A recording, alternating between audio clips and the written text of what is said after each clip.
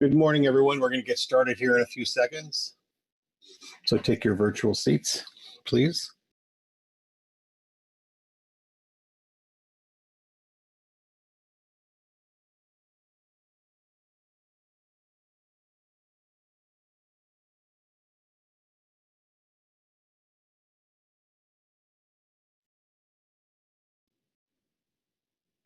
Good morning, everyone. Welcome to day 4 of the September 2020 council meeting. We're more than halfway through, so we're on the home stretch here. Still have a lot of work to do ahead of us, and I think I'll turn to Executive Director Chuck Tracy to give us an overview. Thank you, Mr. Chair.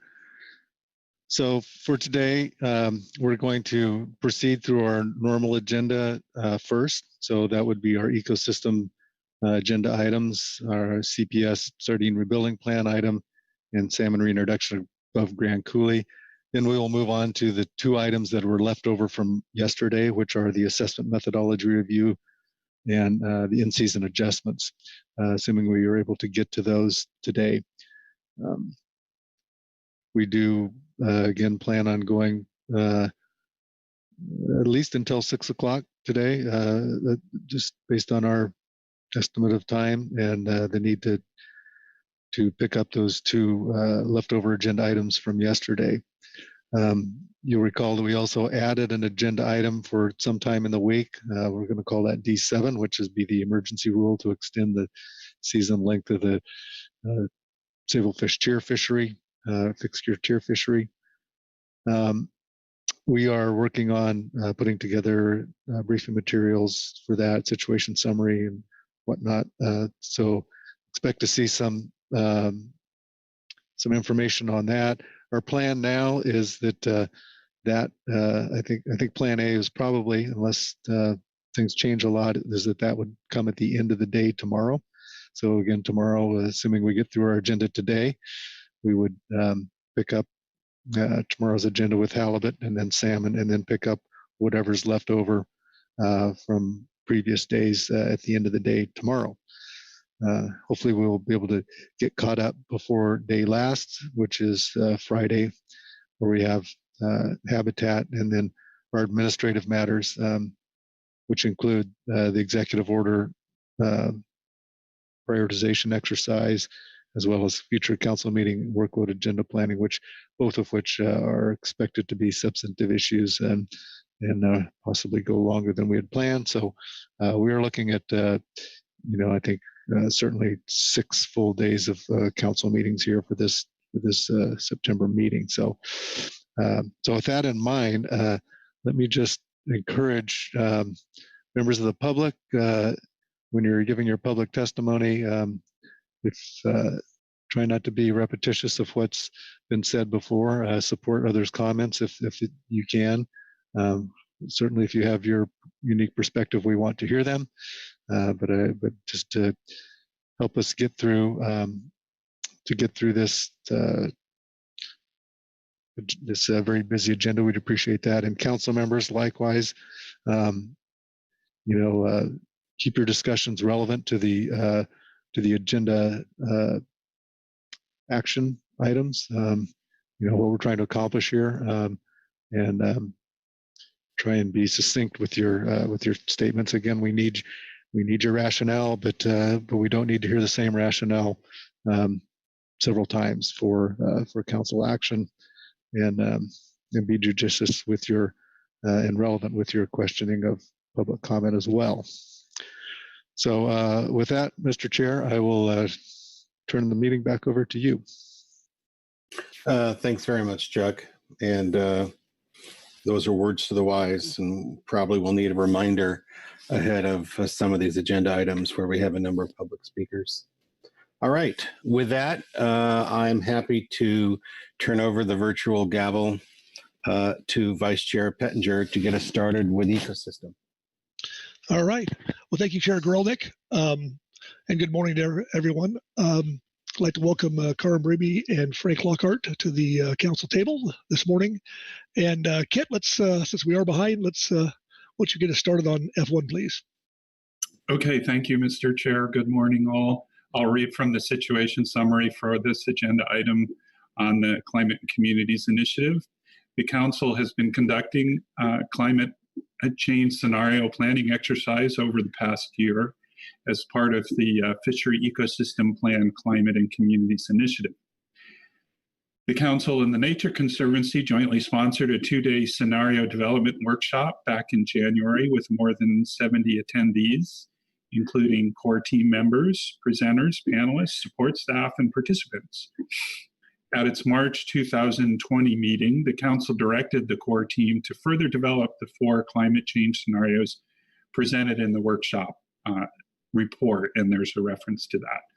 The core team committed to clarify and describe the underlying conditions of each of the 4 scenarios and engage with the Council's advisory bodies to add details to these scenarios, including the development of examples for key species within and across the Council's 4 fishery management plans.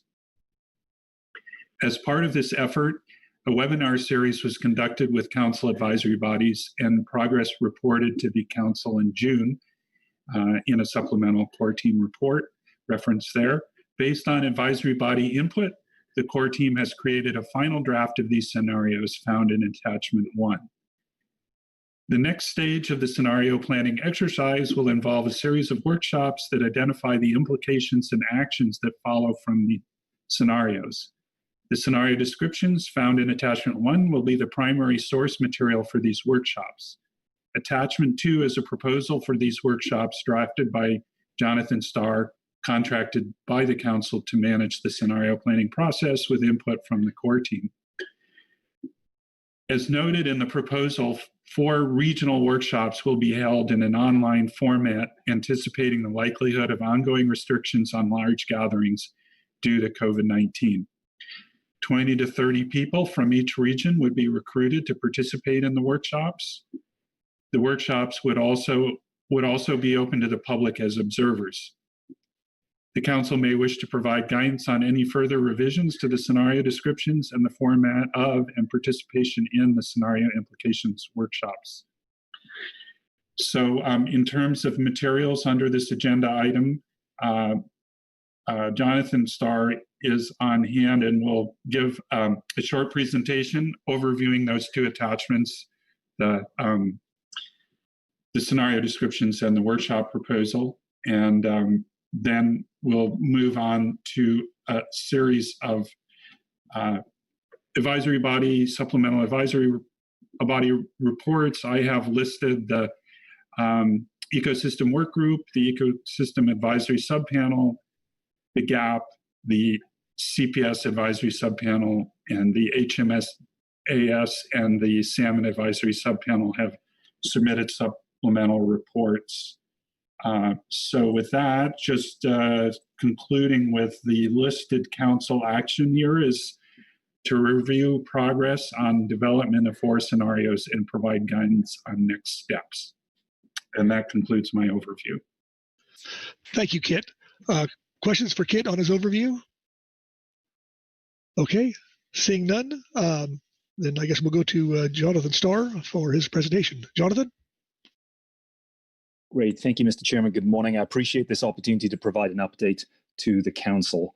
I have a set of slides which I think should be available to folks in a moment or two. Thank you for putting those up. Okay, let's go to the next slide. I want to cover 4 items in this brief presentation. Just a reminder to everyone of the Climate and Communities Initiative climate change scenario planning exercise and where we are in that overall process. To provide a brief update on the work that we have conducted substantively since March 2020, when Council last saw the main update to this work, a brief review of those refined and updated scenarios, and then the proposal for the forthcoming series of implications workshops, and the idea of how we take forward the scenarios. We've built a platform with these scenarios. We now need to use them to engage people in important conversations. Next slide, please.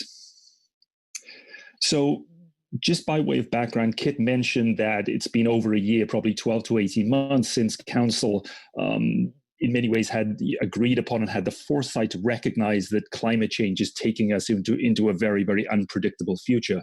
And because of that, they wanted to engage in an exercise in scenario planning, specifically to explore how climate-related shifting stock availability and other factors might affect West Coast fishing communities over the next 20 years. So that was the focus and the frame for our scenarios. And that's really what we've been creating over the last year or so. The purpose of these scenarios, not only just to create these stories, but also the aim of them is to help us as council and as a community to develop tools, products, and processes that allow us to navigate uncertainty and react to potential future states. So it's not just scenarios for this particular issue, but I think we know we're entering a period of significant uncertainty in general, and therefore what are those processes, tools, different ways of approaching our work that we need to think about differently in future. So I see that this scenario work as being something that has a broader application than just the creation of the scenario set that we're discussing today. Next slide, please. A quick overview of the process that we are in the midst of. I like to call this, as someone who's been doing scenario planning for 25 years, the Golden Gate approach. This was formed by a Bay Area organization, and in many ways, what you can see there is the work that we've done up until now. Back around a year ago was a lot of research looking at what could be coming in the future. That's from different projections, from research on driving forces, from interviews. As Kit said, that culminated in a scenario creation workshop back in January of this year. And really since that time, since we reported the outputs of those workshops to Council in March, we've been engaged in work enhancing and deepening the scenarios, and then also designing this series of implications workshops. And so those are the two elements that really I want to talk about today. And then the aim is that following the scenario deepening, following the workshops to take place in fall, late fall, maybe into early next year, there is then a report and recommendations to Council coming in March 2021. Okay, next slide, please. So in terms of the specific work that we've done between March and September, the scenario enhancement work, the Council saw a scenario framework and a brief outline of a set of 4 different stories about the future of West Coast fishing. That was what was presented back in March. Since then, we've clarified, let's call it the kind of underlying environmental and physical conditions of each of the 4 scenarios. We've put them on a kind of firmer basis. We further developed the narratives and themes in each to deepen them and to make sure that they were more relevant, they were more plausible, they were more memorable in terms of hooks that different readers of the scenarios could say, yes, I recognize really some important factors that are being placed in these scenarios. And then we also considered the impacts of the scenarios on key species within and across the Council's full fishery management plans. And that was really to bring a very kind of specific and practical aspect to the scenario, saying, even though we're talking about some very big picture changes in environmental conditions and stock conditions, we can also really pull this down into something very specific regarding what might be happening to some of the species that we care about. So that work was done, and then that draft set of scenarios were then shared with Council advisory bodies during a series of 6 2-hour webinars held in May and June of this year. From that material, which was from the feedback we got from those advisory bodies, some very, very useful conversations going on there. We reviewed the input from those webinars. We edited the scenarios, we added back details, and then created a final draft of those scenario descriptions, which is the attachment that Kit referred to and you've got in your attachments as well. So next slide, please. So the final scenario descriptions, the title page is there. I'm not going to go into a great deal of detail here, but just to say that effectively the table of contents here are that we started off with a set of prudent assumptions. So even though scenarios talk about the uncertainty out there in the future, we also think that there's a number of things that we can assume about the future, no matter what is happening. This is regarding kind of changing ocean conditions and various things around economic conditions and so on. So the start of this was around prudent assumptions. We then outlined and portrayed these 4 scenarios that you've seen before.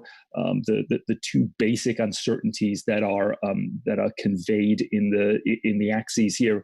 One relates to the kind of the variability of climate and ocean conditions. On one side, do we see changes happening in a kind of relatively steady way, or do we see changes happening in significant variability, many extreme events? So there's an uncertainty there, and then the other uncertainty regarding species abundance and availability. Will we see particular species increasing or decreasing in abundance and availability?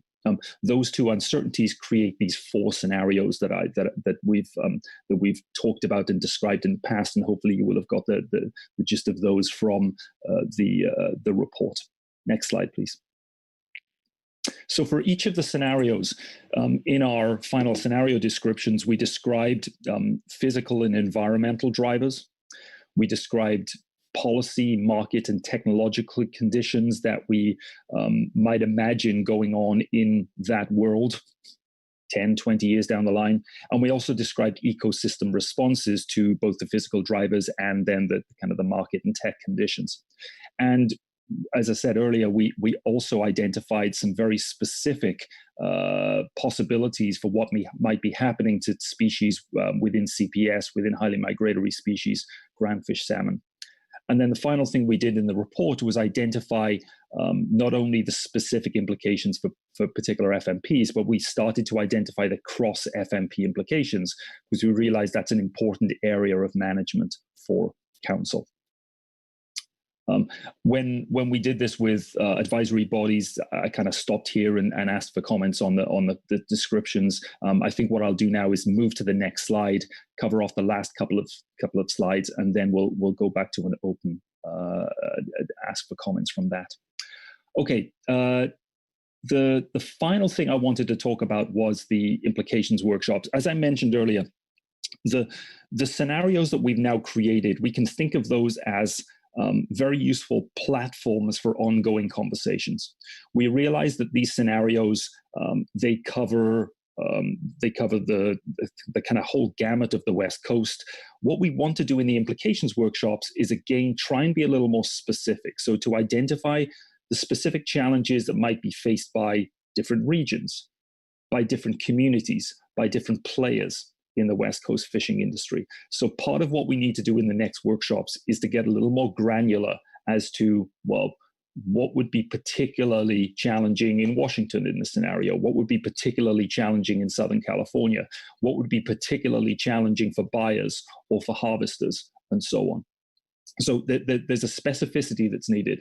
The other thing is these implications workshops need to generate suggested actions that the council and other stakeholders could take in order to better prepare for a future of climate change. So essentially, the scenarios will allow us to ask the question, if we find ourselves in a future that is like, for example, box of chocolates, if we knew box of chocolates was going to happen, what should council and other stakeholders do now to prepare for that kind of world? So it's very much more an action orientation in the next set of conversations, rather than just the formation of the scenarios that we've done up until now. Next slide, please. So our proposal for implications workshops, given obviously we're in a situation where face-to-face workshops are certainly untenable, impossible right at the foreseeable future, we intend to hold 4 workshops, each focused on a region, Washington, Oregon, Southern California, each lasting 2 days, 20 to 30 participants, and then participants drawn from a diverse range of backgrounds and connections to West Coast fishing. We realize that 20 to 30 participants doesn't start to do justice to the range of stakeholders and people who probably will find benefit and value from being engaged in conversations like this. But we realize we also need to make a start on getting these implications workshops running. So this is our proposal for now, and you'll also see in your pack an attachment giving a more detailed outline of what we intend to do over those 2 days. So I will leave it there in terms of my presentation, and I look forward to further comments from advisory bodies and others, and I'd be happy to take any questions. Thank you. Yeah, thank you, Jonathan. Questions for Jonathan? Okay, seeing none. All right, Jonathan, thank you. And now we're going to Yvonne Duvernay for the work group report. Yvonne? Hello, good morning, members of the council. This is Yvonne Duvernay, chair of the Ecosystem Work Group, and our report is a supplemental report 1. And we were not going to comment on the scenario descriptions themselves, so we're just commenting on the workshop design. And we made a suggestion in the second paragraph of our report to slightly modify the second workshop objective so that it's less narrowly focused on the council's work. We know that the purpose of the workshops is to explore what can be done within the Fishery Management Council arena to better prepare us for climate change. But one of the side benefits of the workshop is it's an opportunity for folks in different areas to talk about things other than council actions that might help their communities address climate change. And so we thought for the free flow of ideas, it might be better to be a little more broad on that objective. On workshop logistics, so I guess before that, we are asking you to consider inviting a broad range of stakeholders, including folks who are not normally part of the council process, and also to think about getting a diversity of representatives from across the different sectors of the fisheries in the West Coast. We are supporting telling the stories of each scenario through brief video presentations, which Mr. Starr had proposed. And we wanted to say that we appreciated how the scenarios are laid out in agenda item F1, attachment 1, and we see the benefit of video descriptions as being sort of an extension of that storytelling aspect for the scenarios. We were concerned that beginning in mid-October might be a bit ambitious, given all the advanced work needed to organize the workshops. So just wanted to caution you to not set that in stone. And we, like other advisory bodies, asked this question about maintaining momentum, which would push us towards having a series of webinars versus the ability to generate more ideas, possibly in-person meetings. And so we suggested that if workshops do occur over the winter via webinar, perhaps there might be time and funds for an in-person discussion later in 2021. We ask that at least the workshop plenary sessions and report outs should be recorded and it's made available to the public. We weren't certain how many people actually go back and review all of the council meetings that are later available to the public, but it seemed like there might be some benefit to participants from different regions being able to go and listen to each other later if they were interested in doing that, because there might be ideas that come up in Southern California that are useful to folks off Washington or vice versa, for example. So that was our suggestion there. And then just some minor suggestions on timing and participants in our latter bullets. So, but our main concern here is that we remind the council that the scenario planning process is only part of the initiative. Our main priority for scenario planning is to ensure that it supports the initiative's goal to consider strategies for improving the flexibility and responsiveness of our management actions to near-term climate shift and long-term climate change, and strategies for increasing the resiliency of our managed stocks and fisheries to those changes. You have a history of actively supporting adaptive fisheries management, progressing towards ecosystem-based management, and being responsive to the concerns of our stakeholders. This initiative builds on this history through increased understanding of the uncertain future and development of tools, products, and processes to proactively respond to potential future states. These objectives are distinguished from the more tactical outcomes of many council actions and decisions. After the scenario planning workshops and the final scenario planning report is complete, we expect that the ecosystem work group and other advisory bodies will need to help interpret the workshops outcomes and potentially translate them into council actions. If so, we look forward to working with other advisory bodies and the public to identify further recommendations for council consideration. Ideally, these recommendations will translate into changes the council may consider making to the FMPs, the Fishery Ecosystem Plan, to the Research and Data Needs document, or other council policies. Thank you. I'd be happy to answer any questions. Thank you. Questions for Yvonne? Okay, seeing none. Thank you, Yvonne, for that. Next, we'll move to the EAS report. Corey Ridings. Corey? Good morning, Mr. Vice Chair and council members. This is Corey Ridings. Can you hear me? Yes, we do. Yes. Oh. Proceed, Corey. Okay. Sorry, having a few tech issues here. This is the Ecosystem Advisory Subpanel Report on Climate and Communities Initiative Update.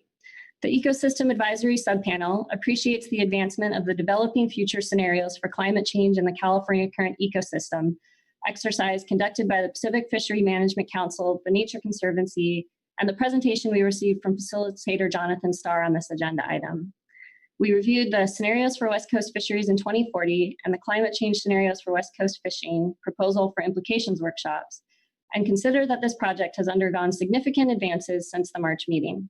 We remain in strong support of this exercise due to its ability to prepare the council for the uncertainty associated with climate change to both the oceans and the community that relies on productive and harvestable fish stocks. Comment 1 on scenarios document. Add a preface to introduce the intent and approach to inform readers of the intent of the document. In the discussion of the scenarios document, we felt that the addition of a preface describing the intention of the exercise to expose participants to a range of possible futures and look for adaptive approaches common among those futures could be added to the document to make it clear that the nature of the exercise is not to identify which scenarios are more likely. Instead, the importance of scenario planning is to engage stakeholders and ultimately guide council action to address challenges and opportunities that are common among multiple scenarios or important to a single scenario to avoid severe impacts to fish stocks and the fleet. This is important as initially we had concerns that some scenarios potentially could be interpreted as more likely than others, which could misinform stakeholders about future ocean and fish stock conditions and reduce the efficacy of the exercise. We also felt that a clear statement of the purpose of the exercise could reduce the likelihood of workshop participants falling down a rabbit hole discussing which scenario is most likely rather than how each scenario would impact them. Comment 2 on scenarios document. Visual aids will help participants understand the different scenarios to increase the impact of the document. We further suggest that visual aids, similar to the stoplight diagrams in the annual State of the California Current Ecosystem Report, or other visual representations of the scenarios, could help to effectively convey information in the next phase of the project. We highlight that some people are more likely to assimilate information through visual representations and thus would be able to better respond to the scenarios. Further, the comprehensive nature of the document led to it being fairly long, which could limit participation or inform participation by stakeholders whose opinions are very valuable. The addition of clear visual displays could help mitigate the length of the document for some participants. We have concerns that the impressive and comprehensive document that has been prepared may be too long for attracting and engaging some stakeholders. Additional communication products, such as a concise summary, may facilitate increased participation. Comment 1 on workshop phase plan. Virtual formats present unique challenges that could reduce engagement and stifle creativity. To address this, a modified approach adapted to virtual and/or small in-person small groups may be needed to maximize the benefits of the workshops. In considering the next phase of the project, we struggled with the most effective way to proceed, considering the impact of the COVID-19 pandemic on in-person workshops. We are concerned that the virtual format as currently proposed will inadvertently prevent the participation of a subset of stakeholders that should be engaged in the scenario planning exercise. We also feel that holding off until COVID is, quote, over would delay the project indefinitely, which is not desirable. We suggest the council consider allowing either an iterative approach, a hybrid approach, or an increase in the number of workshops to allow the inclusion of groups that would have been engaged prior to the pandemic. We suggest these as the iterative, carry out virtual meetings as planned, but add in-person workshops later in the year or in the spring, parentheses based on COVID regulations, to increase participation. This has the added benefit of allowing comparison between results from virtual and face-to-face formats. Hybrid, in addition to virtual meetings, or instead hold in-person small group meetings that now meet current COVID guidelines and that can allow more fluid exchange of ideas and increase the number of workshops. In general, we felt that large virtual meetings would be the least likely to be successful, although breakout groups could assuage some of this. But one advantage of the virtual format is that more and smaller group meetings could be carried out. Such meetings of 5 or 6 people are the easiest for fluid conversations about different scenarios. Based on this approach, the total number of meetings can be increased to better cover the diversity of stakeholders across the regions managed by the council. In summary, we felt that re-envisioning the approach to community engagement may lead to a greater effect in the next stage of this project based on restrictions associated with COVID. As an incentive to participants, providing compensation, even for attending virtual meetings, should also be kept in mind. Comment 2 on workshop phase plan. There are multiple groups whose involvement in this project is key to its success, and continued effort to involve them is critical. We would like to emphasize the need to make sure that the organizers include the tribes as participants in this exercise in ways that are culturally appropriate. We encourage efforts to reach out to groups who are not typically involved in the council process. Dedicated efforts to make sure this occurs are necessary to have the results of the scenario planning exercise reflect the needs of the communities who will be impacted by climate change. We thank and applaud the council, the Nature Conservancy, and Jonathan Starr for using a forward-thinking approach to help prepare the council family for the unknowns of climate change. Okay, thank you, Corey. Questions for Corey? John Ugeritz? John? Yeah, thanks, Mr. Vice Chair, and thanks, Corey. I do have several questions, and if it's okay, I'll just move through those. Yes, for sure. All right, thanks. So both you and the ecosystem work group have mentioned including stakeholders not normally involved in the council process. And I'm wondering, while all of us involved in the council and similar bodies are used to virtual meetings now, people who haven't been involved might not be. Do you have a feeling for whether that influences the need to do in-person versus virtual meetings?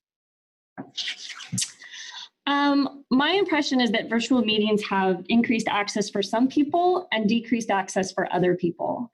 So in that our intent is to try to include as many people as possible. I think it's important to take a moment and think deeply about that. Are we getting the diversity of stakeholders that we want via webinar, or do we need to supplement those with some in-person meetings? I think the thinking that the EAS was having is that it's just hard to know that the road kind of drives both ways, and that as we move through this, we need to make sure that whatever format we end up taking, that we're including the right folks at the table. Thanks. And that sort of leads right into my next question. There's obviously this tension between waiting for in-person meetings and conducting virtual meetings this fall. Obviously, none of us knows the path that is going to occur in the near term or even the longer term. And if in-person meetings become something that is not possible even a year from now or more, do you recommend that we stick with virtual meetings and complete the process? Or do you feel strongly enough about the hybrid approach that you would suggest waiting even if that is a long time? Thank you, Mr. Vice Chair. Thank you, Mr. Ugeritz. I would probably recommend that we make that call when we get there. To your point, none of us have really know when this is going to be over. If we've had a series of webinars, and I think if Jonathan Starr, being the expert, feels like they were sufficient and we did meet the right people, we did get enough information that the council can move forward, I would probably not lean towards holding off further just for the sake of doing in-person meetings. On the flip side of that, if we are a year from now still in a holding pattern, we've had the webinars, but Jonathan and the core team felt like they didn't meet the need, then I would probably want to wait at that point. I think the most important thing is that this is done right. Obviously, there is a risk of things going stale or falling off or what have you, but ultimately, I think spending a little more time to do it right is the way we should be thinking about this. Thanks. And one last question or double question. Who would develop the new preface that you're recommending? The work group, the core team, the facilitator, and could that preface be a separate standalone introduction to the workshops as opposed to a modification to the description of the scenarios?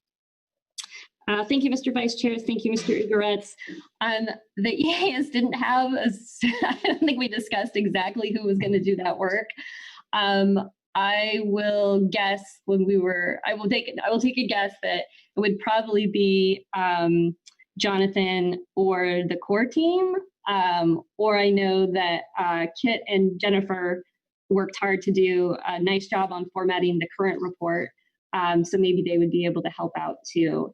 I don't think we envisioned anything particularly long or particularly fancy, just sort of expanding the way that information is communicated and helping bring folks into understanding what scenario planning is and how the council is involved with it. Thank you. All right, thank you, John. Frank Lockhart. Frank? Yep. Can you hear me now? Hear you fine. Good. Okay. John actually asked most of my questions, so I just have one remaining. Corey, when you talk about increasing the number of workshops to get access to more people, is that a kind of a geographical problem? And so you'd want to kind of disperse those workshops in smaller geographic areas, or is it more just you want a few more at-large meetings, so to speak? Thank you, Mr. Vice Chair. Thank you, Mr. Lockhart. I think we wanted to, one, geographic scope is really important. I think that however these are executed, we had conversations about how making sure that folks across the entire West Coast were able to participate was really important. I think when we talked about increasing the number of workshops, a lot of that was about the potential to make them smaller than has been proposed by Jonathan and the core team. And that's getting at that one of the downfalls of doing things via webinar, as you have 40 people on this, and even with breakout rooms, it can be a little clunky and it's sometimes hard to speak up, and just the sharing of ideas isn't as fluid as it would be in person. So in an attempt to do that, if we did a series of sort of smaller workshops where literally there was only 5 or 6 people on each one, it would be able to facilitate sort of that thinking and that idea sharing, which the EAS felt was really important, especially for the content of these workshops and the things that we're trying to discuss. Okay, Frank, any more questions? No more questions. Thank you. Very good. All righty. Anyone else? Any more questions for Corey? Okay, seeing none. And Frank, your hand is still up. Okay, we'll go to, thank you, Corey. We'll go to Dan Waldeck with the gap statement. Hi, Dan. Good morning, Mr. Chairman, Mr. Vice Chairman, Vice Chairman Pettinger. That has a good ring to it. Good morning, council members. Dan Waldeck with the Groundfish Advisory Subpanel. I'll be reading agenda item F1A, Supplemental Gap Report 1, Gap Report on Climate and Communities Initiative Update. The GAP attended one of the Ecosystem Workgroup open house sessions to receive a presentation provided by Mr. Jonathan Starr about the Climate and Communities Initiative's progress to date and future plans. As in previous statements, the GAP continues to highlight the importance of this issue to fishery participants and fishing communities because we will be directly impacted by the potential changes predicted in the future scenarios for the California current ecosystem. The GAP recommends that work continue on this important topic.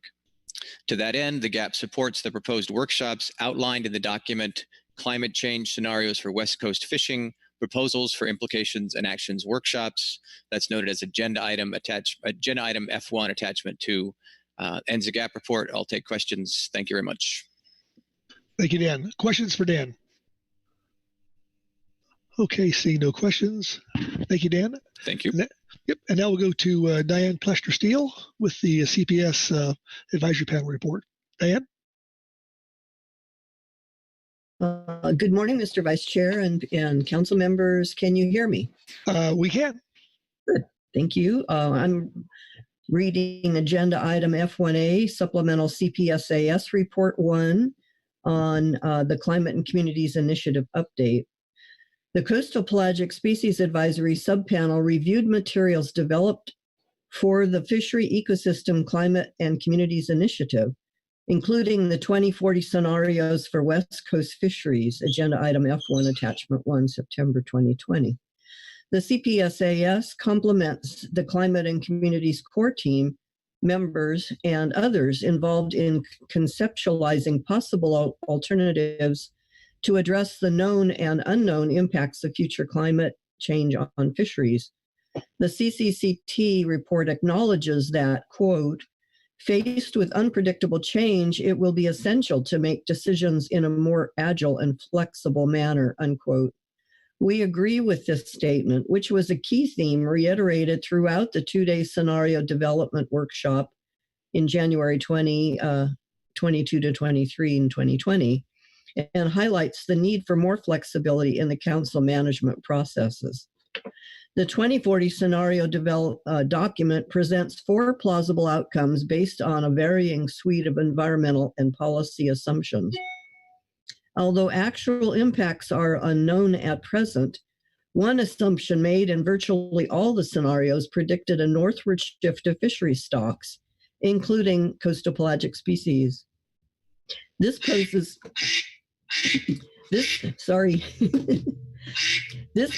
serious implications for such fisheries as market squid, which is currently the economic driver of California's wet fish industry. Sorry, guys. Let me get rid of that thing. The CPS, let's see. We note that the next stage of scenario planning exercise will involve a series of workshops that identify the implications and actions that follow from proposed scenarios. The CPSAS supports the concept of these workshops and the suggestion, it always happens, and the suggestion that a series of virtual workshops be conducted over the late fall winter in lieu of face-to-face meetings, considering the COVID-19 restrictions on public meetings. In addition, it may be easier for fishermen to participate in this meeting format staged as described, rather than having to give up fishing days to travel afar and attend in person. We recommend that the council move forward with this initiative and improve the CCCT recommended format for the virtual workshops. Thank you, and that concludes our statement. Thank you, Diane. And I'd just like to say that we'll probably get together with our chairman and get the calculator out and figure just how many dozen donuts you've got to pay up here in coming meetings. Okay. Not my fault. Questions for Diane? Okay, seeing none. Thank you, Diane. And now we'll go to Mike Conroy with the HMS Advisory Panel report. Mike? Good morning, Mr. Vice Chair. Just making sure you can hear me. Yep, you're good. Perfect, thanks. I'll be reading into the record the HMS-AS statement on agenda item F1. The HMS-AS reviewed the materials submitted under agenda item F1, Climate and Communities Initiative Update. We appreciate the effort that Jonathan Starr and the Climate and Communities Core Team has taken to solicit input from all of the council advisory bodies and other interested stakeholders.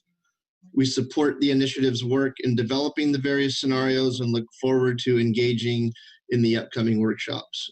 We would like to request that at least one of our members be invited to attend each of the implications workshops. We also think these workshops would benefit from inviting local HMS fishery participants as well. Thank you, and I'll take any questions. Okay, thank you, Mike. Questions for Mike?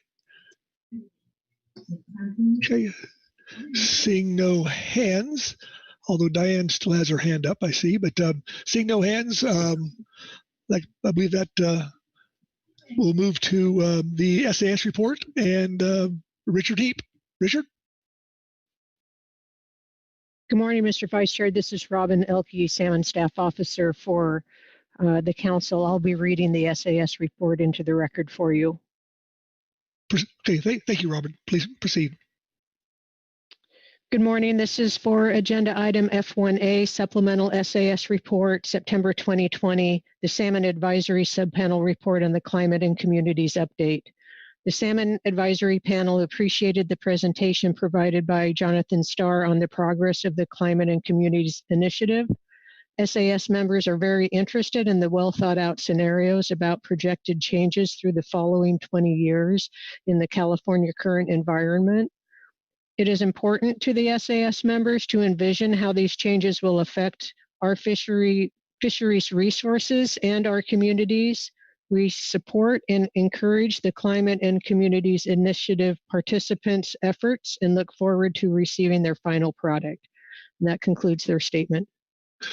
Okay, thank you, Robin. Any questions for Robin? Okay. Seeing no hands, except for Diane Plester-Steele still has her hand up from previous testimony or reports. With that, that completes our reports, and we'll go to public testimony. I do believe we have one from Corey Ridings. Corey?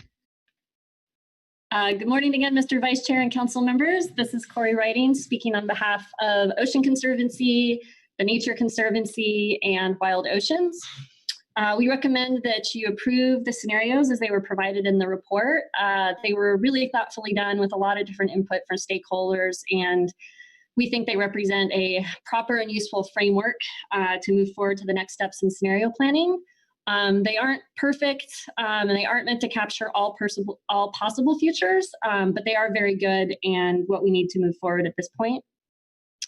Regarding the implications workshops, we recommend that you thoughtfully consider how to structure them. Most important in our minds is the diversity of participants.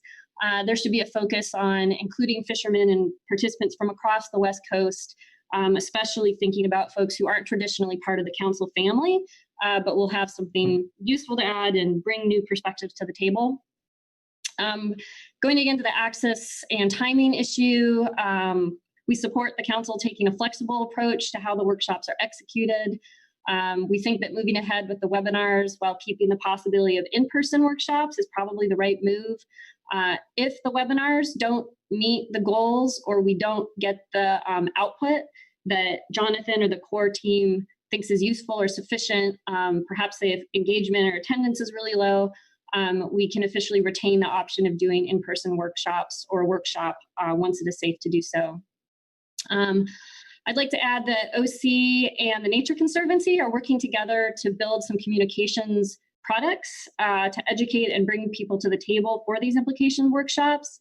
The desire for various visual aids are mentioned by a bunch of the ABs, and we want to help with that. So plan to develop some products to help do so, to help translate the scenarios and hopefully make the implications workshops as successful as possible.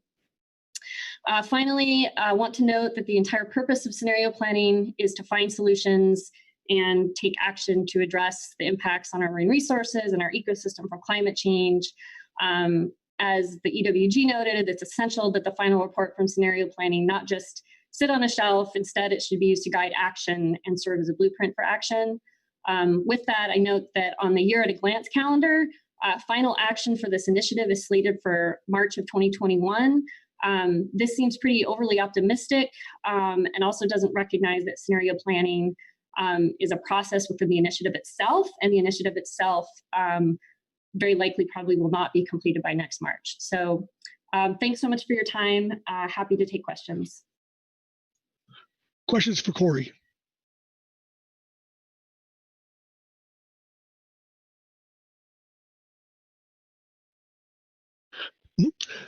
Okay, well, that concludes public comment, and which brings us to council discussion and any action that would come out of that. Looking for hands. I'm sure somebody wants to start. Or oh, John Ugertz.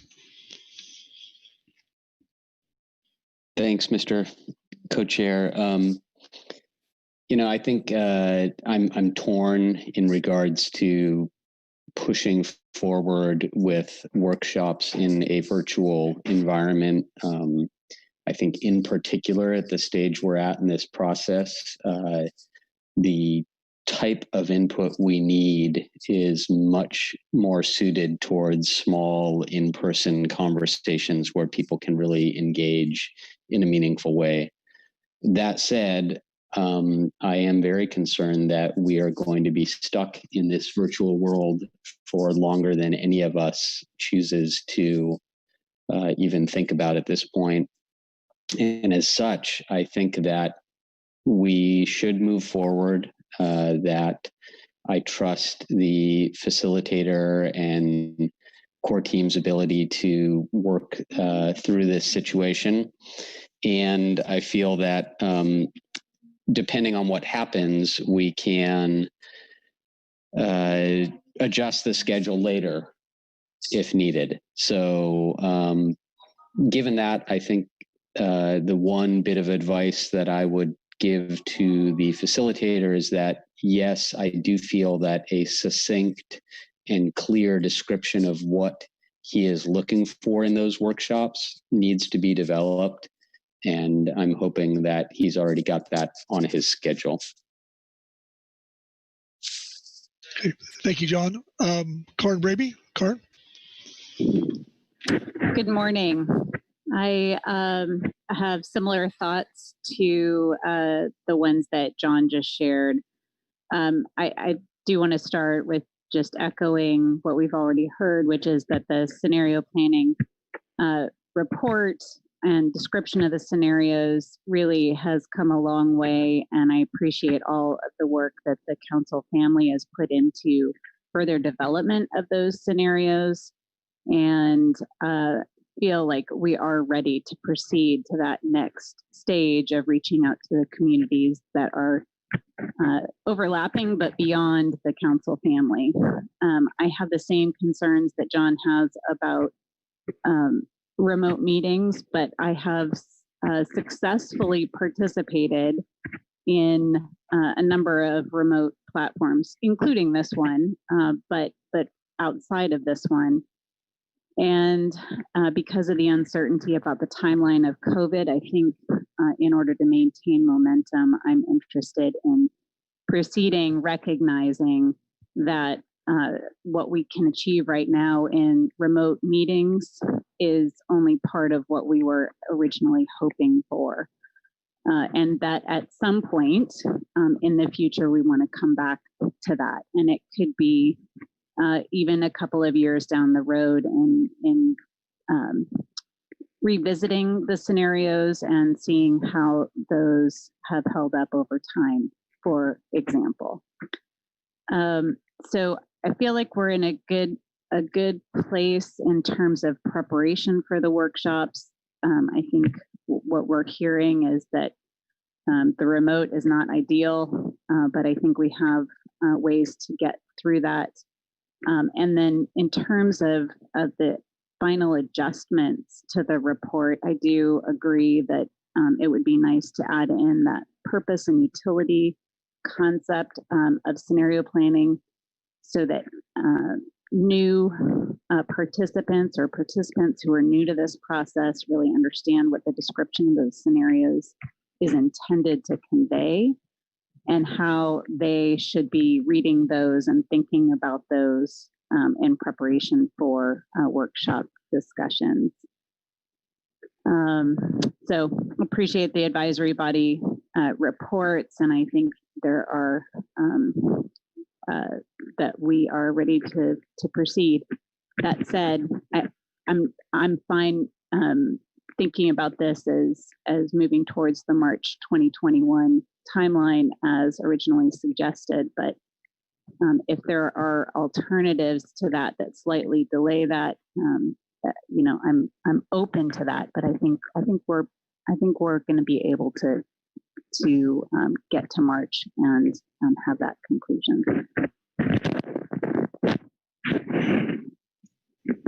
Okay, thank you, Karin. Anyone else wish to speak to the item? All right, so our council action is to provide guidance on next steps.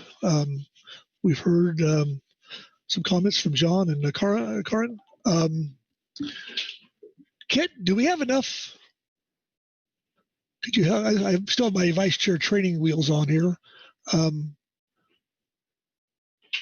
What do you have to move forward here? What else do we need to do? I think so I should say that the core team does have a meeting scheduled in a week or so, and I expect they will take into account all of the great input that we got from the advisory bodies. And I guess we might assume that without objection from the council, that the core team can proceed flexibly to take those recommendations and advice into consideration, and perhaps refining the structure of the workshops. And we did have this specific comment that was brought up about just creating either an introduction to the document, the scenario description document, or perhaps a standalone document that gives some background and context on what this process is about. And a third thing I heard from advisory bodies was the encouragement to look at other ways of presenting the information visually in some form or another, whether that's additional written materials that are more accessible, or videos, or whatever. So I think that's another option that the core team can explore in terms of developing additional accessible materials for the workshops. So having said that, and sort of trying to pull out some things that I saw in the advisory body reports, I think we can proceed under the guidance of the core team. Okay, well, that sounds good to me. And unless anybody else has anything to add, we'll consider this item finished for the day. Okay, and with that, Kit, we're going to go straight into F2, and please get us going. Okay, thank you, Mr. Vice Chair. I'll read from the situation summary. This topic, that this is the 5-year review of the Fishery Ecosystem Plan. In September 2018, the Council initiated a review of the Fishery Ecosystem Plan. And this past March, the Council adopted revised chapters 1 and 2 for public review, which includes a vision statement, goals and objectives, and other reorganized elements in the current chapters in the current plan. The Council directed the Ecosystem Work Group to continue reviewing and revising the FEP Chapter 3 and provide a draft for review at this meeting. And that is the EWG has done so. That is their report that was in the advanced briefing book. It is a draft of that chapter. That's Chapter 3 describes the California current ecosystem, so it's a rather lengthy document covering a range of topics, elements of the ecosystem. And in addition, in March, the ecosystem work group submitted an annotated outline for the revision of the remaining chapters. And that was in an appendix to their report. And that outline for chapters 4 and 5 has been excerpted in an attachment that was included in your advanced materials. And the EWG has a supplemental report that has some additional refinements and context and thoughts on outline of those chapters. So running through the materials that you have that haven't already been referenced, the supplemental materials, essentially we have reports from advisory bodies. Yvonne Duranier will be presenting the EWG reports in a presentation, so she has prepared some presentation slides for that. They have both, as already referenced, a couple of written reports. Ms. Duranier also developed a pre-recorded video that has been available for a couple of weeks to help advisory bodies and the public and so on to understand what the work is. So in addition to the EWG presentation, we have a report from the EAS and the SSC and the CPSAS and the GMT.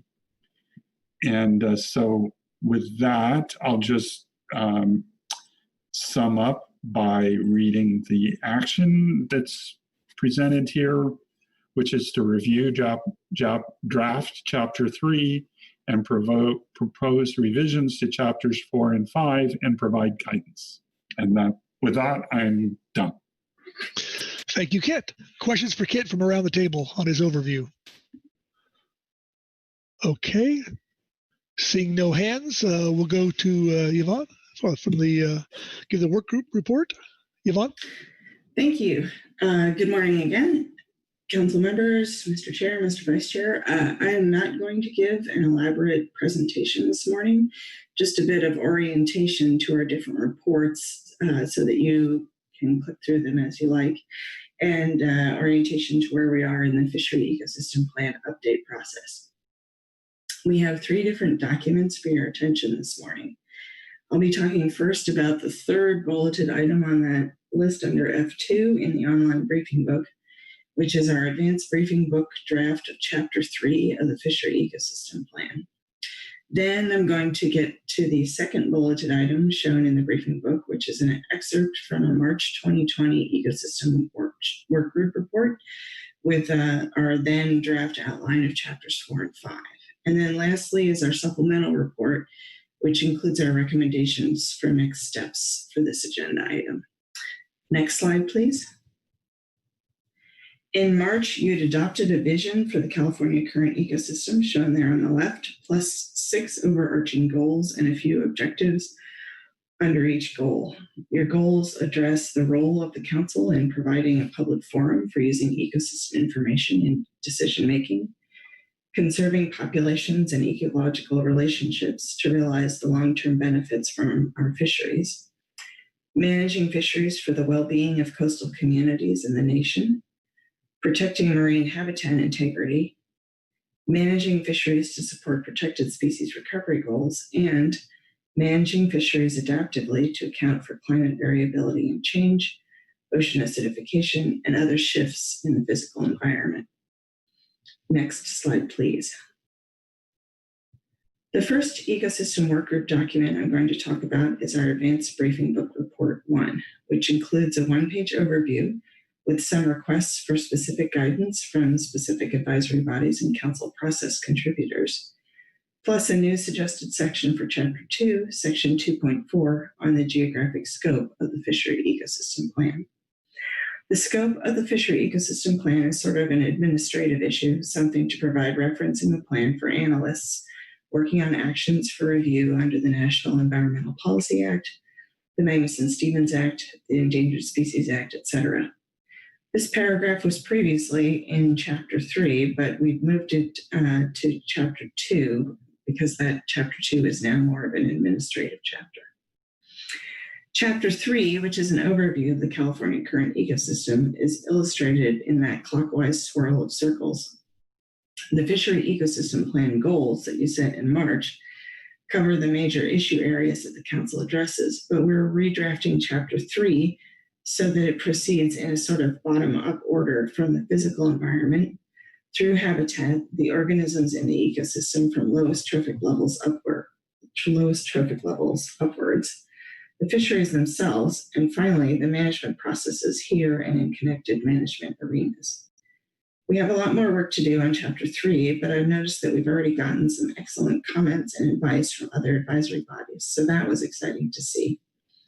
We know that Chapter 3 is long, so we've asked the advisory bodies to review it when and as they're available. We'll be updating the undone sections over the winter, so we plan to have a revised draft for you to look at in March. Next slide, please. The next document I wanted to touch on is the excerpt from our March 2020 report, which had provided draft outlines for Chapters 4 and 5.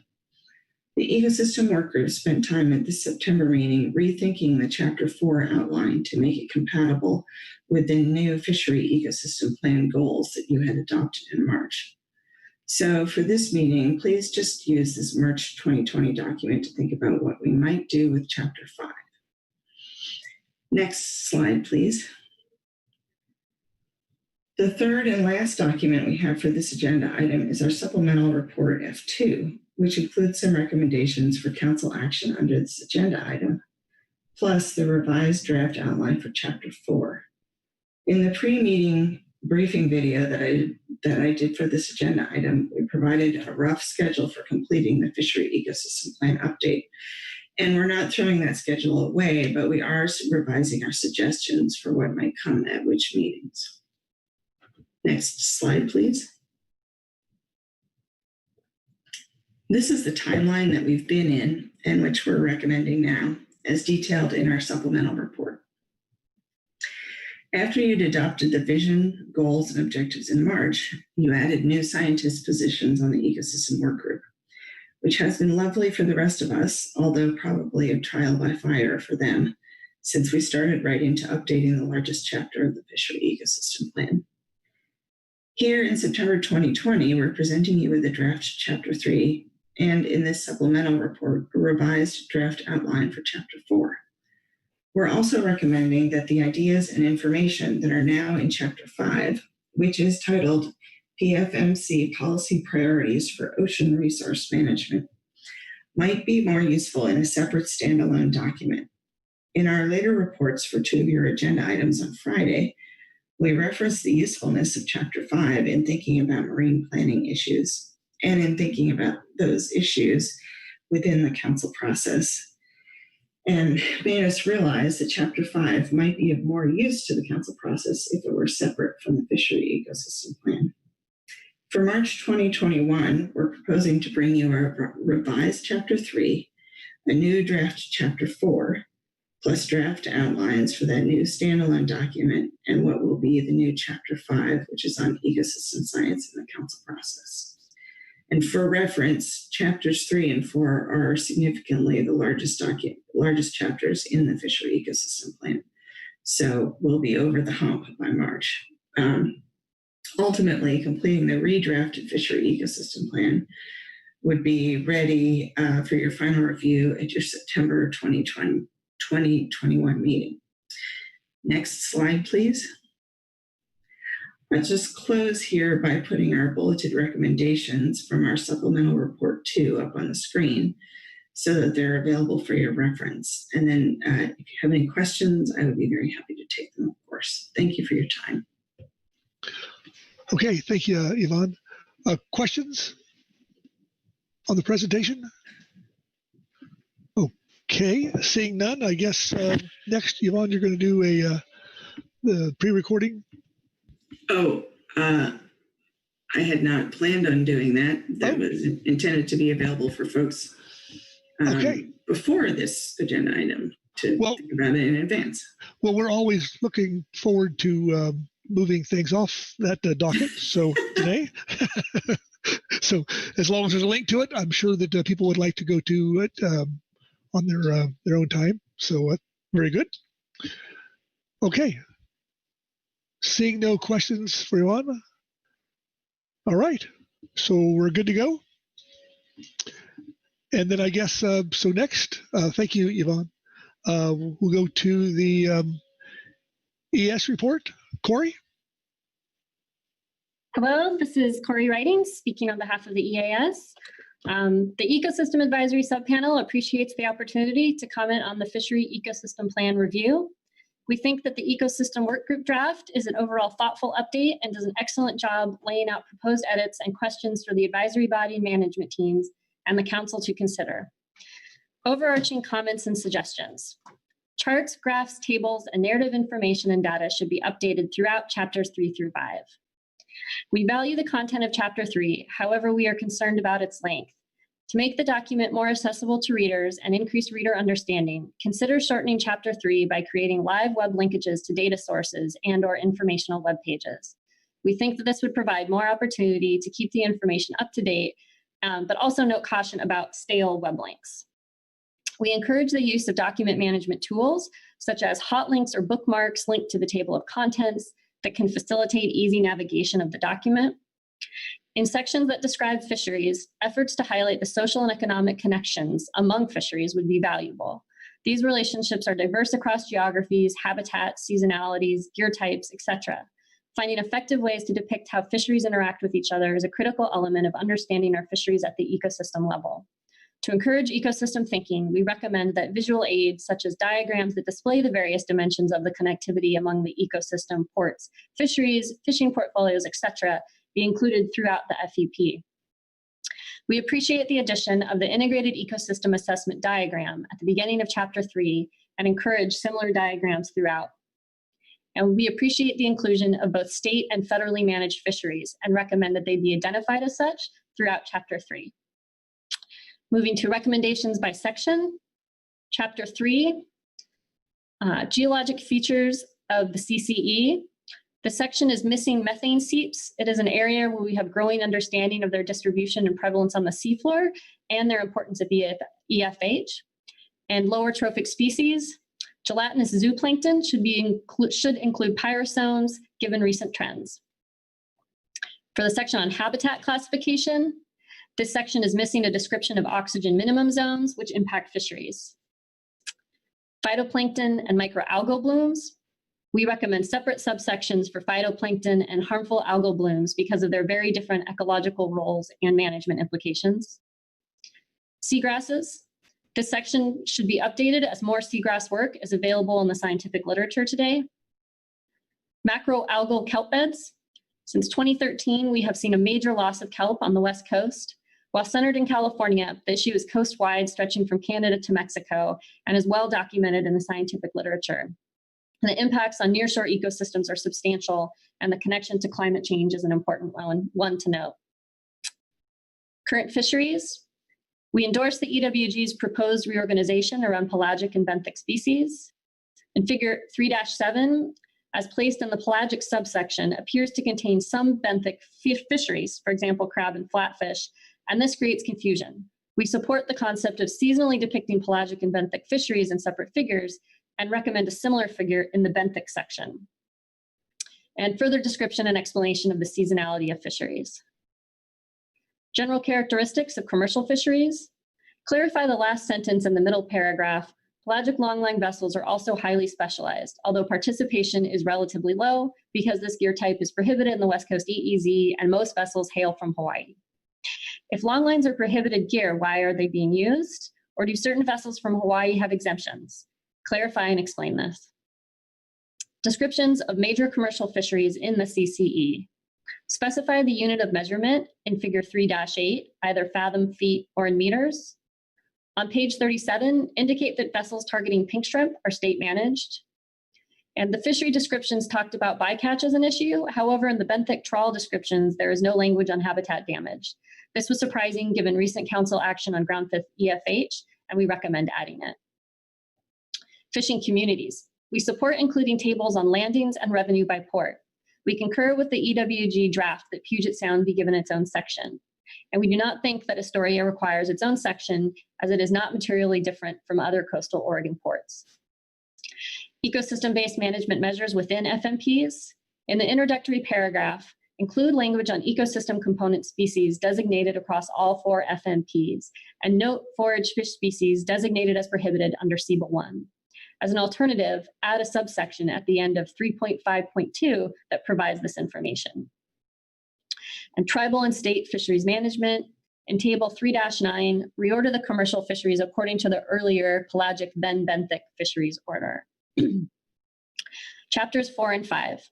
The EAS provides the following advanced comments for consideration in developing chapters 4 and 5 and looks forward to reviewing a full draft of chapters 4 and 5 from the EWG in the future. Effects of fisheries management on ecosystem services and the well-being of West Coast communities. As stated, the approach to fisheries and fisheries resources does not encompass the continued ecosystem services for the well-being of West Coast communities. Ecosystem services are much broader, although inclusive of fisheries and fisheries production, with various aspects that can be impacted by fisheries management. For example, management practices can impact ecosystem functions, for example, nutrient cycling and secondary production, biodiversity, bioprospecting, and coastal tourism, which are in addition to the provisioning services of fisheries production. A broader treatment of ecosystem services beyond the fisheries themselves is more in line with the new draft goal 3 as proposed. Communities with a dependency on fishery resources. The EAS notes that viable ports and infrastructure are necessary for communities to participate in fisheries. These needs extend beyond just those communities that are significantly dependent upon fishing. Thus, a critical analysis is the viability of ports, including how communities are sustaining infrastructure necessary for participation in fisheries. Analysis might include the number of ports with key components for participation, for example, fuel, icing, processing, and transportation over time. We suggest that this section be retitled as Sustaining Community Participation in Fisheries and include such analysis. We thank the EWG for their work developing a draft Chapter 3 and outlines for Chapters 4 and 5, and look forward to continuing to improve the FEP in the future. Okay, thank you, Corey. Questions for Corey? Okay, Corey, seeing none, thank you very much. And with that, we'll go to the SSC report. Dan Holland. Dan? Thank you, Mr. Vice Chairman. My name is Dan Holland. I'm a senior scientist with the Northwest Fisheries Science Center and currently vice chair of the SSC. I'd like to read into the record agenda item F2A, Supplemental SSC Report 1 on the Fishery Ecosystem Plan 5-year review. The Scientific and Statistical Committee of the SSC reviewed the draft of Chapters 3 and the outlines of Chapters 4 and 5 of the Fishery Ecosystem Plan 5-year review and offer the following comments. The SSC commends the Ecosystem Work Group's work on the development of the FEP and appreciates that the EWG has added additional staff and expertise since March. The SSC also supports the EWG's efforts to add a social scientist to the work group. The revised fishery groupings described in section 3.4.2 current fisheries, where fisheries are organized into benthic and pelagic categories, may not be the best way to organize this section. There are multiple possible ways to do this. A more human-centric way of organizing this section that relates more closely to how fishermen or fishing communities group or utilize fisheries may be preferable. For example, groups could be defined using seasonal patterns, operational or cultural linkages, or by geographic area. Section 3.4.6, fishing communities, as currently written and proposed, contains too much information and analysis that will quickly become out of date. Much of this information can be found in more frequently updated documents, including the California Current Integrated Ecosystem Assessment Team's annual report, SAFE documents, and Groundfish environmental impact statements. It may be more effective for the FEP to keep the discussion more qualitative and reference or link to these documents so readers can access current information on the state of the fisheries and fishing communities. The rationale for partitioning of the 7 regions described in section 3.4.6 should be better explained. It is not clear whether or how these regions correspond to biogeographic regions, to fishery management areas, or geographically distinct groups of related fishing communities and ports. The reasons why these regions were established should be described, or if they are based on existing regional definitions, references should be given. Some of the examples cited as ecosystem-based management (EBM) measures within the Fishery Management Plan (FMPs) in Section 3.5.2, ecosystem-based management measures within FMPs, are not necessarily EBM. While the list of FMP-specific EBM examples can be a useful reference, describing how these measures address EBM goals and objectives would improve this section. Also, there could be more exploration of cross-FMP measures that address technical and biological interactions between species and fisheries. The SSC supports the further development of chapters 4 and 5 and looks forward to reviewing them as drafts are completed. I'd be happy to answer any questions for the council regarding this statement. Any questions for Dan? Seeing none, thank you, Dan. Welcome. Okay, with that, we'll go to the Coastal Pelagic AP. Diane Plester-Steele. Diane? Thank you, Mr. Vice Chair and council members. On behalf of the AS, I'm reading Agenda Item F2A, Supplemental CPSAS Report 1 on Report on the Fishery Ecosystem Plan 5-Year Review. The Coastal Pelagic Species Subpanel CPSAS reviewed briefing book materials under Agenda Item F2 and listened to a webinar presented by the Ecosystem Work Group. We commend the ongoing thoughtful work of the EWG in revising and updating the Fishery Ecosystem Plan. We would appreciate the EWG's and Council's consideration of the following comments and suggestions regarding Chapter 3. 3.3.5, Importance of Trophic Interactions in the CCE. We appreciate the inclusion of a discussion of the dynamics of predator-prey relationships as the CPSAS suggested in 2019 under Agenda Item E1A, Supplemental CPSAS Report, September 19. As noted in this section, quote, food web modeling studies have shown that none of the forage species in the California current ecosystem act as a keystone prey species, but instead most predators can switch among the various forage fish in their as their abundances vary, close quote.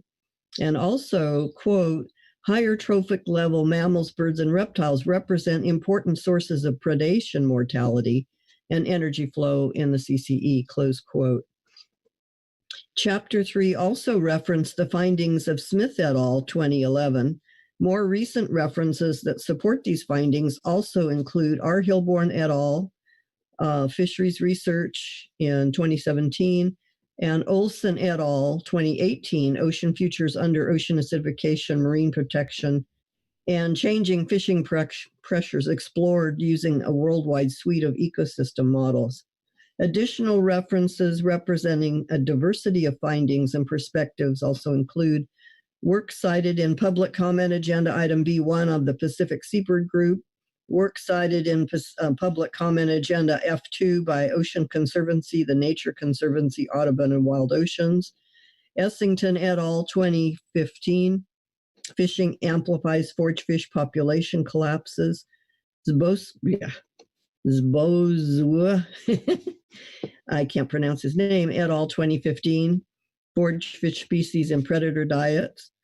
Cohn et al. 2017, Trade-offs between forage fish fisheries and the predators. Seidemann et al. 2017, Best Practices for Assessing Forage Fish Fisheries Seabird Resource Competition. A table illustrating the relative consumption of various predators in the fishery, or vs. the fishery, would be informative, such as the table included in the comments of Richard Parrish to the Council, Agenda Item G2B, Public Comment 1, September 2018. And you'll see the table I won't read it, but basically it's Table 1, annual consumption of forage by major faunal groups, and the average 2000 to 2014 U.S. landings, and that was calculated from Cohn et al. 2016 and supplemental data. The CPSAS also offers detailed comments on specific sections in Attachment 1. And under Attachment 1, we have Table 3.3, percentage of landings and ex-vessel revenue derived from, quote, target fishery is an interesting way to view participation in fisheries and the degree of cross-participation. This table splits coastal pelagic species seine and market squid fisheries as if they operated independently, and the results appear misleading, at least for the federal limited entry CPS fishery. For the federal CPS limited entry fishery, both CPS finfish and market squid are usually fished as part of the CPS wet fish complex. For many vessels, fishing is often conducted by the same vessels who have both CPS and squid permits. The CPS seine and market squid fishermen fish each part of the complex in its appropriate season.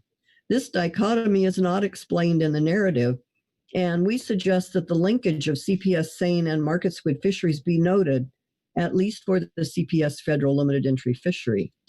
Under 3.4.2.2, description of major commercial fisheries, pelagic net gear, the narrative juxtaposes vessels targeting sardine off the mouth of the Columbia River with the next sentence, vessels must have federal limited entry permit.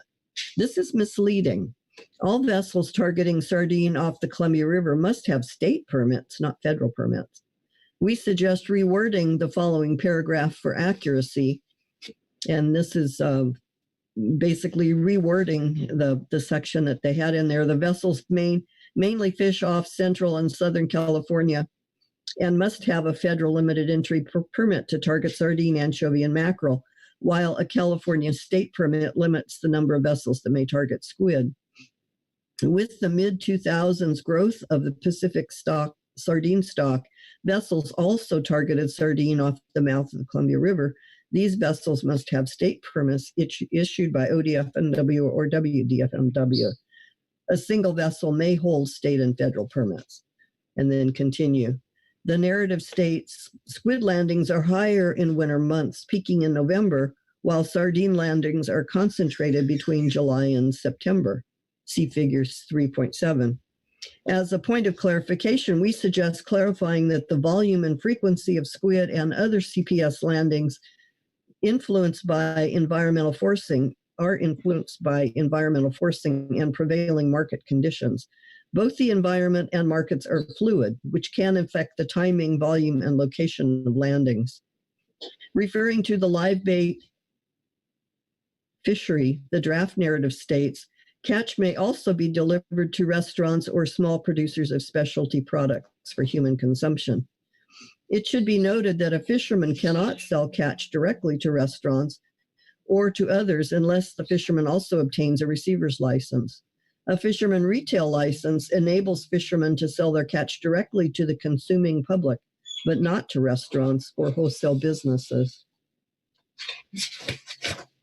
Hang on a sec. Turning the page. Also, the narrative provides a link, https californiawetfish.org/pdf-scfile.pdf. And it should be noted that this link reference Pomeroy et al. Socioeconomic profile of the California wetfish industry described the commercial wetfish industry, i.e. the fishermen, receivers, and processors who catch, handle, process, and pack 4 coastal pelagic finfish species. This study did not include the live bait fishery, and the link is inappropriate for use in this section, although it does provide valuable information to describe the historic and modern day industry in California as of 2001. Table 3.6.A. In this table, it should be noted that the number of CPS seine, squid seine, and highly migratory species seine vessels are actually duplicated because a single vessel may have all 3 permits on board.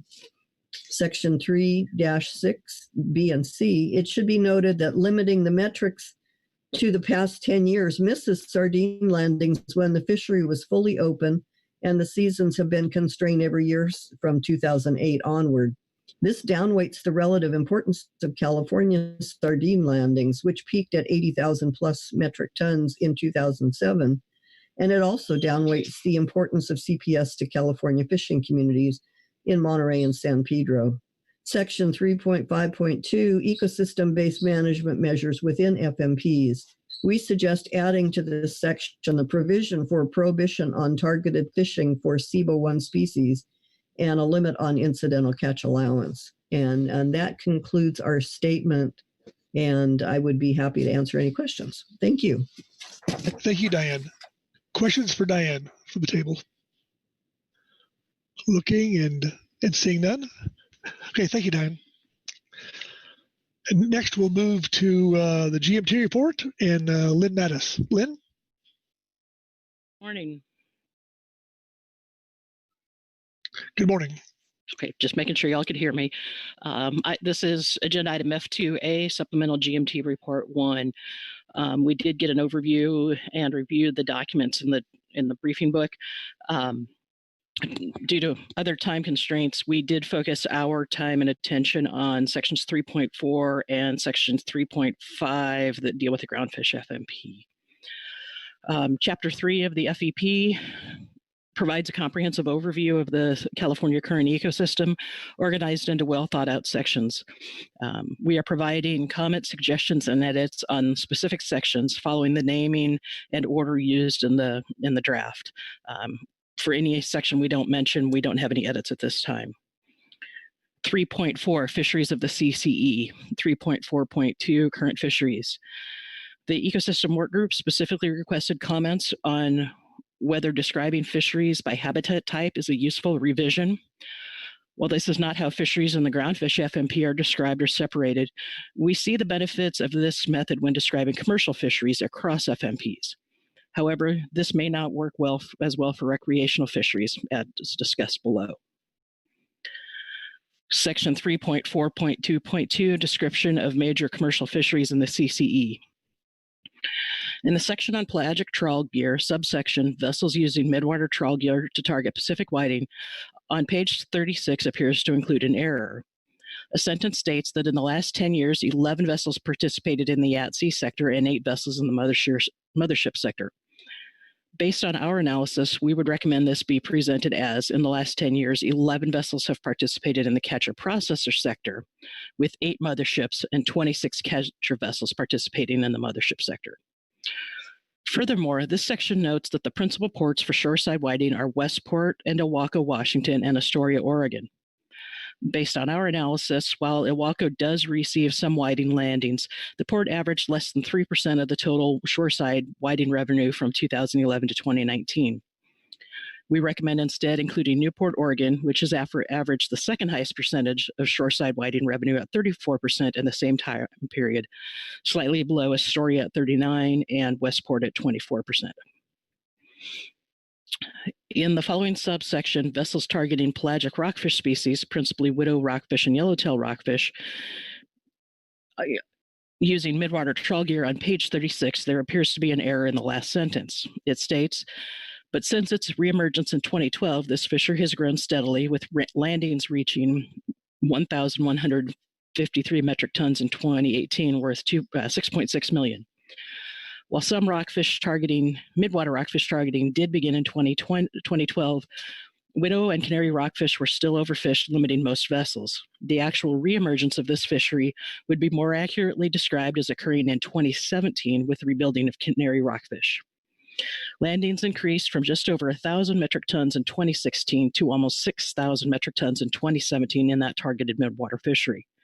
Therefore, we suggest that the authors consider updating the history of the fishery given these facts.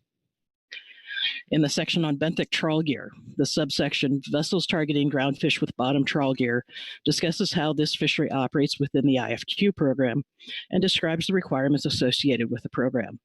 We note that the shoreside whiting and midwater rockfish fishery discussed in previous sections also operate within the IFQ program, and therefore we recommend that the overview of the program requirements be described in the first section in this document, whiting, and referred to in the following sections. Finally, we recommend that the document note that Washington state waters are closed to commercial groundfish fishing in the subsection vessels using fixed gear and other hook and line gears to target rockfish and other groundfish in nearshore rockfish or nearshore waters within the benthic fixed gear and longline gear sections. Recreational fisheries, section 3.4.4. The GMT understands that this section is intended to be completed between now and March 2021 and provides some thoughts to consider and describe in recreational fisheries. Recreational fisheries data may not be able to be stratified by habitat type. As an example, Oregon has both regular multi-species bottomfish fishery and the relatively new longleader or holloway gear fishery. The longleader gear fishery targets pelagic rockfish species, while the regular bottomfish fishery tends to target more benthic species. However, in the state sampling program, anglers participating in both of these fisheries are sampled and counted as bottomfish targeted types. Therefore, it might be better to characterize the fisheries based on trip target type in the same manner as the state sampling programs. Data is more readily available in those categories as opposed to using benthic versus pelagic. Additionally, while commercial fisheries use a variety of gear types, all recreational fisheries use hook and line gear. Recreational fisheries could also be subset into private anglers and charter party boat anglers to reflect differences in economics, fishing behavior, and in some areas fisheries magnitude of catches. Additionally, we have some private anglers who fish from shore and man-made structures. Section 3.4.5, fisheries related data system. We understand that this section is also intended to be completed between now and March 2021. We were not able to discuss this topic now, but we are willing to assist the ecosystem work group offline identifying the appropriate data systems with which we are familiar. 3.4.6 fishing communities, section 3.4.6.1 Puget Sound. The Groundfish FMP does not cover groundfish species or groundfish fisheries in Puget Sound. However, Puget Sound ports, such as Bellingham, have historical groundfish landings. Further, as the home port of many vessels, the Puget Sound is included as an input-output model for Pacific Coast fisheries in the IOPAC community when completing groundfish analysis. Therefore, the GMT recommends Puget Sound be included. 3.4.6.3 Astoria. There's a request for comments on whether Astoria should be treated as a separate region or be included within the Oregon coast. Given the multiple fisheries landed within the ports surrounding the Columbia River, including Astoria, Chinook, and Warrenton, the GMT recommends either that all Columbia River ports be grouped together, or that Ilwaco and Chinook remain in the Washington subsection, and Astoria, Warrenton, and Hammond be included as a port group within the Oregon coast heading, as we typically do in groundfish analysis. Section 3.5.2.2, Groundfish FMP, paragraph number 8 on short-belly rockfish. We recommend adopting the following revised language suggested for this section. I'm not going to read it, but it's what was in the draft report. Paragraph 11, sorting. We recommend revising the language to read, regulations require fishery participants in non-maximized retention fisheries to sort catch both at-sea discard and landings by FMP species or grouping as appropriate, ensuring continued high-quality, long-term data on hugely varied groundfish species catch, discards at sea, and landings. Section 3.5.3, CCE species managed under the ESA, MMPA, and MBTA. If Puget Sound, section 3.4.6.1, is excluded from the region summarized in this chapter, then the 3 Endangered Species Act listed rockfish species in Puget Sound should also be excluded from Table 3-7. If Puget Sound is included, then those ESA species should remain in the table. However, yellow eye rockfish, Puget Sound, Georgia Basin, distinct population segment appears to be listed twice, in the 3rd row down and the 6th row down in the section titled Fish at the top of page 52. We recommend one of those be removed. For proposed outline of chapters 4 and 5, we support the proposed outlines of chapter 4 and 5 with the updates shown in attachment 1, and we will review and provide comments on those chapters when requested. With that, I will try to answer any questions.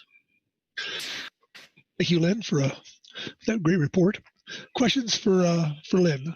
John Ugoritz. John? Thank you, Mr. Co-Chair, and thanks for the report. Just one question. I noted in your comments various errors or misrepresentations in data found in the FEP. It seems like details on the numbers of vessels participating or annual landings are something that changes frequently and perhaps doesn't fit into a document like this one. Did you discuss removing rather than revising numbers like these?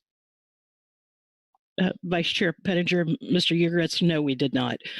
We were just trying to make sure that the information contained in the current version of Chapter 3 was as accurate as we could get it for right now. John?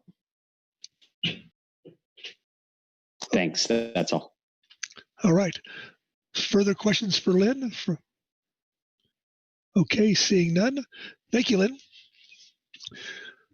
Okay. Well, with that, I think that completes our reports, and we'll go to public testimony. First up is Phil Levin, and followed by Jeff Chester. Phil?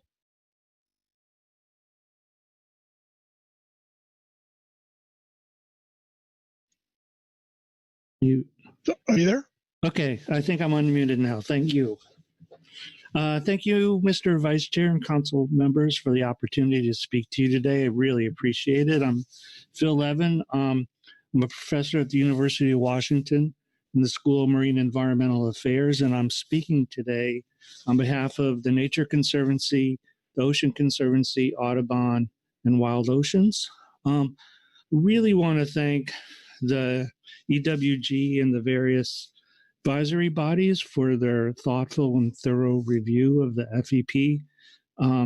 It's an amazing process just to see how the FEP becomes a truly better document in this iterative fashion. And it's really evolving in a way that I feel and we feel can assist the Council in achieving EBFM and growing cross fisheries management.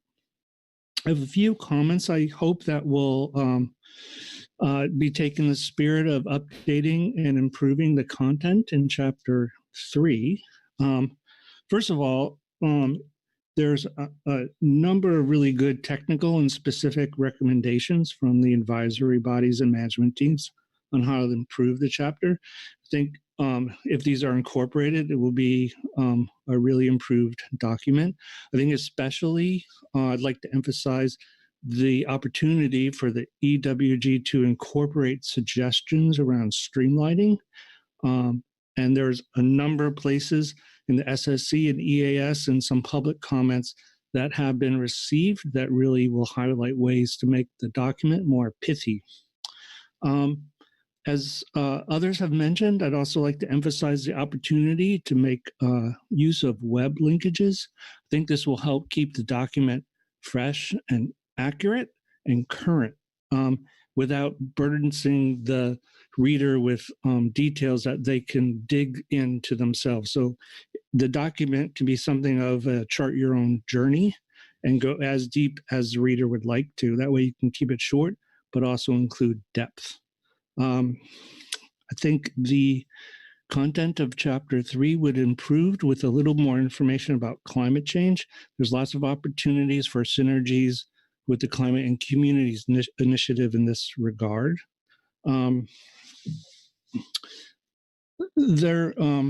Figure 1 in Chapter 3 is wonderful because I think they took it from one of my papers, so I have to be, it's got to be good. But what I would emphasize is I think there's opportunities to use that kind of visual, so sort of infographic and conceptual models that allow the reader to get a quick overview of the content without necessarily having to dive in deep all the time.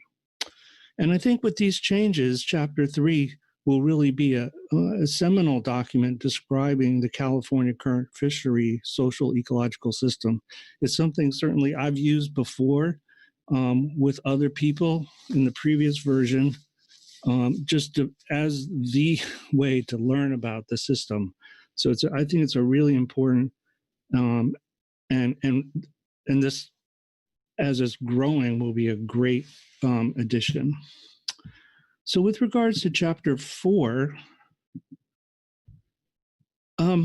so I really appreciate the attempts to link goals and objectives to action in chapter 4. I think that's it's a wonderful improvement. It's certainly in line with recommendation from lots of external resources. In the EWG document that has a table and sort of the structure of how one would link goals and objectives to specific topics in chapter 4 is a really great start. It's going to make the FEP more actionable and I think more useful and powerful document. There could be an addition in chapter 4 on ecosystem tipping points. I think that will help it be a stronger document. The climate change language in chapter 4 is really good, and the existing chapter 4 is good. And we feel that should be retained either by becoming part of the subsection on goal 6 in the EWG proposed reorganization or included elsewhere in the document. I'd like to also say that I had the opportunity to participate in a meeting hosted by the EWG on human dimensions of the California current ecosystem that Yvonne hosted. And I really want to thank the EWG for the active solicitation of ideas. I hope that these ideas can help refine some of the goals and objectives in chapter 4. I think also the results from the Climate and Communities Initiative will be really helpful in this regard. And finally, we'd like to recommend that the EWG produce a short annual report, perhaps in collaboration with the Fisheries Science Center and NOAA IEA folks, that really shows and measures progress towards goals and objectives using indicators and ecosystem reference points. This could be provided to the council in tandem with the annual ecosystem report provided by the IEA team. And this is a really good opportunity for the IE folks to support the EWG in producing such a report. And I will stop there. Thank you. Thank you, Phil. Questions for Phil? Okay. Seeing none. Thank you, Phil, for that great input. Thanks. Next up is Jeff Schester. Jeff? Hi, can you hear me okay? I can. Great. Thank you, Mr. Vice Chair and members of the council. My name is Jeff Schester, representing Oceania. We wanted to commend the council and the EWG and the various advisory bodies and the EIS for the continued work on the fishery ecosystem plan, which advances ecosystem-based management at the council process. We wanted to emphasize and ask the council include the additional references provided in the CPS-AS report that provide, I think, a more complete set of findings regarding the importance of forage in the ecosystem and the impacts of fishing on forage fish. Specifically, we do feel that more attention should be given to the effects of fishing on the coastal pelagic species on other council-managed species, such as the linkage between anchovy fishing and salmon. And also, we are concerned about this overall assumption that prey switching can happen whenever one of the forage species is down, due to this absence of, quote, keynote species. And we feel that the references that are provided in there, one of them found that fishing on highly dynamic forage species can exacerbate natural declines and delay rebuilding relative to those same populations that are not fished.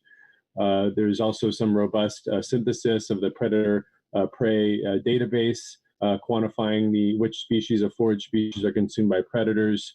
And that Cohen et al. 2017 paper highlights that the loss of catch of salmon and halibut due to fishing sardine, anchovy, and herring and specifically identified some specific predators like brown pelicans, marbled murrelets, other seabirds, sea lions, and baleen whales that are potentially sensitive to specific forage fish fisheries in the California current. So including these, I think, would provide a more, updated and diverse set of findings reflecting the science on the ecosystem linkages between council fisheries and among council fisheries, as well as the impacts on ecosystem and predators. Also, just wanted to point out, as I did an open comment on page 95, there's a statement about short belly rockfish having allowable harvest that's extremely low. Since this is no longer accurate, I think this really just highlights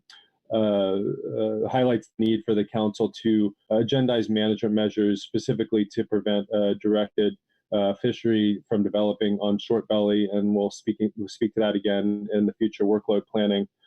And just overall, we continue to hear from various council members just questions about this is all very useful information, but how is this ecological information relevant to council fishery management? And I think just as an overall comment, we believe the fishery ecosystem plan could be more helpful in this regard if it provided clear guidance on what the key triggers and indicators are relative to the management of specific fisheries, and what types of management responses may be warranted, for example, if some of those triggers are exceeded. A good example of this is from the California Dungeness crab whale entanglement effort that has developed a risk assessment and mitigation program. And in that, what they do is they provide regular updated set of things like forage conditions, whale concentrations, status of other species that are related, like participation in the salmon fishery versus crab fishing. And each of those has thresholds whereby, for example, with the North Pacific High Index for forage or the Habitat Compression Index, it says if the index goes over a certain point, this elevates the risk. And here are some potential management measures that might be considered if those triggers are hit. And so having more of that direct linkage so that it's not just providing a dump of ecosystem information in the annual IEA reports, but that information can be actually used to see, does this warrant any adjustments, or does it raise any red flags with respect to management of existing fisheries? We encourage the council to really work toward that as the next goal as the FEP continues to grow in the iterative process. So I'll leave my comments there for now, and really, again, appreciate your thoughtfulness and continued work on the fishery ecosystem plan. Great. Thank you, Jeff. Questions for Jeff? Okay, seeing none. Thanks, Jeff. All right. That concludes public comment, which brings us to council discussion and action. So looking for hands.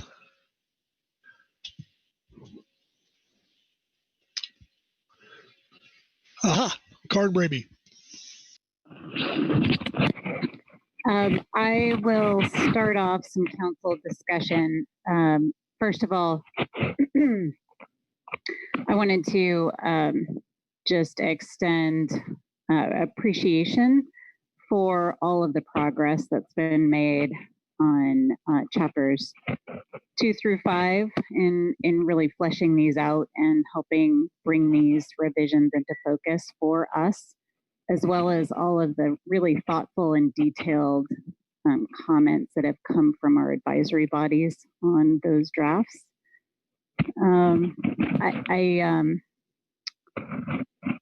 I have some thoughts about our fundamental approach that might generate some concurrence or some alternative views from the council members, and it really is based on our vision of the role of the FEP and how that integrates with and connects with the other FMPs in the council portfolio.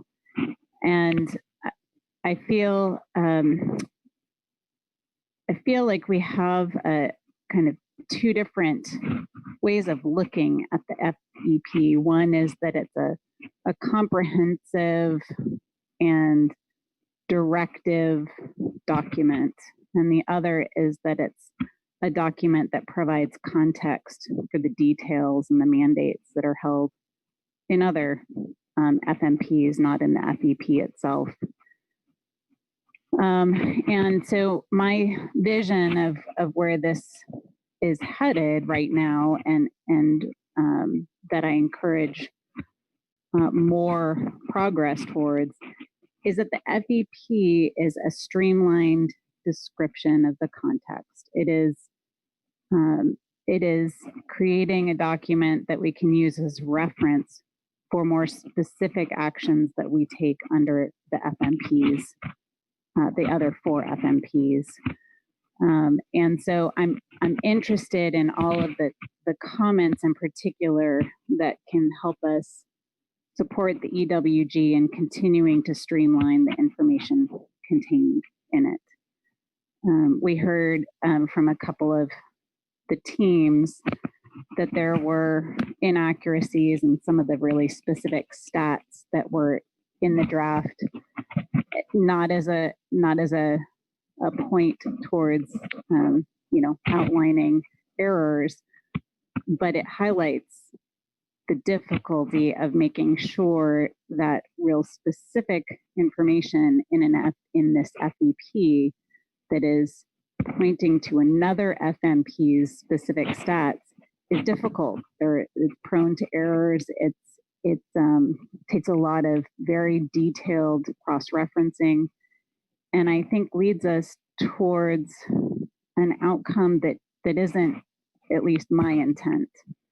I want to have an FEP that is generally a useful reference and describes the basics of the CCE, and then relies on things like our annual ecosystem report, where we have annual and extensive analysis of the CCE that describes more real-time, up-to-date information for the council to use. So I'm interested in brevity. I'm interested in the other FMPs connecting to the FEP through regular analysis of and review of what the FEP goals and objectives are and how those are being implemented through the FMP management for the other 4 FMPs, and having those discussions happen simultaneously in a high level way at the FEP level, and then in a detailed and prescriptive way through each of the FMPs. So it's really kind of a fundamental approach set of comments. And I have some other more specific thoughts, but I'll bring those in later. So I'll stop there. Thank you, Karin. I appreciate you getting out there what you're looking for, and I'm actually looking for some hands, if possible. Aha, John Ugoritz. Thank you, Mr. Vice Chair, and thanks, Karin. I agree that several of the advisory body comments emphasize the fact that including specifics and details that change frequently makes for a plan that we have to update on a very regular basis. And in my mind, the FEP should not be the same as a stock assessment or even an FMP that has to be changed and updated annually or as new regulations or information come to the table. Rather, it needs to be a streamlined guidance document.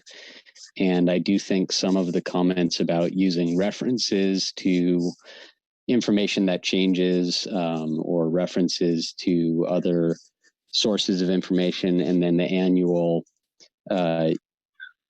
California Current Ecosystem updates can really provide those details.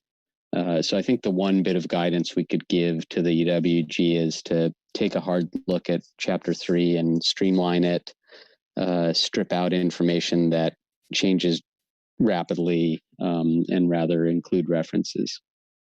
Thanks. Thank you, John. Pete Hassemer. Pete? Thank you, Mr. Vice Chair. And I too would like to express my appreciation for all the work that's gone into this each time we come over this topic. Something I'm quite sure I said in the past, but I think it bears repeating here, is I view this council as a real leader or trendsetter in this fishery ecosystem planning. And what makes the job difficult is that you can't look out there and see what others have done in this arena. You're creating the model or building it, and it's a difficult task. And I guess maybe if this council needed a mantra, it would be that the difficult we do right away and the impossible just takes a little bit longer. And I guess I view this as somewhere between the difficult and the impossible. So it's going to take some time. I agree with the comments that both Karen and John made about a streamlined guidance document here. A different piece that I've been thinking about is, as I look back to the purpose of the FEP, and it's to enhance the council's species-specific management programs with more ecosystem science, to paraphrase it. And the streamlined document could do that. That part I agree with. Where I keep thinking about this, though, is in our vision statement that part of the reason, or the reason for doing this, is to have a California current ecosystem that contributes to the well-being of fishing communities, and including the fishing communities in that statement was very important. I remember the discussions at the time we agreed on that. So I look through this and see how it addresses well-being of fishing communities, and maybe it's just some general a comment that might be more specific guidance here. But in the ecosystem work group report, I see they mentioned that in chapter 4, section 4.5 is really where it addresses the goal 3 we have, which looks at well-being of West Coast communities and the nation. So there's a linkage to the well-being of communities. And maybe the guidance piece of this is looking at both the EAS report and the SSC report. In the EAS report, they make this statement. It was specific to, I think, section 5.3.1, which says a critical analysis of the viability of ports, including how communities are sustaining infrastructure necessary for participation in fisheries.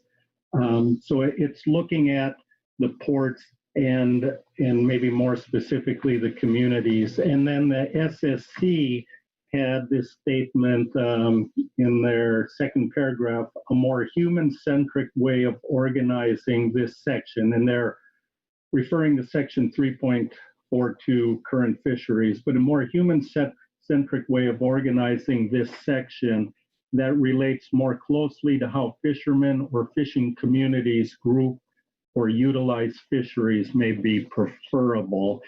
And I think this gets at the GMT had a comment about how the Columbia River ports could be organized there. So I think as this is developed, from my perspective, to bring this, what the SSC called a human-centric way, but I hope characterizing it as a community-centric approach is synonymous with their thinking, that be brought into this document so we can start to gauge the well-being of fishing communities and organize this not necessarily on a port-by-port basis, but this community basis and see how the fisheries interact there and bring that focus into it some way. So I guess that the bottom line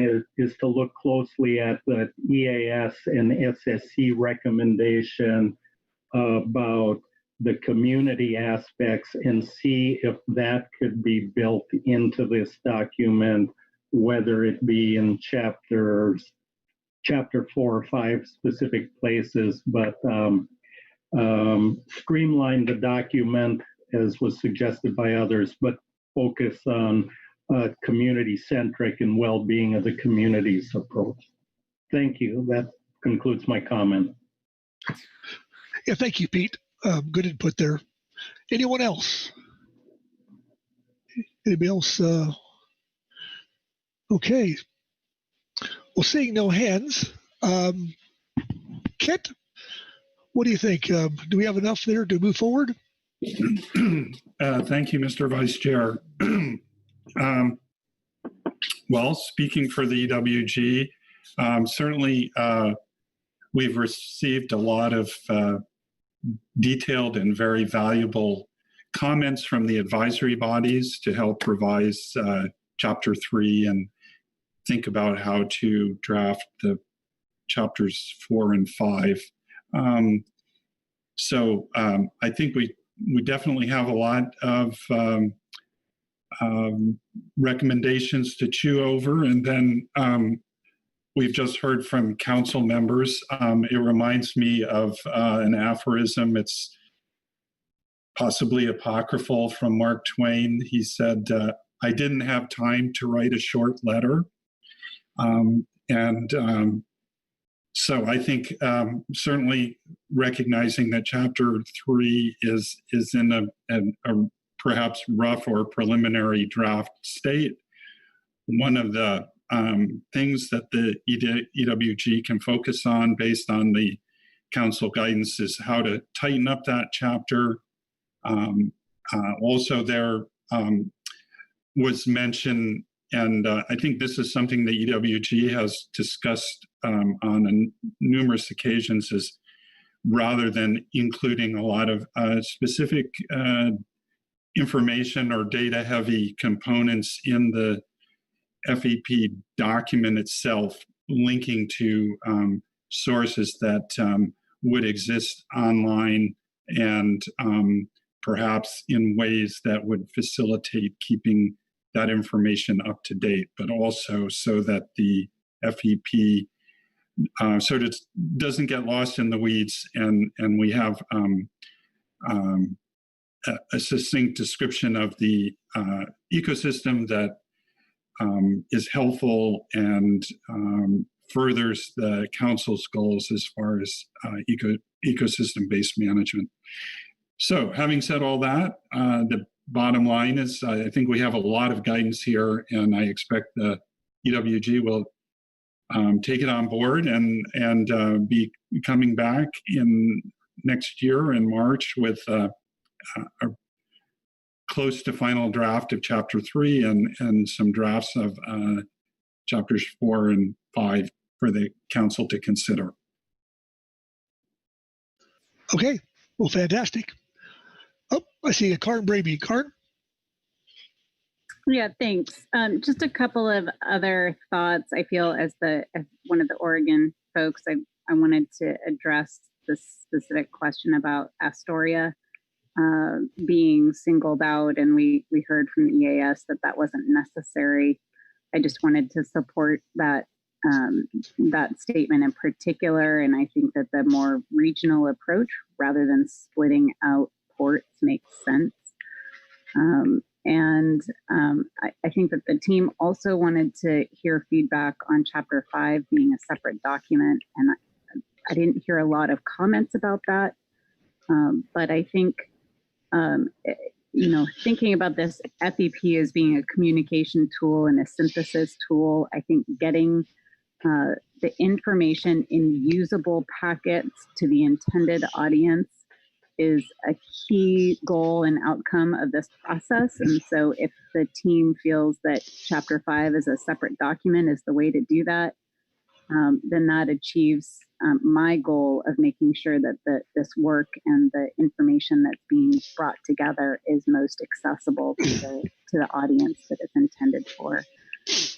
So just wanted to make those much more specific comments before we leave this agenda item. Okay, thank you, Karin. That's okay. Anybody else? Okay, well, I think we are done with F2. Been out for 2 hours and 10 minutes. So probably a break coming on, but that's not for me to decide. With that, I'm going to pass the gavel back to our chairman and let Chair Gorelnik lead us on. Thank you very much, Brad. You've done an extraordinary job, as has the council, with the ecosystem items.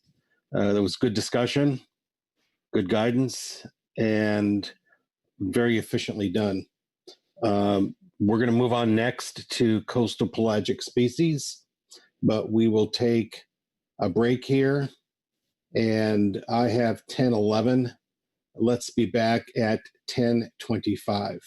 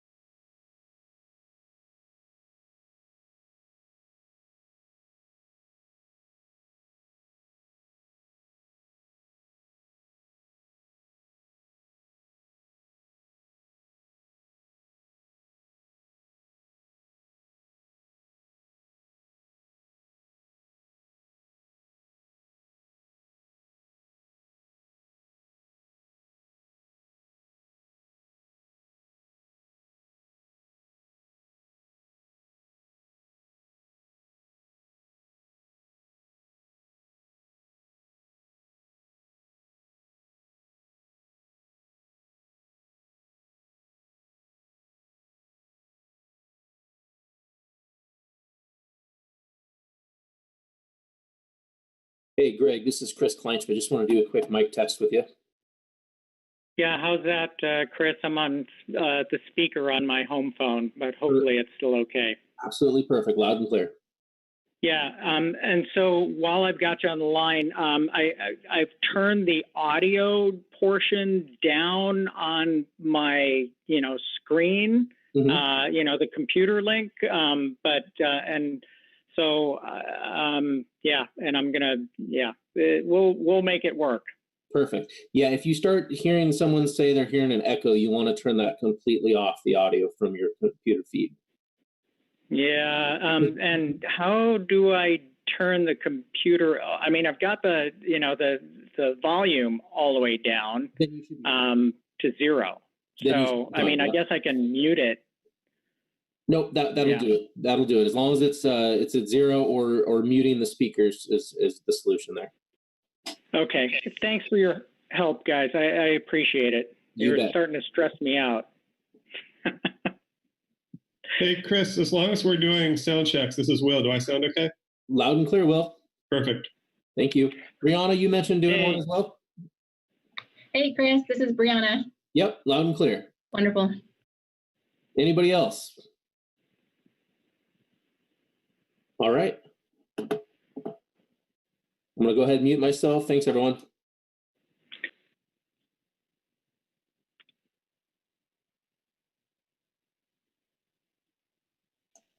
One last thing for Greg, if you are dialing in on like a landline that doesn't have a mute button, *6 will mute your line, and *6 again will unmute it if you need to go that route.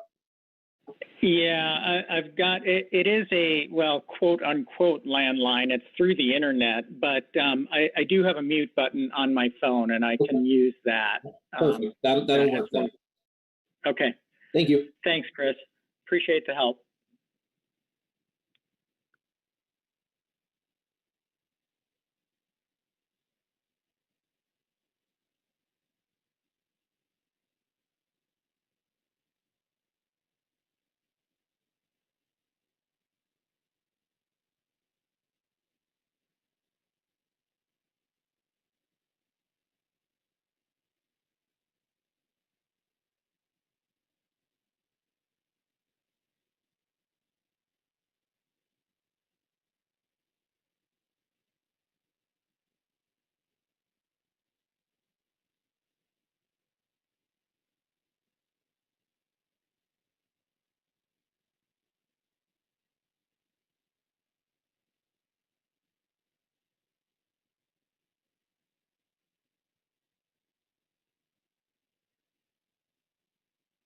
This is your 1-minute warning before we get started on agenda item G1, Pacific Sardine Rebuilding Plan.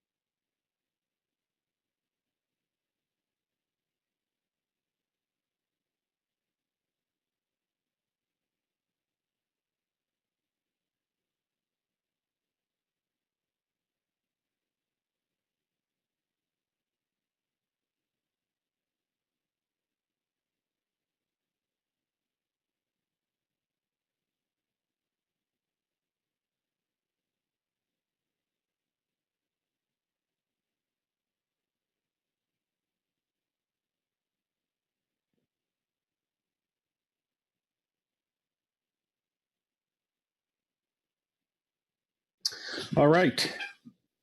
Welcome everyone back from your morning break. We'll get started here on agenda item G1, which is the Pacific Sardine Rebuilding Plan.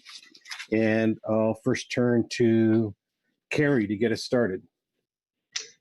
Yes, thank you, Mr. Chair. This is agenda item G1, Pacific Sardine Rebuilding Plan, Final Action. First, as a little bit of background, just to remind everybody or refresh you sort of how we got here today. The 2019 sardine stock assessment showed a biomass estimate that had declined below the minimum stock size threshold, or MSST, of 50,000 metric tons for the northern subpopulation of Pacific sardine. And the National Marine Fisheries Service declared it overfished in June of 2019 and then notified the council in July of 2019. So at that point, the council was responsible for developing a rebuilding plan and transmitting it back to NMFS within 15 months, which would mean October 2020. The National Marine Fisheries Service has 2 years to have the rebuilding plan completed, approved by the Secretary, any regs or FMP amendment or such to be done. And so that's July 2021 is the 2-year deadline. At your June 2020 meeting, the council adopted a range of alternatives for public review and then scheduled final action for this meeting, the September meeting. Over the summer, July 15th and 16th, the SSC's CPS subcommittee convened to give a sort of a pre-review of the analysis that uses the Rebuilder tool, and recall that I think originally we were looking at a 3-meeting process, but then because the April meeting in particular, that was the first virtual meeting, and we had to really streamline the agenda, so the council adopted a 2-meeting process. So that was sort of the genesis of having that that review by the subcommittee over the summer to help facilitate the SSC's formal review at this meeting. And the CPSMT also participated in that meeting, basically as principals. That subcommittee produced a report to the full SSC, and that, as you may have seen, is appended to the SSC's report on this agenda item.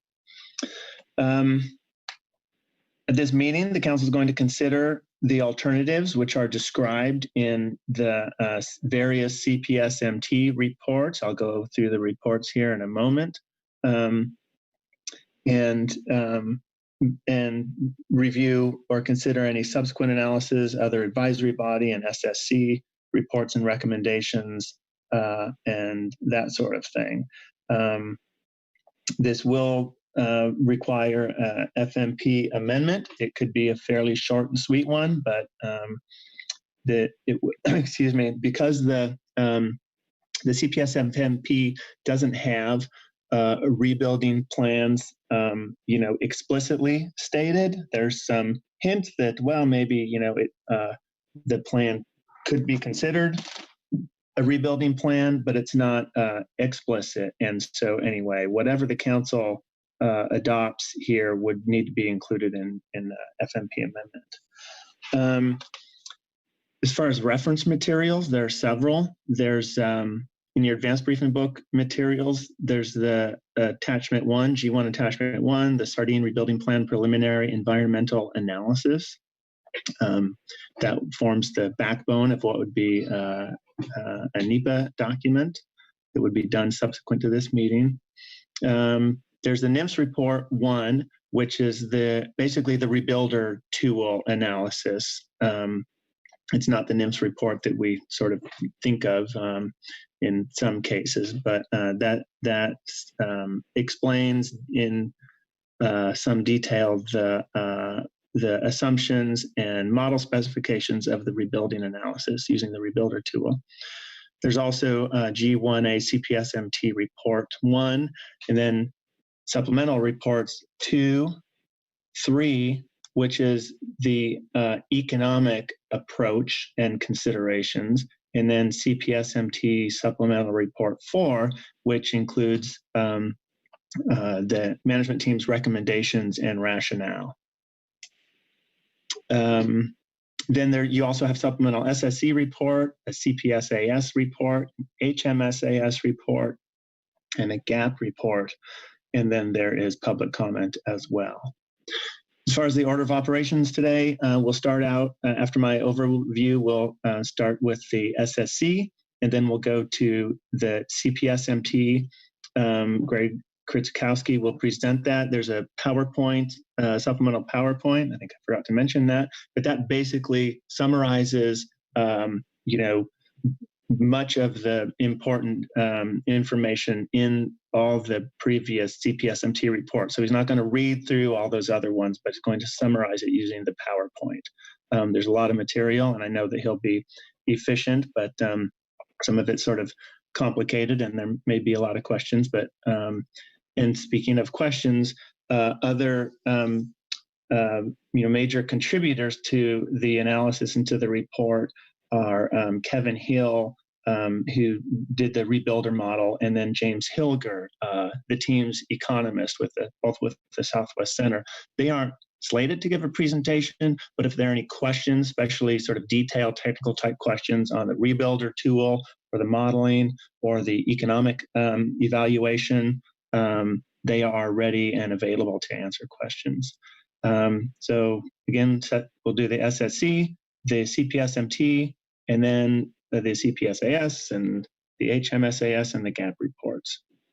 As far as your action, and then public comment, the council action is to adopt a final preferred alternative for the Pacific Sardine rebuilding plan. I mentioned an FMP amendment earlier. It's not specifically listed in the council action, but I think the council might want to discuss and consider your preference for developing FMP language. So that concludes my overview of the agenda item. I'm happy to take any questions, or if not, then we can move on with the SSC. Thank you, Carrie. Are there any questions for Carrie on the overview? Brianna Brady. Thank you, Mr. Chair. Good morning, everyone. I certainly miss seeing everyone's face around the table and wish we could all be together to discuss this item. Thank you, Carrie, for the overview. And I'm just wondering if you could please expand on that last part of your SITSUM as far as FMP text development. Sure. I'll take a first shot at that, and then see if anyone else might want to chime in, like Chuck or the chair. Typically the council process is that FMP language changes are brought before the council for final approval. It's usually a multi-meeting process, and that's especially important with sort of large substantive amendments that have a lot of moving parts. There's some precedent for delegating that to the executive director. I do believe that it's been done at least once in the CPS world, although that was with very, very short, succinct, changes or additional sentences. Again, it's not specifically listed. There was some question about whether the plan would need to be an amendment, as we were developing this over the last few months. And so we didn't include that, and we didn't have language ready for council consideration. But obviously, it is something that would need to be transmitted to NIMFS. And so I'm just putting it out there for some sort of discussion and plan for moving forward. Anything else, Brianna? Thank you. Yes, Chuck, Mr. Chairman. Yeah, thanks. Thanks for bringing that up, Brianna. This is something we did have some questions about, and so maybe this is a question for for National Marine Fisheries Service or perhaps NOAA GC. But so I don't think we've had any explicit discussion about the the process for adopting this rebuilding plan. So I guess question is, and it sounds like this needs to be an FMP. We haven't always adopted rebuilding plans as FMPs, but is that the guidance that we're receiving from NIFS or from NOAA GC? And secondly, did this come up during, or has, I don't even know if it has come up, has the NEPA scoping, the formal NEPA scoping process been considered or conducted to know where we stand on NEPA with this rebuilding plan? Does NIMS, Frank, want to respond to that? Sure. Sorry, I'm juggling too many too many windows here and was pressing the wrong unmute button. So I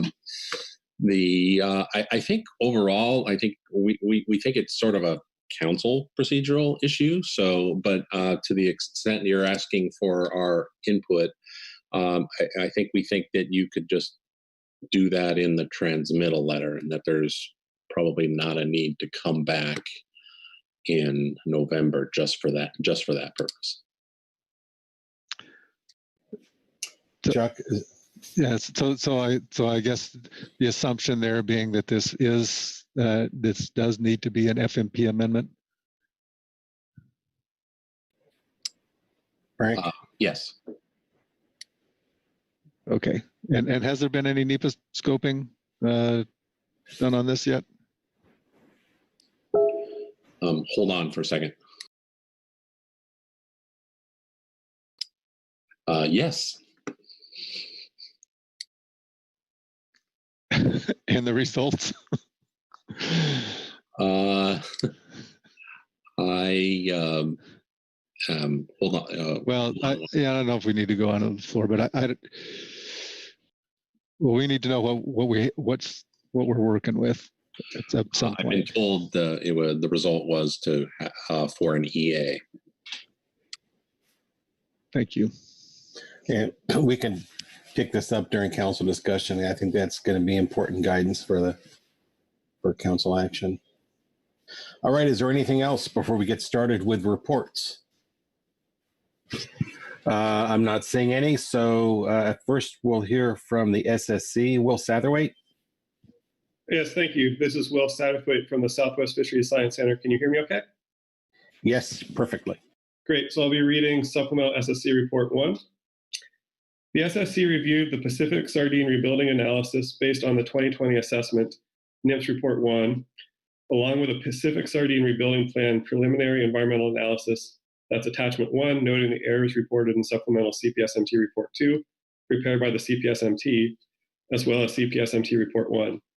The SSC had limited time to review Supplemental CPSMT Reports 2 and 3, but provided some comments on the economic analysis contained in Supplemental CPSMT Report 3. Dr. Kevin Hill from the Southwest Fisheries Science Center and CPSMT presented the rebuilding analysis, and members of the CPSMT answered questions regarding the documents prepared by the CPSMT. Dr. Andre Punt from the University of Washington and SSC presented the report from the SSC's CPS subcommittee meeting held on July 15th through 16th, 2020 via webinar. And the report from that subcommittee meeting is appended to the end of the statement. The CPS subcommittee report also describes 2020 survey plans and recommendations for 2021 assessments. However, this will be addressed in the SSC report under agenda item C7. With regard to the rebuilding analysis, the rebuilding analysis described in NIMS Report 1 reflects changes that adequately address the recommendations of the SSC at its June meeting and at the July meeting of the CPS subcommittee.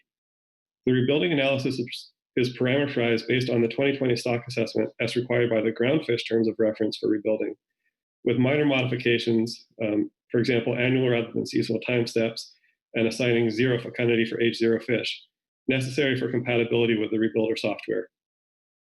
The SSC agrees that these changes are appropriate.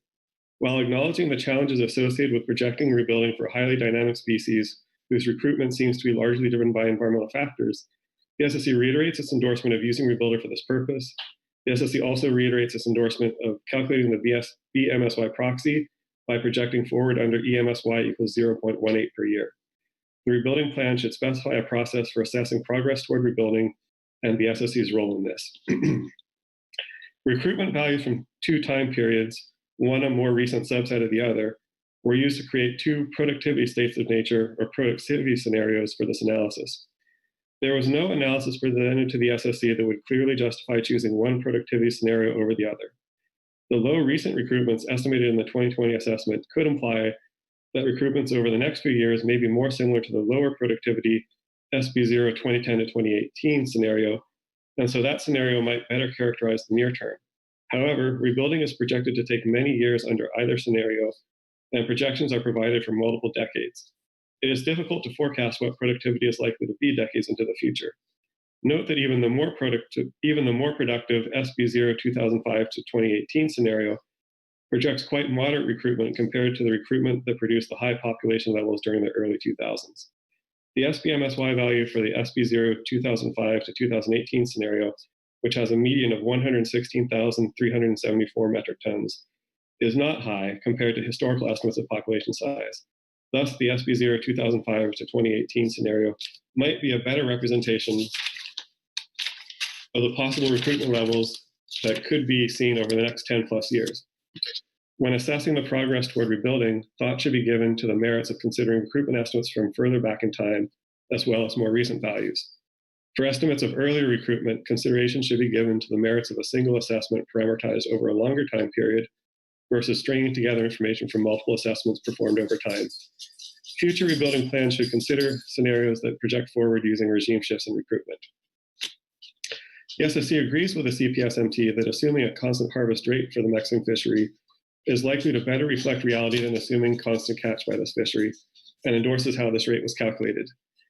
The SSC notes that the provisions under Alternative 1 assume the full U.S. ABC will be harvested. However, in practice, U.S. catches have been below the ABC, and some of the U.S. catch has been from the southern subpopulation. The stock will be declared rebuilt once the spawning biomass is assessed to have been rebuilt to SBMSY. In other words, once the biomass trajectory achieves the rebuilding target, the stock is considered to have rebuilt by that year, regardless of its future trajectory or subsequent population declines. Thus, the probabilities of achieving rebuilt status on or before a given year from the rebuilder monotonically increase through time in all scenarios, even in those in which the expectation is for the stock to be driven below the target, or even below the MSST in some cases after it rebuilds. Note also that biomass projections and the rebuilding target are expressed in terms of spawning biomass, but the MSST and cutoff are expressed in terms of 1+ biomass. Therefore, the horizontal dashed lines at 50,000 metric tons and 150,000 metric tons in the plots of spawning biomass trajectories, so that's NIMS Report 1, figures 8 through 10 and 14, are not informative with respect to overfish status or exceeding cutoff. Simulations suggesting that rebuilding occurs faster under the lower productivity SB0 2010 to 2018 scenario likely reflect rebuilding targets that are closer to the starting biomass combined with high variability in recruitments. Under the lower productivity SB0 2010 to 2018 scenario, there is little further increase in rebuilding probability through time after the first several years. This is because assumptions about recruitment in the first year, along with random fluctuations leading to large recruitments in subsequent years, can drive the biomass above the rebuilding target from modest levels. Over time, biomass is expected to decline further such that larger positive fluctuations or less likely sequences of large recruitments are required to achieve rebuilt status. Still, the probability of rebuilding continues to increase slowly over time because the right sequence of fluctuations can still occasionally drive rebuilding from low biomass. NIMS Report 1 characterizes average SBMSY values for each scenario using arithmetic means. However, medians are more comparable to the presented trends in median biomass, and the median is more consistent with a 50% probability used to characterize rebuilding times. Economic analysis. The economic analysis contained in Supplemental CPSMT Report 3 is largely qualitative. The SSC found that the scope of the economic analysis adequately addressed the recommendations contained in the subcommittee report and the June 2020 SSC report. while a more quantitative analysis that compares the expected economic outcomes of the three alternatives in present value terms would be desirable, the SSE recognizes that there was insufficient time and data to support such an analysis. There is an error in the table on page 23 of Supplemental CPSMT Report 3. Under Alternative 3 and the scenario used in the reports, that would be the SB0 2010 to 2018 productivity scenario and a constant Mexican catch rate. The probability of age 1+ biomass reaching cutoff exceeds 50% before the probability of spawning biomass reaching the rebuilding target does. So the directed fishery is not projected to remain closed after rebuilding occurs, although some biomass trajectories may subsequently fall below cutoff again. And so that concludes the SSE statement, and I'd be happy to take any questions. Thank you very much, Will. Let me see if there are any questions, any hands around the table. Maggie Summer. Thank you, Chair Grelnick. Thanks for the report, Will. I have a question on page 2. I wonder if you could explain a little more and help me understand the SSC's statement that the probabilities of achieving rebuilding status from the rebuilder monotonically increase through time in all scenarios, even when the stock the expectation is that the stock would be driven below the target or minimum stock size threshold. Sure. So, I can point to where in the NIMS report that result occurs, or I can just describe the result itself more. I'm not sure what you would prefer. Thanks. If it's easy to describe briefly here, that would be great. Thank you. Yeah. Well, so if you look at NIMS report 1, and you look at, for example, table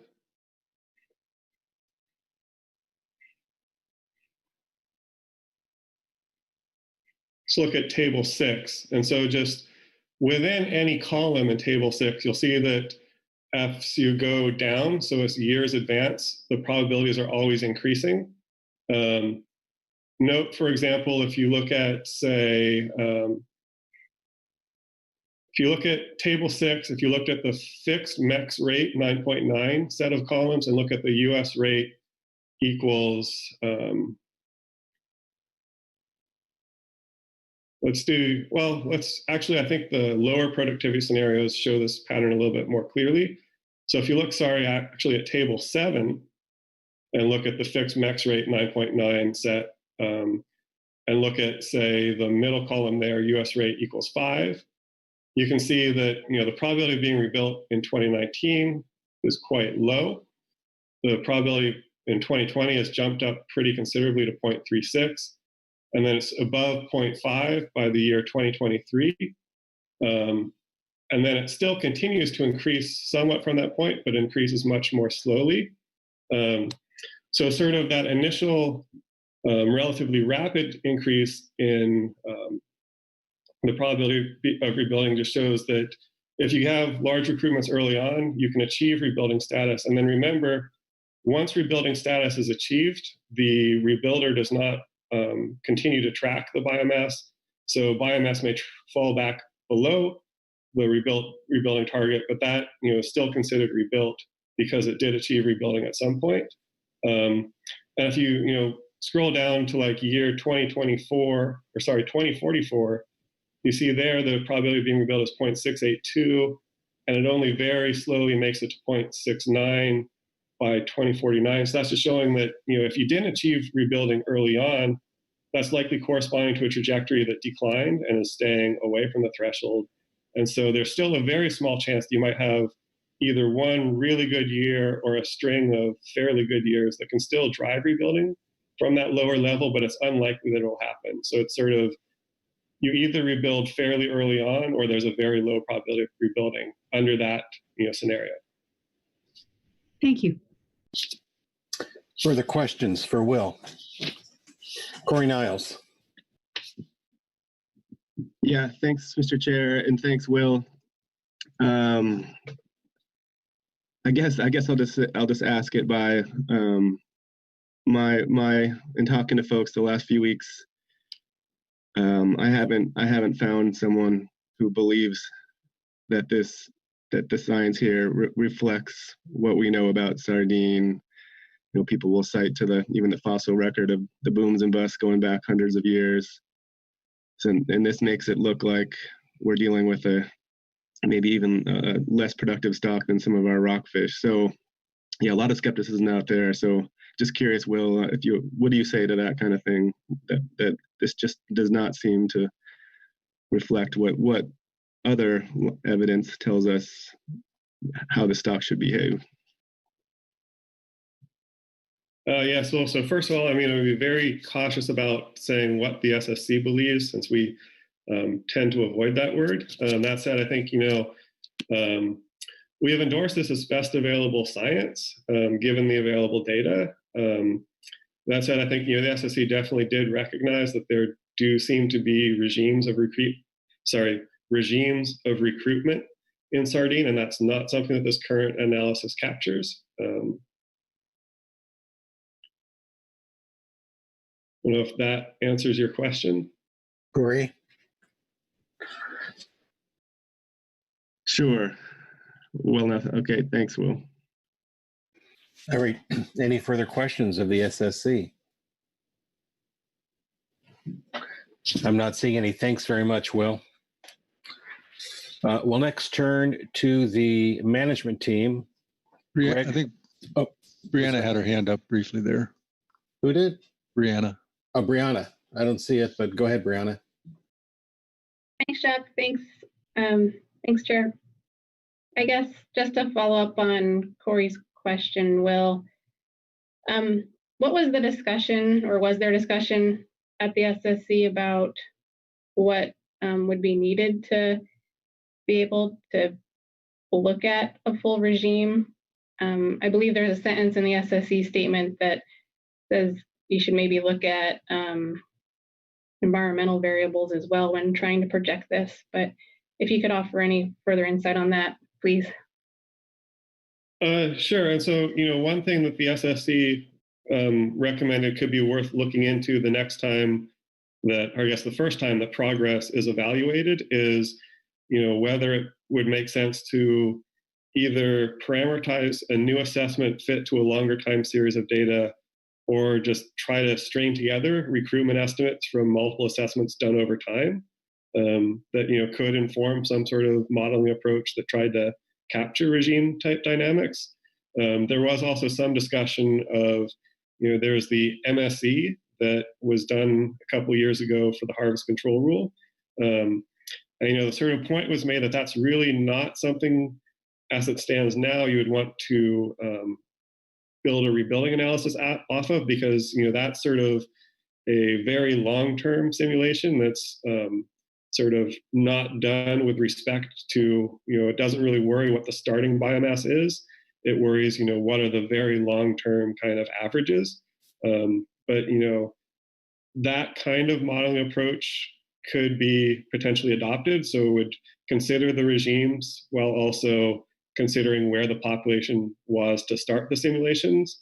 It was also mentioned there could be ways to build regimes into the rebuilder software, or a modification of the rebuilder software. That just wasn't something that could be done on the time frame that we were working with this time.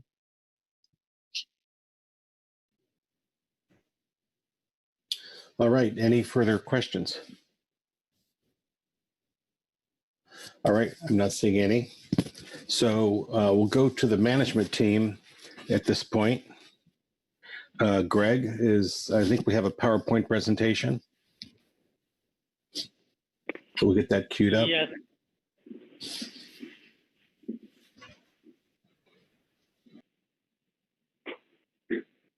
Thank you, Council. My name, for the record, is Greg Krzyzkowski. I am a member of the management team, and rather than reading our report 4 into the record, I've been asked to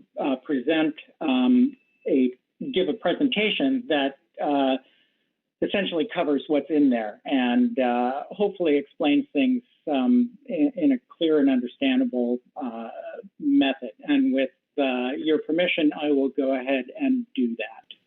Please. Okay, so this is a presentation, and let's move to the next slide, please. The outline is that we did take a look at some historical perspective from the management team. We also looked very closely at the modeling platform, the assumptions and the issues with it, and how best to actually utilize it. And it's important to understand those assumptions and where they were violated and, you know, that sort of thing, and its limitations, as well as its best utilization. And then I will go into the management team's recommendations and the rationale for those recommendations. And we can go to the next slide, please. So when you look at this figure, and this came out of a paper written by Tim Baumgartner et al. Back almost 30 years ago, and it's in the Cal Coffee reports. And this figure's been modified to remove anchovy from it, but it's based on a historical reconstruction of sardine biomass from the scales that were deposited in the anoxic Santa Barbara Basin. And it really probably represents a mix of both the northern and the southern subpopulation of fish.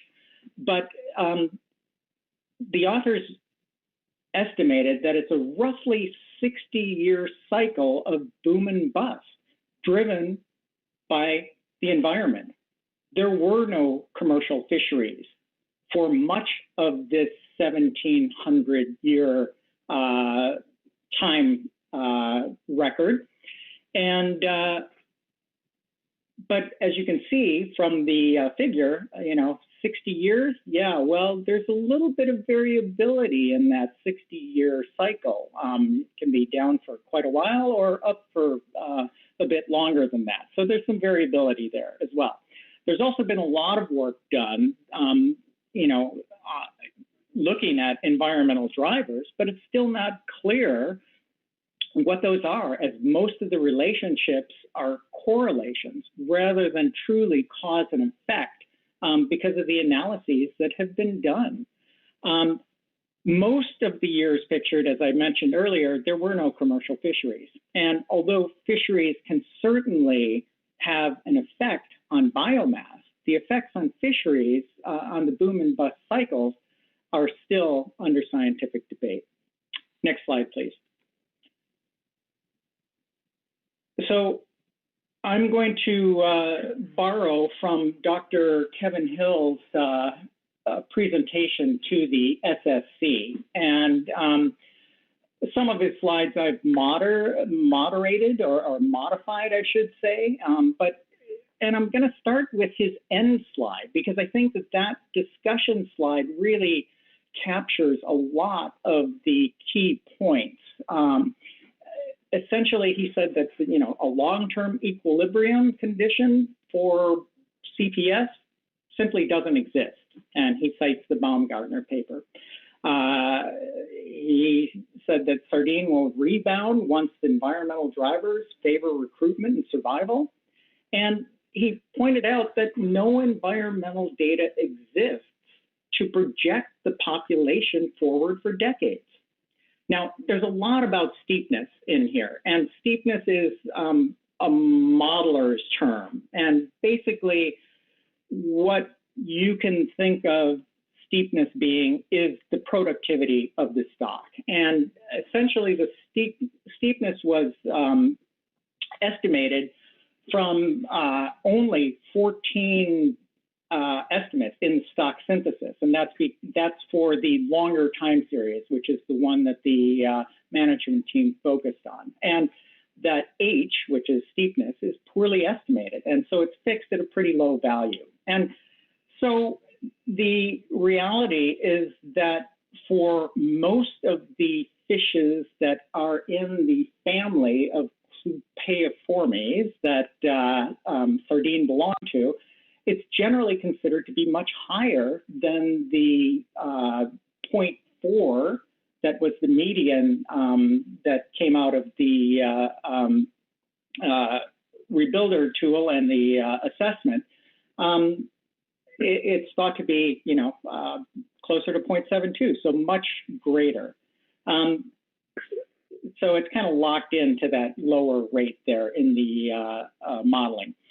Kevin also pointed out that projections assume that 100% of the ABC is taken, and that does not appear to be realistic given recent catch history. Next slide, please. So Kevin also presented the what is the inclusion of uncertainty into the modeling. And so there's a little bit there, right? And he actually said there's loads of it in there. High recruitment variability through that sigma R factor. Again, that's modeler terminology, but basically high recruitment variability. The two different states of nature that were considered. The uncertainty in the Mexican catch was looked at both at constant tonnage and as the rate. And as Will from the SSC has stated in their statement, they endorsed the use of rate, which is what the CPFMT settled on. And there's also, additional uncertainty in the spawn-recruit relationship. So all of that is some of the uncertainty in the modeling. Next slide, please. So this figure shows the time frames that were utilized, the two different time frames, with the upper one, the arrow up on top, 2005 to 2018. And it shows you over on the right-hand panels, the what that resulted in terms of the quote-unquote virgin spawning stock biomass. In other words, what the time frame that was modeled suggests that the spawning stock biomass can actually rebound to, given how it was parameterized. And it gives you the average, the median, and the range of values. And if you look at the range, it's huge. And it's also, you notice the very skewed distribution of those figures over on the right-hand side. And, what that tends to mean is that unlike a normal distribution where the median and the average or mean might be quite similar, here they are substantially different.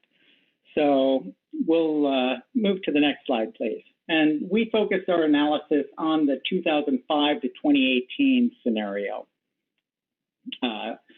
So the rebuilding calculations are important to understand of how the model actually did things. And it deemed, as Brianna's question about the rebuilt and how it continues to go up, and will in the SSC statement, essentially the stock is deemed to be rebuilt as soon as it gets to a greater than 50% probability of the stock achieving that spawning stock biomass that is MSY. And that was actually defined as a target depletion rate of the virgin biomass that the stock is capable of producing, given how the model was parameterized. And that target, and we'll show you in the next slide how that was actually derived, but basically the other thing that Kevin pointed out was that the use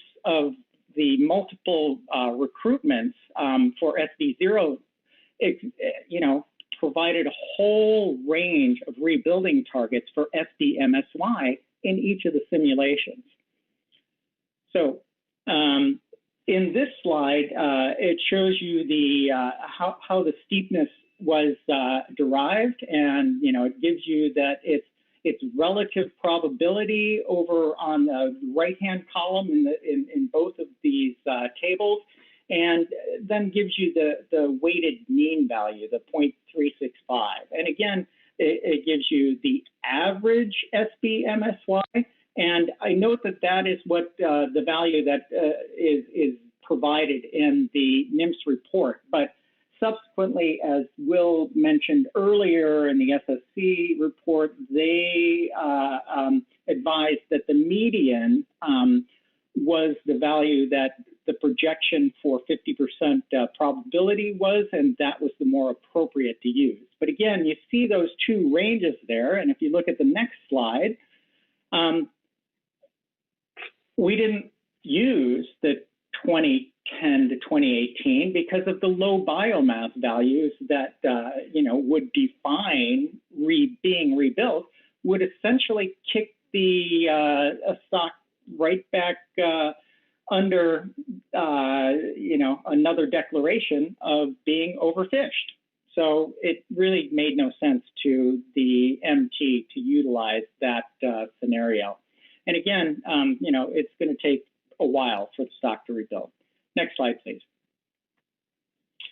So this is another one of Kevin's slides that was used, and basically and it gives the definition of how the calculations were actually done to in the strategy itself. And so, the details are basically you've got an 18% rate, which was parameterized with the things that you see outlined in black there for alternative one, status quo. You've got a US 0 rate, which is alternative 2, but still there's harvest in Mexico because US management actions cannot currently influence what Mexico catches. They have their own, and there are no international agreements for this stock. And then, of course, there's alternative 3 that uses a harvest rate of 5% of total 1+ biomass. And next slide, please. So again, that top panel is the fixed Mexico rate, so we can essentially ignore that. But this gives us an idea of the projected spawning biomass and what it comes out to for the 2005 to 2006 scenario. And so let me just define what you're looking at here. The black line, so first of all, the two dashed lines that you see in the lower set of graphs, they represent the 50,000 metric ton 1+ biomass and 150,000 ton 1+ biomass. And as Will mentioned, those are not really shouldn't be there because the metrics on the left-hand side are spawning stock biomass, and so they're not really equivalent, and they don't give you great information there. The black line that you see that is the highest on those graphs represents 0 fishing in Mexico and the U.S. And again, that's not one of the alternatives, nor is it something that U.S. management can implement. The darker line, which is actually a series of dots, gives you the median values for each of the modeled scenarios. The US 0, which is on the left-hand side, is alternative 2. The US 5, which is in the middle, there is alternative 3, and the US 18 is alternative 1. Next slide, please. So the figure that you're looking at has a bunch of red X's on it and a line flash through one of the other numbers there. And the management team called me nicknamed me the slasher because of the red X's that I put onto Kevin's slides. And this is one of his as well. you should be focusing your attention on the upper right-hand graph and the numbers that are over there next to it. And you can see that the lines in the graphs are labeled. The black line on the uppermost is the total F0 of no fishing in the US or Mexico. The red line is the US zero fishing rate, but 9.9% for Mexico. The green line is the US 5% of 1+ biomass. And then, of course, the blue line is the US rate of 18%. And you see that that one actually does eventually rebuild at in 2068, which is a bit further out than I think is in the NIMS report there. But the two numbers that I have highlighted there, the 2033 and 2037, are important numbers. Again, remember that the plan will be implemented in 2021. So the difference between 2021 and those numbers that you see there were used in the timelines that the MT presents and recommends. Next slide, please. So I'm going to start with the bottom line of what the recommendations from the management team are. And alternative one, status quo, using a real rebuilding target of 150,000 metric tons of 1+ biomass. A T minimum of 12 years, and that's based on the rebuilder model projections for 0 US fishing rate for the longer time period that was modeled. A T maximum of 24 years that is based on doubling the T minimum, which is in one of the methods outlined in the NS1 guidelines, and a T target time of 14 years. And I'll tell you a little bit more how we came up with that T target. Next slide, please. So here's the rationale for our recommendations. We base them on more than just the modeling results.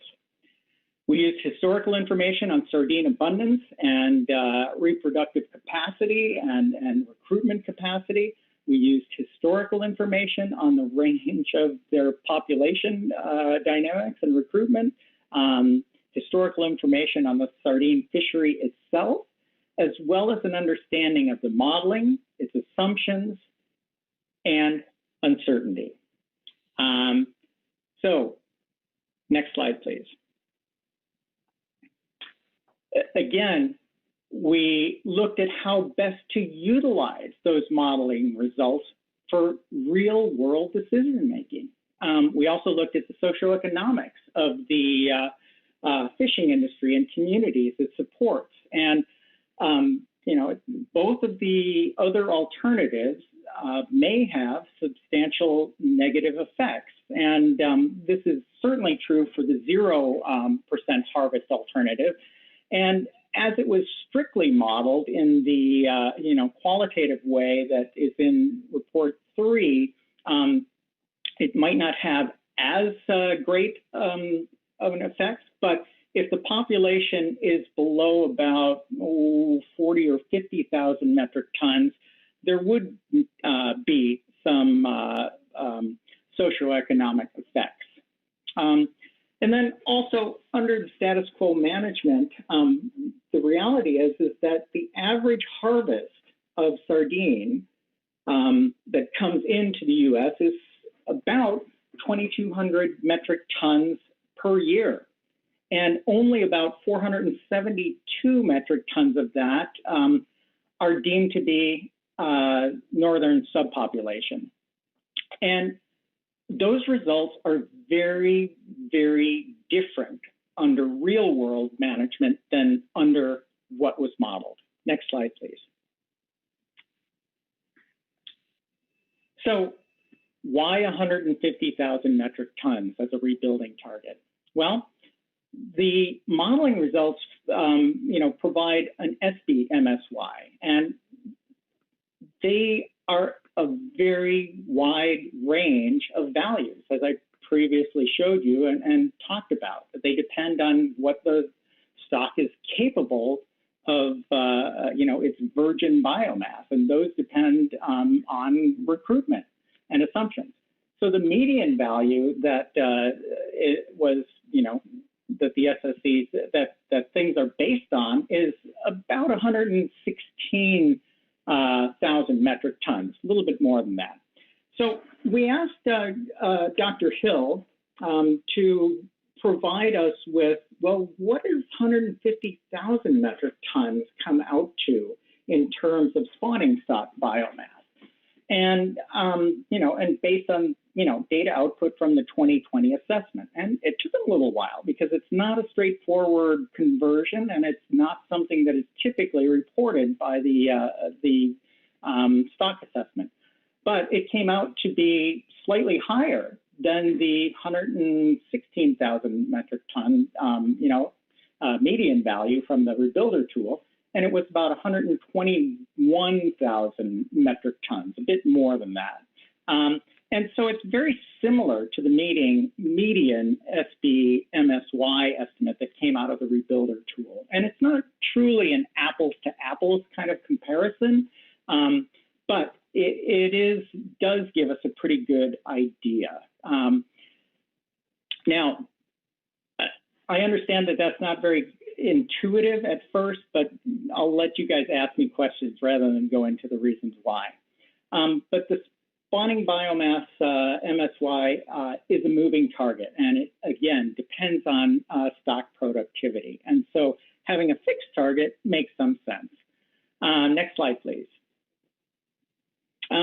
So the other thing about the using 1+ biomass and 150,000 metric tons, it's the same metric as both the overfish threshold that is in the FMP and the results that are reported by annual stock assessments. And again, as I said earlier, a conversion from 1+ biomass to spawning biomass is not simple and straightforward. It depends a lot on where that biomass is. If you've got big recruitment, then a lot of it's in those age zeros, and it depends.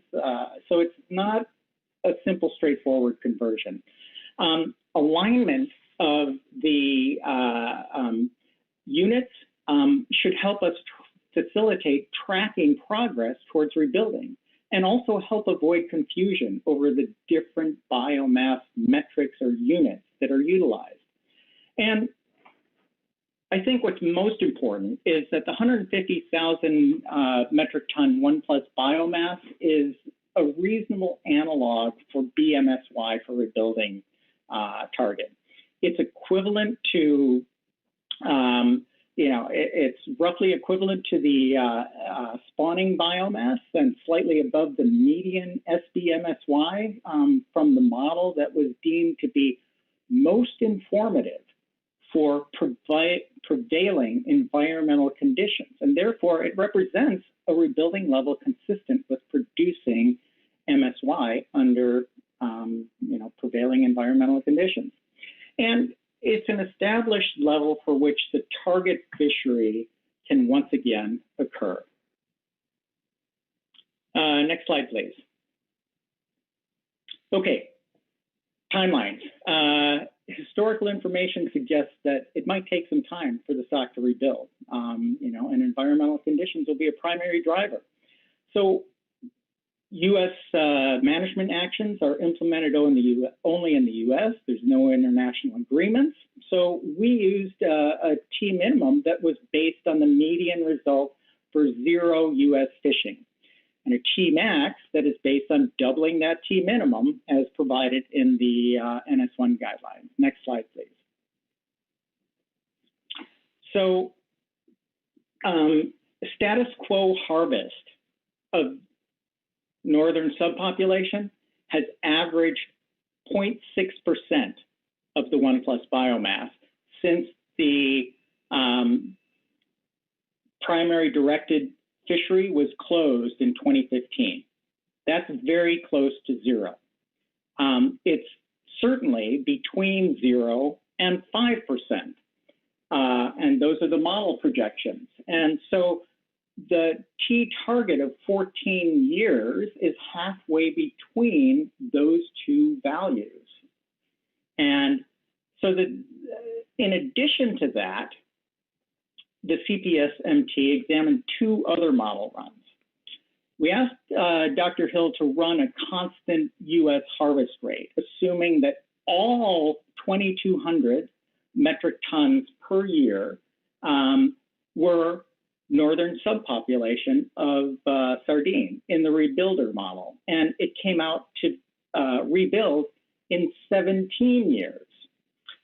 We also used a simple compound interest rate model for a more productive stock, one that increased at 30% annually, even when there was limited fishing going on. And that was what was estimated to have occurred during the mid-'80s to mid-'90s. And that model suggested that 8 years was when the stock would rebuild.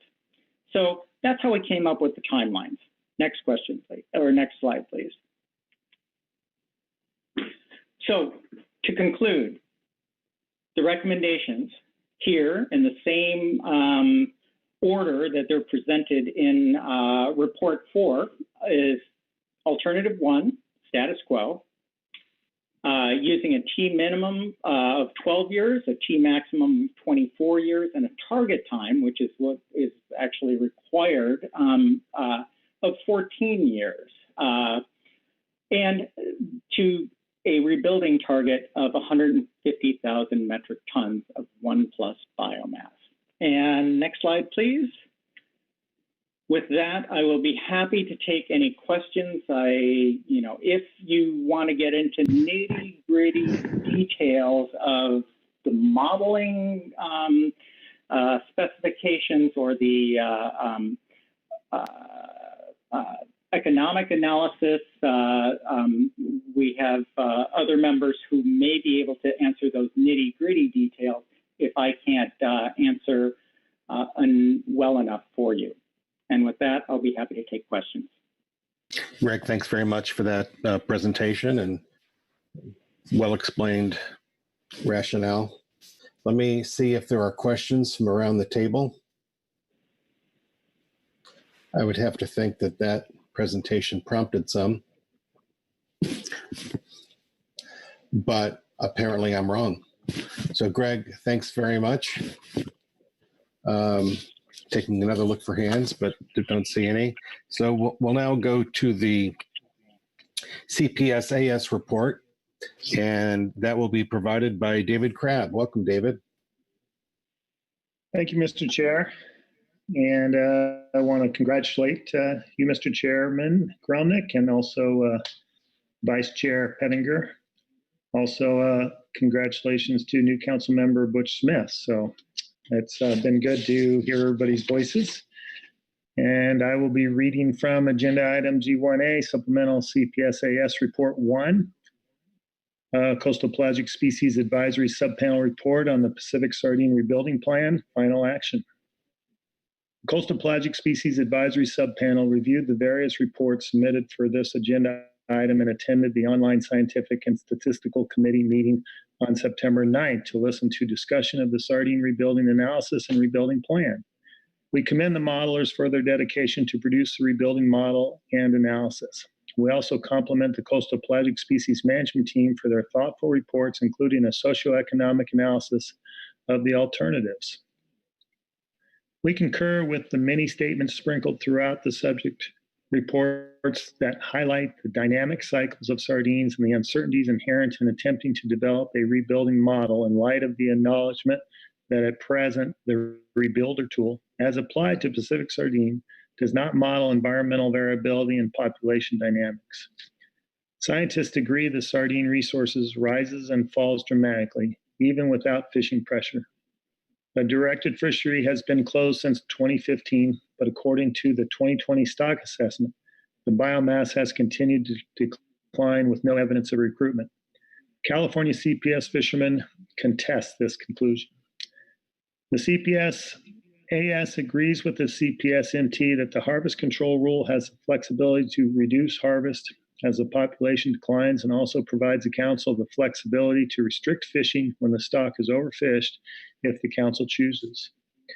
At the SSC webinar, we heard that the Rebuilder tool takes into consideration the current environment and that the analysis will be updated when more information is obtained. Nothing is set in stone. National Marine Fisheries Service is required to review rebuilding plans every 2 years. In light of the uncertainties expressed in this modeling exercise and considering that the full coast-wide acoustic trawl survey was canceled in 2020 due to COVID-19 restrictions, we recommend the rebuilding plan be reviewed as soon as possible after the next survey and stock assessment are conducted, which is anticipated to include a coast-wide assessment of the nearshore biomass. Lack of recent recruitment in the model concerns California fishermen who drive by school after school of sardines on a nearly daily basis and find it increasingly difficult to avoid them. The time series used in the Rebuilder model and analysis was limited to relatively recent data, primarily years when the fishery and the stock were declining. In effect, modeling long-term projections based on short-term observations. While we understand the modelers followed the terms of reference and that models should present current environment conditions, the CPSAS also recommend that future reviews of the rebuilding plan include rebuilder model runs that are based on full-time series of recruitments for all management alternatives. Oops.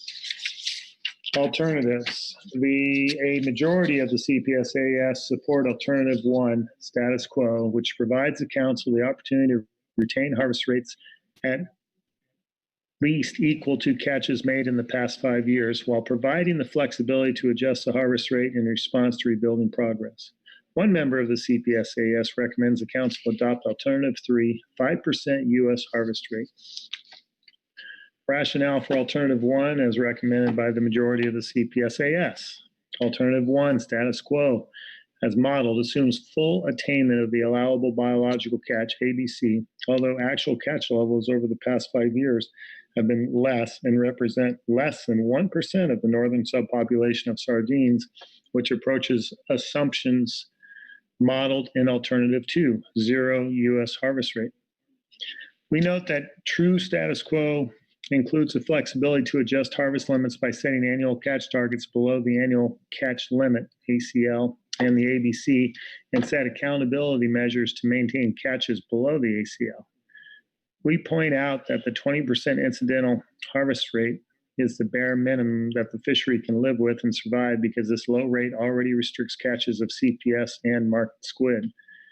Fishermen in California increasingly report having to forego catches of anchovy, mackerel, and squid because there are too many sardines in the set. This problem was noted in the CPS-MT environmental analysis 3.2.4, page 11. The average ex-vessel value of the California squid fishery in 2012 through 2016 was $54.7 million. The 2012-2016 ex-vessel value of the Pacific whiting fishery, which also takes sardines incidentally, was $51.5 million. In addition, the multiplied value of the live bait fishery, whose direct landings represent the bulk of the sardine harvest, is an estimated $1.3 billion. In addition to the flexibility afforded the council under Alternative 1, the CPS-MT environmental analysis noted the fishery is already heavily restricted under status quo and is unclear if reductions in annual catch in Alternative 3 would allow the stock to actually rebuild any faster. A majority of the CPSAS agree, in light of the uncertainty of rebuilder model projections, reducing catch further, i.e. 1,400 metric tons that would be required by our Alternative 3 at current biomass levels versus 2,300 metric ton catch under status quo would not guarantee rebuilding any faster than status quo management.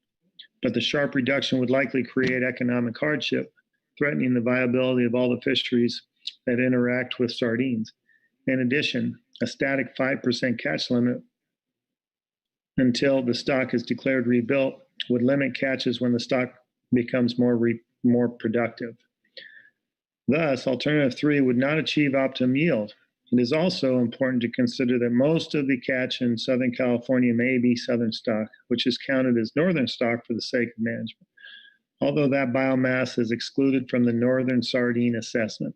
Southern stock sardines are not declared overfish, and fishermen should not be restricted from catching them. The rationale for alternative 3 is recommended by one member of the CPS. One member of the CPS-AS recommends the council adopt alternative 3, 5% U.S. harvest rate, with the following rationale. Under the Magnuson-Stevens Fishery Conservation and Management Act, NIMS must ensure the catch limits it authorizes end overfishing and rebuild the population. If the rationale is that the fishery is going to catch something lower than the ACL and that number will successfully rebuild, NIMS must use that lower number as the ACL in the rebuilding plan. Allowing flexibility for the council set catch limits higher than the level in the rebuilding that will allow successful rebuilding is inconsistent with MSA rebuilding requirements. Furthermore, alternative 1 underestimates catch levels allowed under status quo management and thus underestimates the impacts on rebuilding. Alternative 1 sets allowable catch at an ABC rate of 12.16% of B1 plus biomass, whereas in the last 5 years, the actual ABC rate has been over 16% of B1 plus biomass. The CPS-MT economic analysis based on the rebuilder model output found that alternative 3 results in higher projected catch value streams, shorter rebuilding times, and lower reductions in catch than alternative 1. Alternative 3 provides for continued incidental catch and live bait fisheries while reducing the risk of further declines and delayed rebuilding. As stated in CPS-MT Report 3, contrary to all other alternatives, under Alternative 1, the Pacific sardine is not projected to rebuild at a 50% probability by the end of the reporting period in 2050. And further, median projected catch under Alternative 1 falls to 43% of the benchmark, whereas under Alternative 3, it falls to 88% of benchmark. The CPS-MT Report 3 states that by both measures, present value of stream of value and time the fishery is in an unconstrained status, the fisheries under Alternative 3 are projected to have a higher value than Alternative 1. Relative to Alternative 1, Alternative 3 better prevents further declines in the sardine population, thereby reducing the time to rebuild when the stock becomes highly productive. Alternative 3 also reduces risk in fishing communities as it reduces the chance for further declines that lead to more severe catch restrictions. Alternative 3 is consistent with the original intent of the CPS Fishery Management Plan to set sardine catch limits at 5% during periods of low sardine productivity. In conclusion, the CPS-AS encourages the Council and NIMS working through the U.S. State Department to continue efforts to achieve coordinated research and management with Mexico for all CPS, including both the northern and southern sardine subpopulations. That concludes the CPS-AS statement, and I'm happy to take questions. Thank you very much, David. Are there any questions of the AS? I'm not seeing any hands. Thanks very much, David. Thanks you. Next, Mike Conroy for the HMS AS report. Thank you, Mr. Chair. Just making sure you can hear me. Yes. Perfect, thanks. I am going to read into the record the statement offered by the Highly Migratory Species Advisory Subpanel on Agenda Item G1 with regards to Pacific Sardine Rebuilding Plan. The HMS-AS has reviewed the materials submitted under Agenda Item G1, Pacific Sardine Rebuilding Plan, Final Action. We appreciate the time and detail which both NIMS and the CPS-MT devoted to these materials. The HMS-AS recommends that the Council adopt the status quo alternative as its final preferred alternative for the Pacific Sardine Rebuilding Plan. We base this recommendation on the importance of the live bait fishery to California's recreational and commercial fishing communities. Under Section 304E of the MSA, A rebuilding plan must specify a time period for rebuilding that shall be as short as possible, taking into account the status and biology of any overfished stocks of fish, the needs of fishing communities, recommendations by international organizations in which the U.S. participates in the interaction of the overfished stock of fish within the marine ecosystem. We added emphasis to the needs of fishing communities. As outlined in our statement for the June meeting, sardine play an indispensable role as live bait for the recreational fishing community, a key economic driver of the commercial passenger fishing vessel fleet in Southern California. We note with appreciation the data and analysis provided by the management team. Adopting either the 0 harvest rate or 5% fixed harvest rate alternatives would likely have profound impacts on the recreational fishing community. While there have been alternate live bait sources available, anchovies in particular, this is not an apples to apples comparison. As the management team noted, reduced angler satisfaction may accompany the loss of access to sardines as live bait. We also note that dead bait is not a viable alternative for fisheries which are dependent upon access to live bait, particularly for HMS recreational fisheries. We also note that many of the purse seine vessels which target HMS species also participate in the CPS fishery. As of September 8th, 2020, 19 U.S. vessels authorized to use purse seine in the EPO to target tunas also participate in council-managed CPS fisheries. As the management team has noted, these fisheries incidentally harvest sardine in the course of their normal operation. Alternatives 2 and 3 would have dramatic impacts on the commercial fisheries for CPS and market squid fisheries, which provide the backbone for the fishery economies of Moss Landing, Monterey, Ventura, Port Hueneme, and Los Angeles harbors. Based on the above, we reiterate our recommendation that the council select the status quo alternative as its final preferred alternative. And that concludes our statement, and I'll be happy to take any questions. Thank you very much, Mike. Louis Zim. Thank you, Mr. Chair, and thank you for that, Mike. I noticed that your statement discusses angler satisfaction, but I also wonder if you discussed in the CPS AS whether people could actually catch anchovies without catching sardines. Could you address that? Through the chair, yeah, thanks for that question, Mr. Zim. I know that there are live bait harvesters on the call to offer public comment, so I will defer to their expertise on this. But as I understand it, it is very difficult to find schools of anchovies that don't have sardines sprinkled in with it. Therefore, a no-take alternative would, in effect, remove that from the capability of being used for bait as well. Thank you, Mr. Chair, and thank you. All right, any further questions for the HMSAS? Thank you very much, Mike. We'll now hear from Merritt McRae for the GAP. Roger, you got me? You bet, go ahead. All right, Mr. Chair, council members, I'm Merritt McRae, and I'll be reading from Agenda Item G1A, Supplemental GAP Report 1. The Groundfish Advisory Subpanel received a staff report from Mr. Kerry Griffin, Pacific Fisheries Management Council staff, about the rebuilding plan for the northern subpopulation of the Pacific sardine that was recently declared overfished. Mr. Griffin provided a thorough review of the materials at hand. The GAP also reviewed reports provided by the Coastal Pelagic Species Management Team and Advisory Subpanel. The GAP's interest in this topic stems from consideration of alternatives in the rebuilding analysis that would have significant economic impacts on groundfish fisheries that catch sardine incidentally, recreational and trawl fisheries. As noted by the Coastal Pelagic Species Management Team, alternatives 2 and 3 would have significant economic impact on fisheries that catch sardine incidentally because of the catch restrictions that would be required if these alternatives were implemented.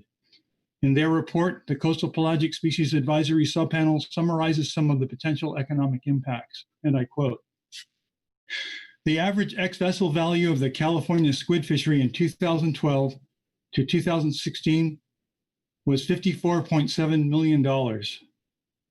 The 2012-2016 ex-vessel value of the Pacific whiting fishery, which also takes sardines incidentally, was $51.5 million. In addition, the multiplied value of the live bait fishery, whose direct catch landings represent the bulk of the sardine harvest, is an estimated $1.3 billion. Therefore, the GAP agrees with the Coastal Pelagic Species Management Team and recommends the Council adopt Alternative 1, that is status quo, as its final preferred alternative to rebuild the northern subpopulation stock. This is consistent with the recommendation of a majority of the Coastal Pelagic Species Advisory Subpanel and the consensus of the Highly Migratory Species Advisory Subpanel.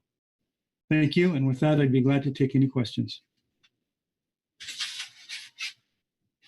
Thank you, Merritt. Louis Zim. Thank you, Mr. Chair, and thank you, Merritt, for your testimony.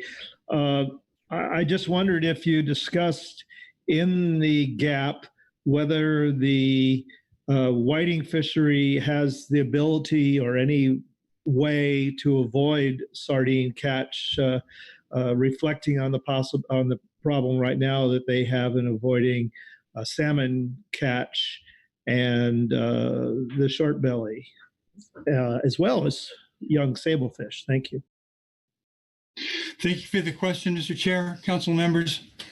I do not recall that the topic was discussed, but it is pretty, at least in any great extent, but it's pretty clear that that fishery faces numerous challenges with respect to avoiding restricted species, and it is relatively difficult for them to avoid additional other species that might be included in that class. Certainly a zero take would likely be nearly impossible and severely restrict that fishery. Thank you. Any further questions of the GAP? I'm not seeing any hands there. So I believe that completes all of our reports and takes us to public comment. We'll start on that in a moment. Just a time check here. It's 11:43. And I don't know that we'll be able to complete all of the public comment by a reasonable stopping point for lunch. It may go too long. So what I may do at some point during a public comment, we may call a lunch break and then come back and complete public comment. But let's get started. On the screen there are the list of public commenters. If you see your name there, please raise your hand. That'll make it much easier for us to find you and enable your microphone.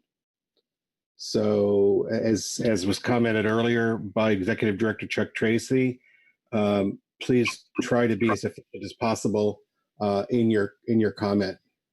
Joe Oatman, I see you have your hand up. Yeah, thank you, Mr. Chair. And I wanted to provide a comment for the council under the management entities report, and apologize for not getting my hand up earlier. And I wanted to check to see if I might be able to do that. Sure, go ahead. Sorry, it wasn't on my list. Okay, thank you, Mr. Chair and council. So I wanted to note for the council that the Coulee Indian Nation has reviewed the Sardine rebuilding plan. And for the record, I would like to provide the following comment on their behalf on the alternatives being considered under this agenda item.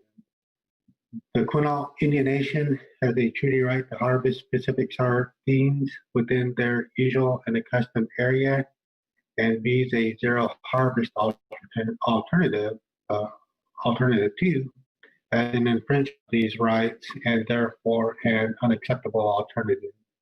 Additionally, Coulee prefers the incorporation of a rebuilding target of 150,000 metric tons of 1 plus.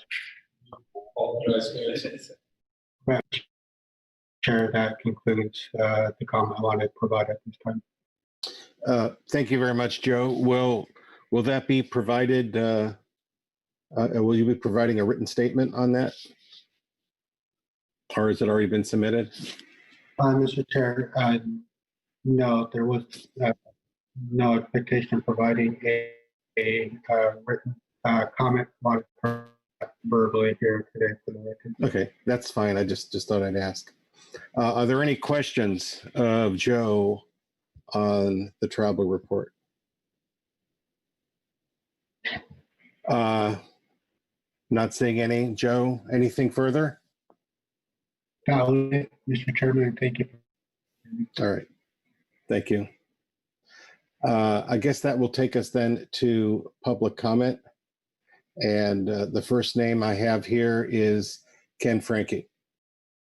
Mr. Chairman, council members, Ken Franke representing the Sport Fishing Association of California. Thank you for the opportunity to address you on this important topic. We're sensitive to your time in order to assist in streamlining the messaging from several. Hey, Ken, let me interrupt you. Your audio is quite poor. If there's anything you can do to improve that, it'll help us who want to hear what you have to say.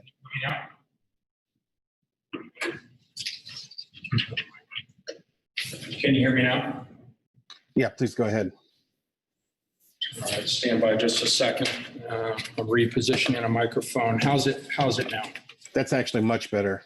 Okay, excellent. All right, Mr. Chairman, council members, Ken Franke representing the Sport Fishing Association of California. Thank you for the opportunity to address you on this important topic. We're sensitive to your time, streamlining the messaging from several hundred affected businesses. We've limited our input to a small cadre of speakers. This includes landing, bait suppliers, half-day, overnight, long-range boat. We support the management team recommendation to choose alternative 1 as a preferred alternative. This would accomplish setting the stage for stock rebuilding while balancing consideration for the critical economic impact sardine represents for our coastal fishing communities. As expressed by the management team, sardine populations are driven strongly by ecosystem influences. The current U.S. harvest is likely less than 1% of the northern subpopulation stock biomass. The management team stated that the current harvest control rule is unlikely to have a substantial effect on the overall population as catch has been significantly below ABC, and the majority of the catch is assigned to the southern subpopulation. Also, as stated by the management team, rebuilding under Alternative 1 would likely take only 2 years longer than rebuilding under Alternative 2, which results in zero harvest approach that has the potential to cripple the CPFE industry.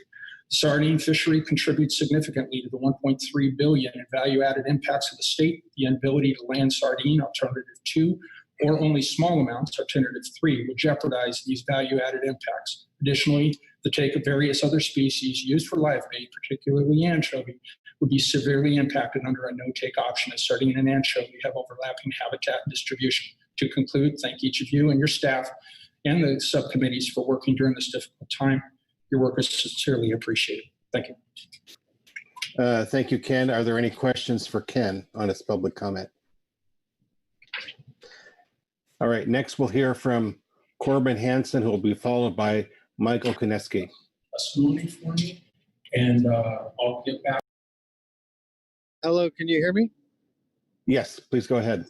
Okay, thank you, Chair, for giving me the opportunity, and council members for speaking here today. I just wanted to give you a take from the fisherman's perspective. I'm a commercial fisherman in Southern California. I participate in the CPSA or coastal pelagic fisheries, as well as the highly migratory species fisheries. I have a vast experience up and down the coast fishing these species of fish, and I am here to express my concern of adopting any other method than option 1, which would be the status quo, in support of the management team's suggestion or report. As every fisherman I've spoke with would concur with and agree with this management approach. It's impossible, and I would say unreasonable, to take any other approach, being as there was no stock assessment done this year due to COVID, and the Lasker did not do its acoustic trawl, so we have no information to base anything other than to do the status quo. Any further restriction on our ability to target fish with bycatch of sardines would be devastating to our economic viability.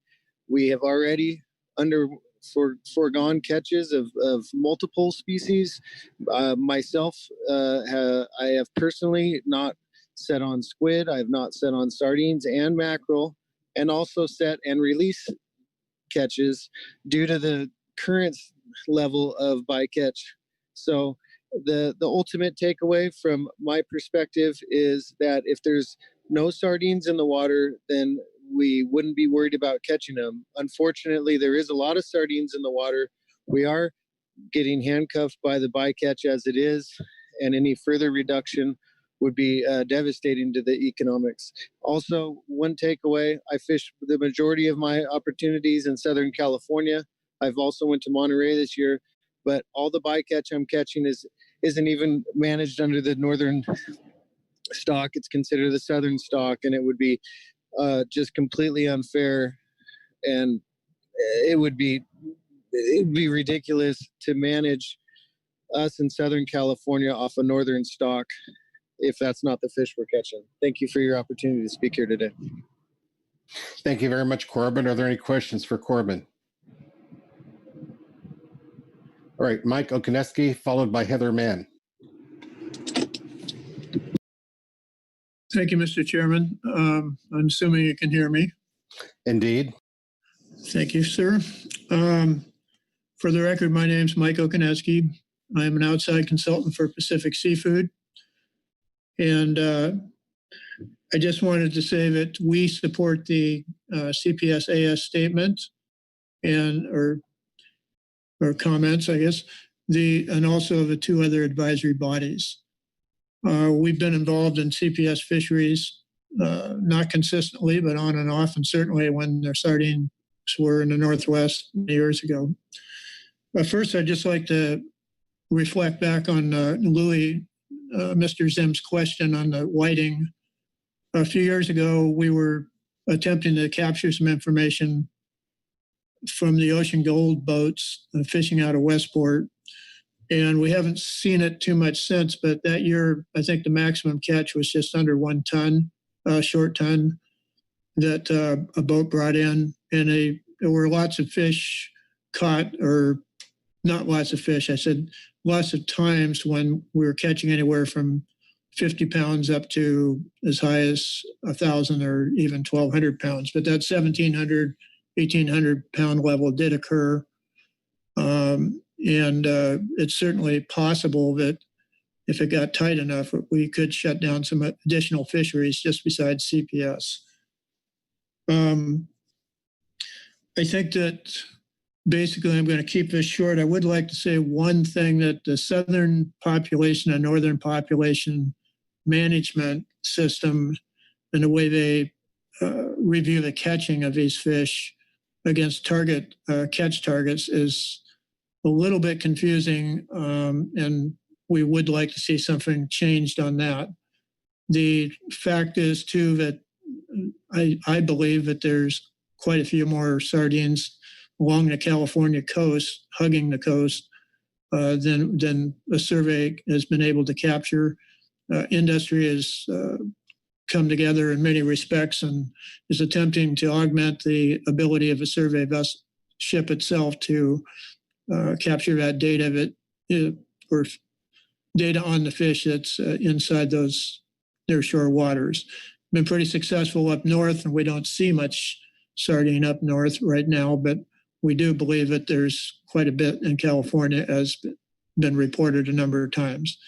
And for these reasons, the fact that we could do some real damage to a number of fisheries if we pare it down too far.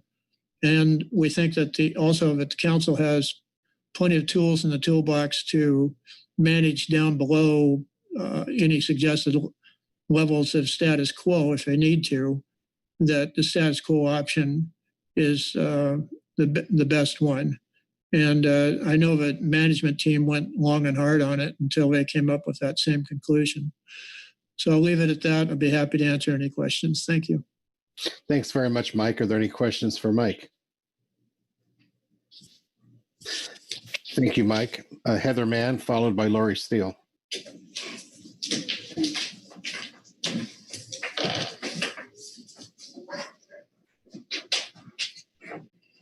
Thank you, Mr. Chairman, council members. My name is Heather Mann, and I represent the Midwater Trawlers Cooperative.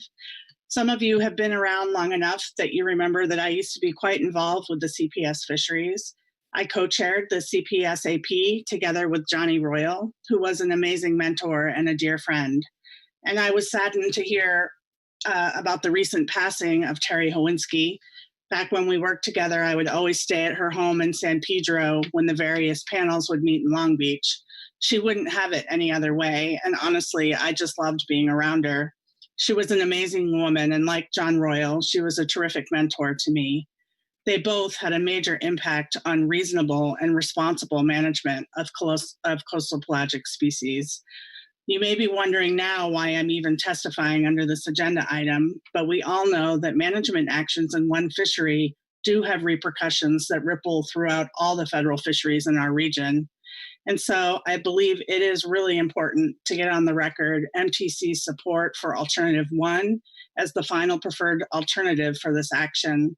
Alternative 1 meets the rebuilding requirements of the Magnuson Act without completely destroying businesses and livelihoods in commercial and recreational fishing.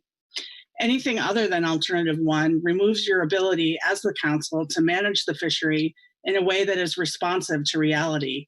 Alternative 3 does not just tie your hands behind your back, it locks your toolbox, and then it takes that toolbox, ties a cement weight to it, and throws it off the stern of a boat, where it sinks to the ocean floor. The toolbox then becomes lost and inaccessible. If there's one thing I know about sardines, it is that the science is far from precise. The cause of the ebb and flow of the population are many. The number of conflicting opinions on what constitutes the best available science, even heard here this morning, is testament that the stock assessment is highly uncertain. And because of that uncertainty, there is already a multitude of precautions built into the stock assessment to be responsive to those concerns. Further restricting the council's ability to recommend prudent management decisions based on quickly evolving conditions is not good or responsible. Alternative 1 is the clear choice to maintain flexibility while still meeting the rebuilding requirements. Alternative 3 sets a strict, arbitrary percentage on incidental take that could result in severe unintended consequences that the council will be unable to react to. It will also create a race for bycatch between sectors, which is completely unproductive and totally irresponsible. We all know that science does not keep pace with reality in the ocean. There is plenty of direct evidence of a lot of sardine out there. The science is a step behind. Knowing that, why would we want to purposely tie hands? Selecting Alternative 1 meets the national standards in a way that Alternatives 2 and 3 never could. But selecting Alternative 1 does not mean you abandon management responsibility and throw caution to the wind. It is the exact opposite. You maintain your ability to be nimble, at least as nimble as the federal fishery process allows. As the management team states, Alternatives 2 and 3 can have substantial negative socioeconomic impacts. And while it might be easy for some of the ENGOs to write off businesses in the communities that rely on those businesses under the guise of helping the future fisheries and fishermen, the MSA thankfully requires that businesses and communities are taken into consideration when you make federal management decisions. And your decisions today impact not just fishermen and communities that are dependent on CPS, your decision impacts all federal fisheries that encounter sardine. Would we really consider shutting down all recreational and commercial fishing completely? That's what Alternative 2 suggests. Alternative 3 is no better. It's a wolf in sheep's clothing. Proponents cite the alternative as a reasonable approach that considers fishermen and communities. Don't be fooled. This approach takes away your discretion and flexibility. It creates a race for bycatch and has the potential to decimate fishing businesses and communities.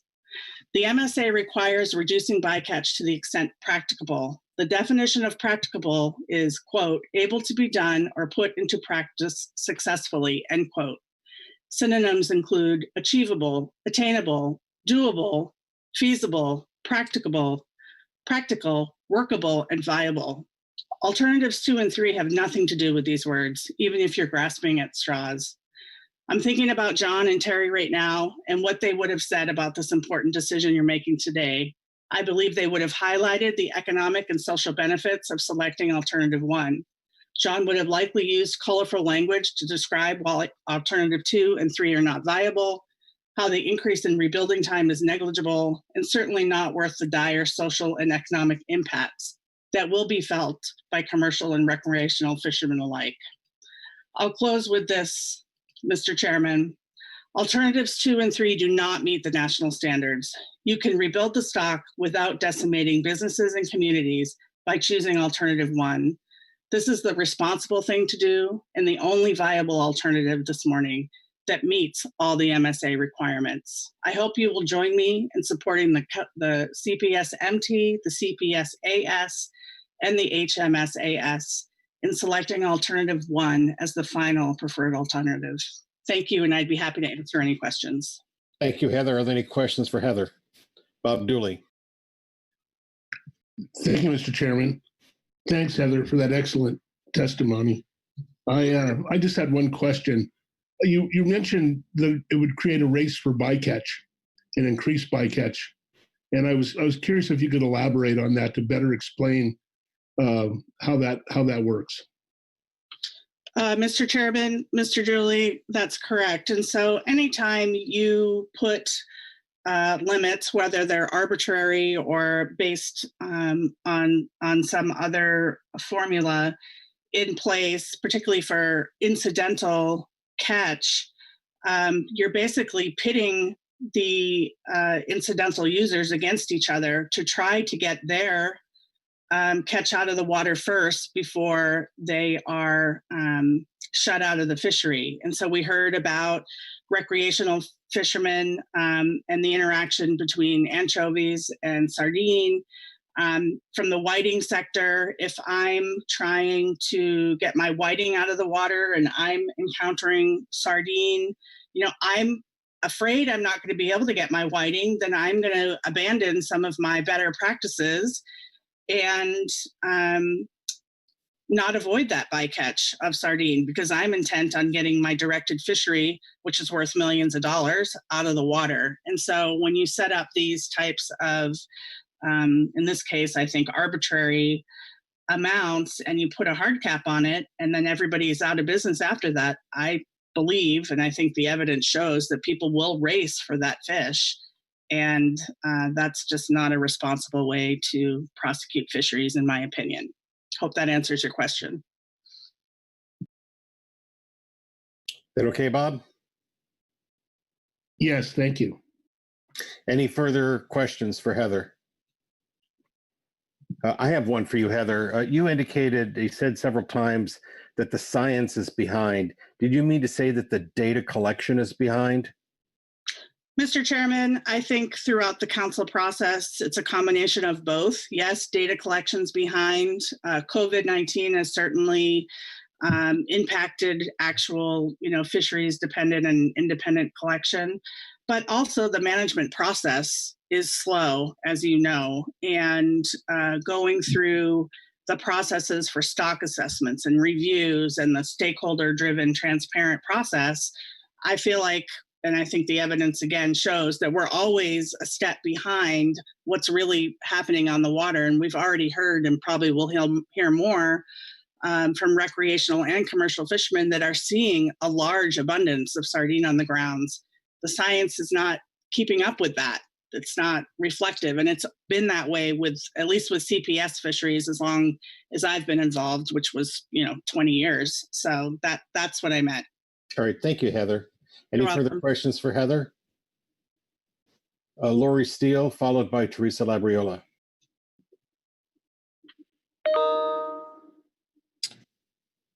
Thank you very much. Good morning. My name is Lori Steele. I'm the Executive Director of the West Coast Seafood Processors Association.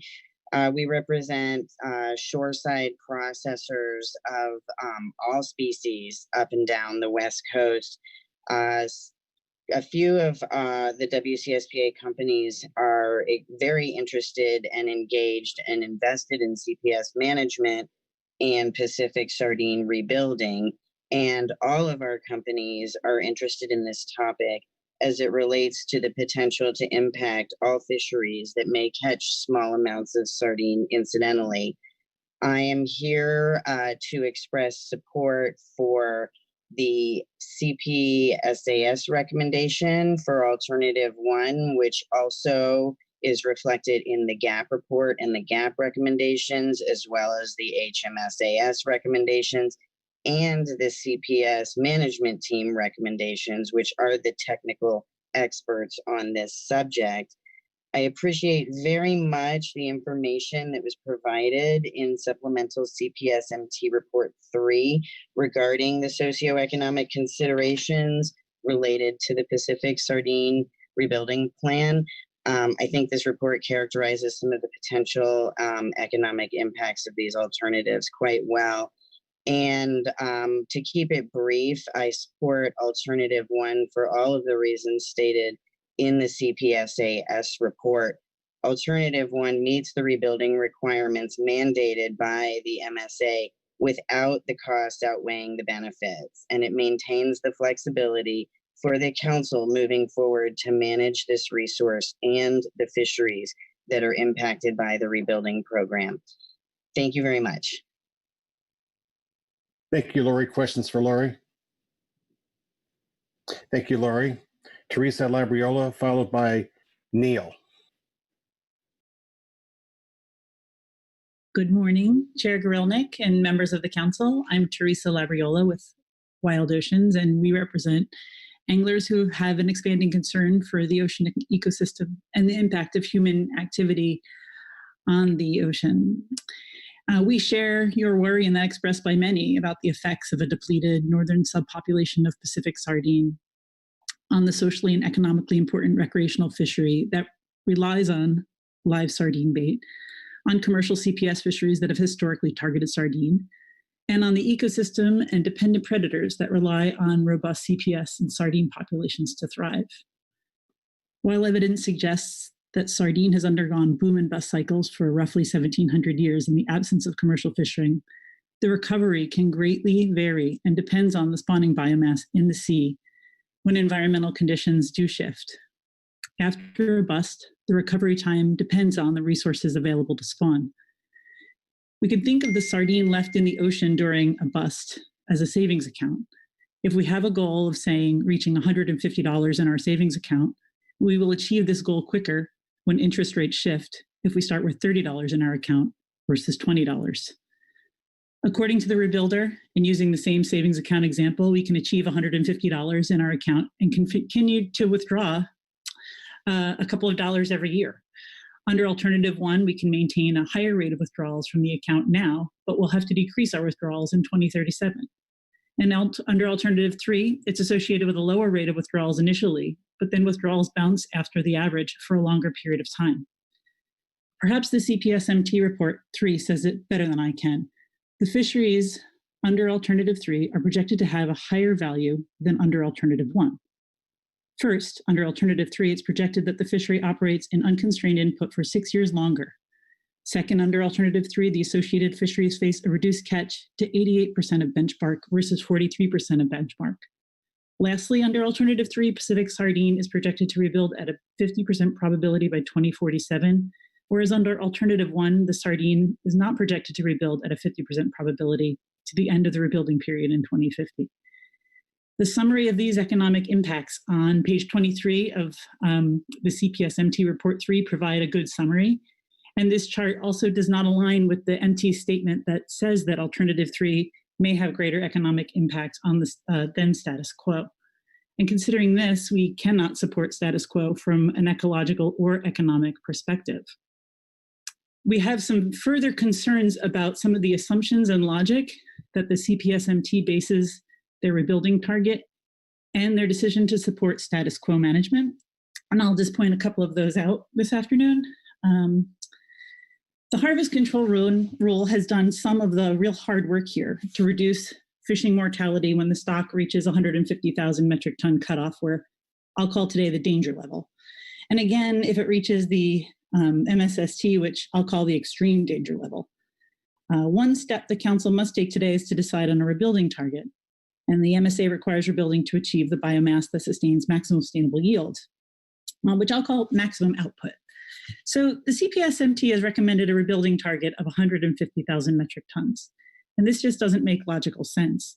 It doesn't make sense to set the rebuilding target or the maximum output of the fishery at the same biomass as cutoff or the danger level that calls for an end to the directed fishery. Furthermore, The support for status quo is based on assumptions that the catch dynamics between the southern population and the northern subpopulation will remain consistent throughout rebuilding, and the northern subpopulation will not constitute more than about 25% of the catch. Further, the support for status quo is dependent upon the fleet not catching the entire ACL, as they have not caught in the past 5 years. However, we must base rebuilding plans on actual catch allowed, not on assumptions that we won't catch what we are allowing in a plan. Status quo is not a rebuilding plan, but it passes the buck. It requires biannual hand-wringing over whether and how to reduce and set the ACL by the council. Given this, we cannot support status quo. And unfortunately, the CPSMT did have discussion about, fortunately, I guess, they had discussions about creating a hybrid alternative, but they did not flesh that out further or present it to council. And it would have set incidental catch levels at a level more consistent with current catch. And I think they also, in discussing that alternative, began to address some of the issues that we have above about some of the assumptions that they've had to make. Based on the analysis provided, we can support alternative 3, and also the CPS-AS request that the Council and NIMFs, working with the State Department, continue efforts to achieve coordinated research and management with Mexico for all CPS. And to ensure a more robust international work to ensure the stock rebuilds throughout its range. While we can take unilateral measures to restrict fishing and attempt to rebuild the stock, international cooperation can spread the burden of reducing fishing mortality when stocks are low and help prevent dramatic and long-term declines in the future. Thank you for considering my comments, and I'm happy to take any questions. Thank you very much, Teresa. Louis Zim. Thank you, Mr. Chair, and thank you, Teresa, for your testimony. It's quite informative. Just for the record and for my understanding, Ocean Conservancy, who are your members? Are they fishermen? And what area would they be from? Thank you. Thank you, Chair Gorelnik, and thank you, Mr. Zim. Wild Oceans is a 45-year-old ocean conservation organization dedicated to marine fish conservation that was founded by anglers and is supported by anglers. Our members include members throughout California, as well as the Atlantic, Hawaii, and internationally. Any further questions of Teresa? That's very helpful. Thank you. Phil Anderson. Thanks very much, Mr. Chairman, and thanks, Teresa, for your testimony. I was also looking at the table 2 that is in our report, and it lays out and compares the ACL values between status quo and alternative 3, and it takes a look at what would have happened in years going back to 2015-16. And as we move forward into the 2019-2020 time period, it indicates that alternative 3 would have produced an ACL of 1,377, whereas the actual landings were 2,063. I was wondering if you've given any thought that if alternative 3 had been in place in 2019 through the 20, where you think that reduction of that 600 tons would have come from? Thank you, Chair Anderson, Chair Gorelnik and Mr. Anderson. That would have, as I understand, had to be basically sector neutral and come as an equal adjustment between sectors, and that would have been a council decision. And I haven't given further thought to my personal opinion about where I would have made reductions in landings. And I'm happy to follow up with that if you have an additional question. Bill, do you have a follow-up or?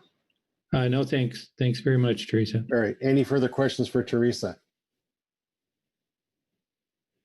All right, we're going to hear from one more speaker, Neil Guglielmo, and then we're going to break for lunch. So, Neil.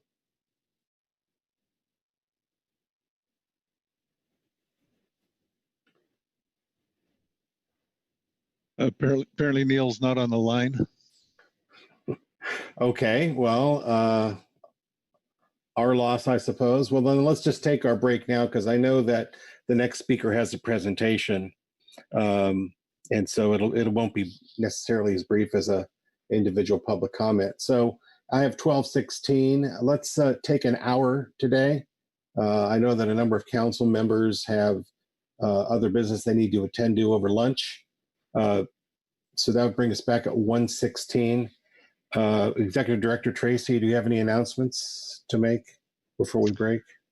No, I don't. Not at this time. Maybe if we get lucky, I'll have something when we get back. All right. Very good. Thanks. So 1:16, we'll be back and we'll continue with public comment.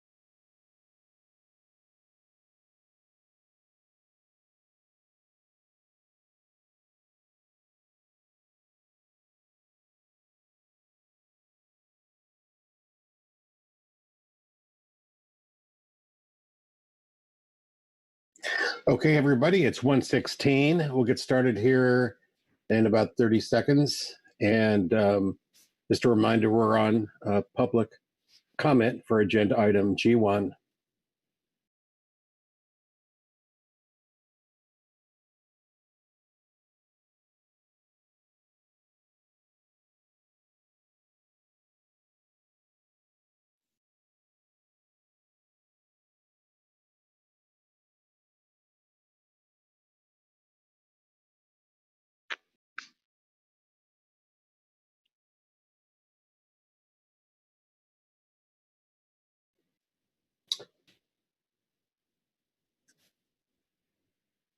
Alrighty. Before we go back to public comment, I'm going to ask Executive Director Tracy if he has any good words for us. Thank you, Mr. Chair. Some. So we've been working on getting the emergency rule for the sablefish tier fishery materials together. Just would like to let people know that we'll be submitting a situation summary shortly. So that'll appear on our website and on our Dropbox.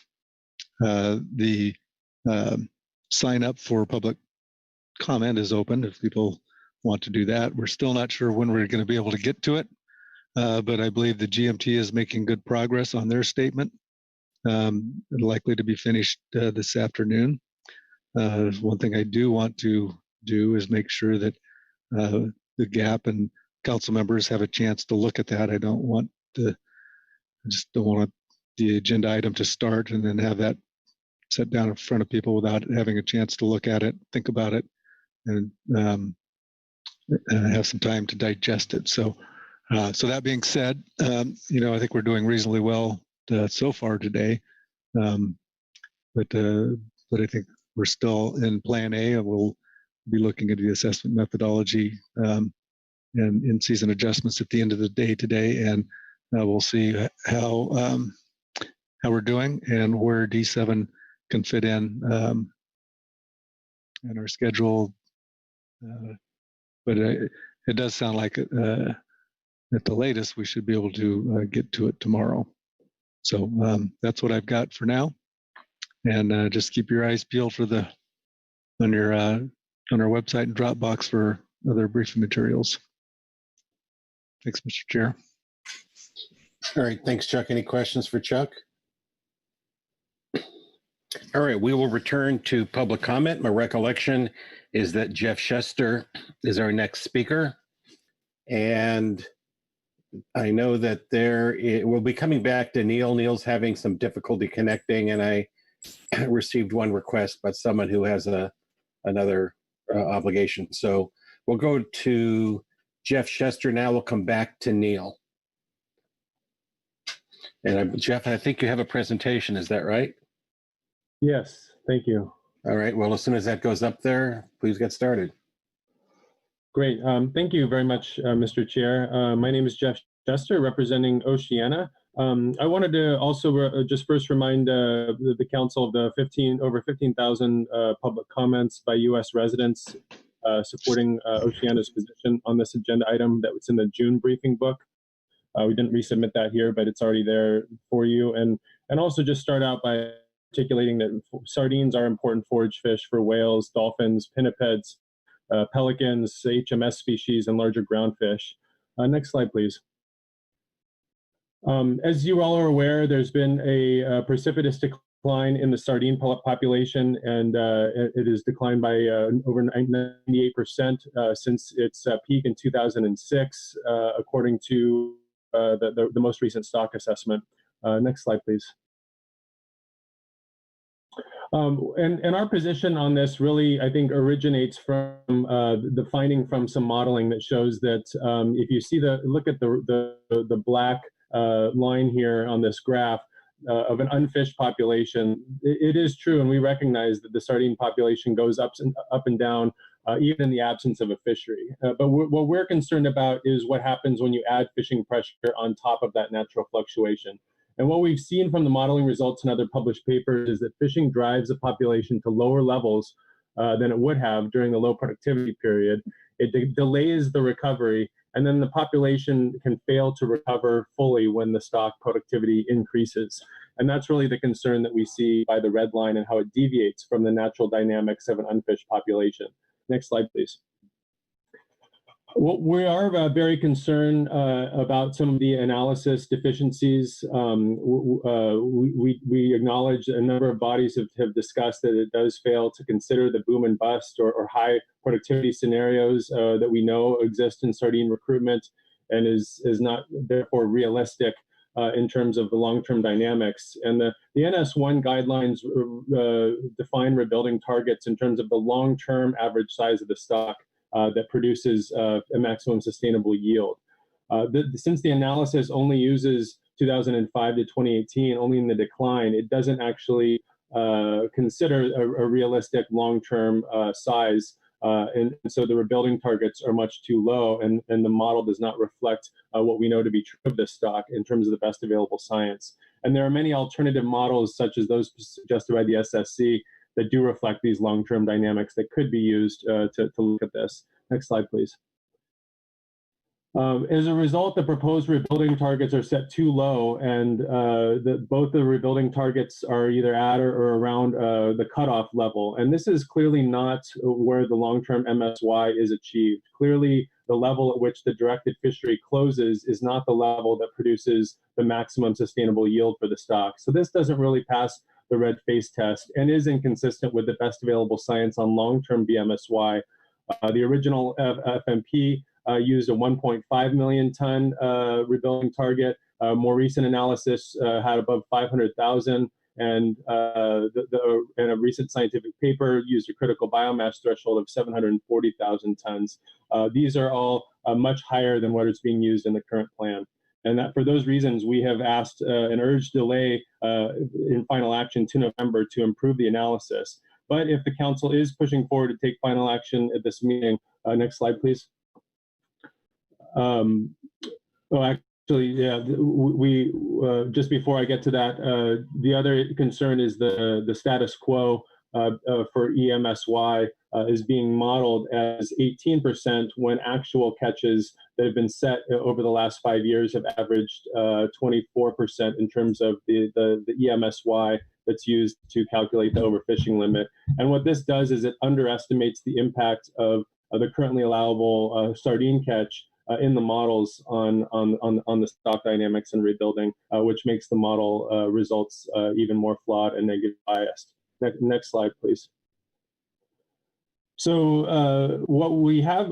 this slide actually comes from the CPS FMP original rebuilding analysis that really showed the difference in rebuilding time, even for a highly productive stock with 40% surplus, depending on the starting point. So the orange would be a 10-year rebuilding starting from a stock size of 50,000 tons. And you can see how a lower level of the stock, because of this compound interest issue, like a 5,000 really does slow down and delays the rebuilding time. And that's the real concern here, is if we push this stock down to lower levels, this is going to have a significant impact on the rebuilding time, even when the environment changes and the stock becomes more productive. Next slide, please. So we believe that alternative 3, if the council is to move forward to this meeting, does outperform the other alternatives. It allows a continued live bait and incidental sardine catch in other fisheries.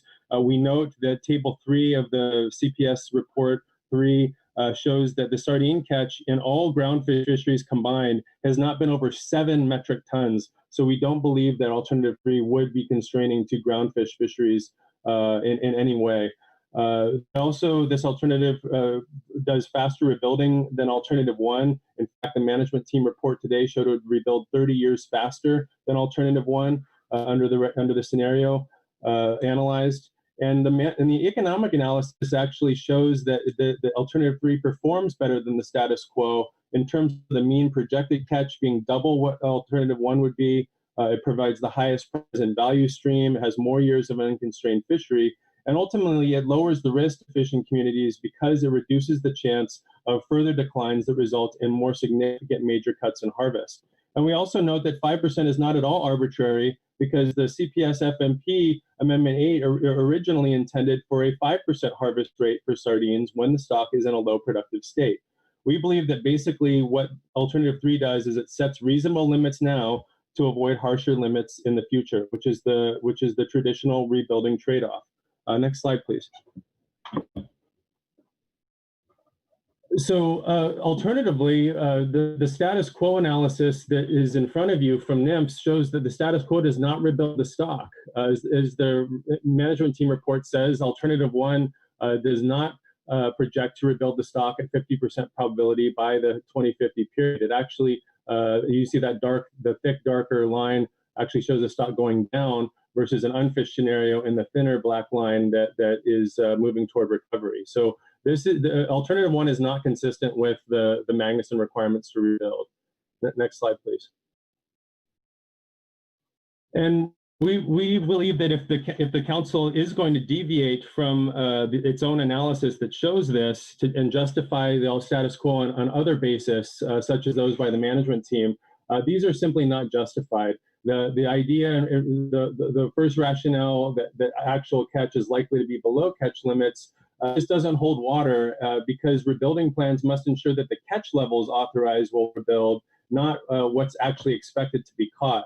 And any discussion of potential incidental catch limits, further limiting catch, there's been no analysis, despite our request to see that, of what incidental catch does to expected catch. And NIMS tried to make this similar argument within the anchovy litigation.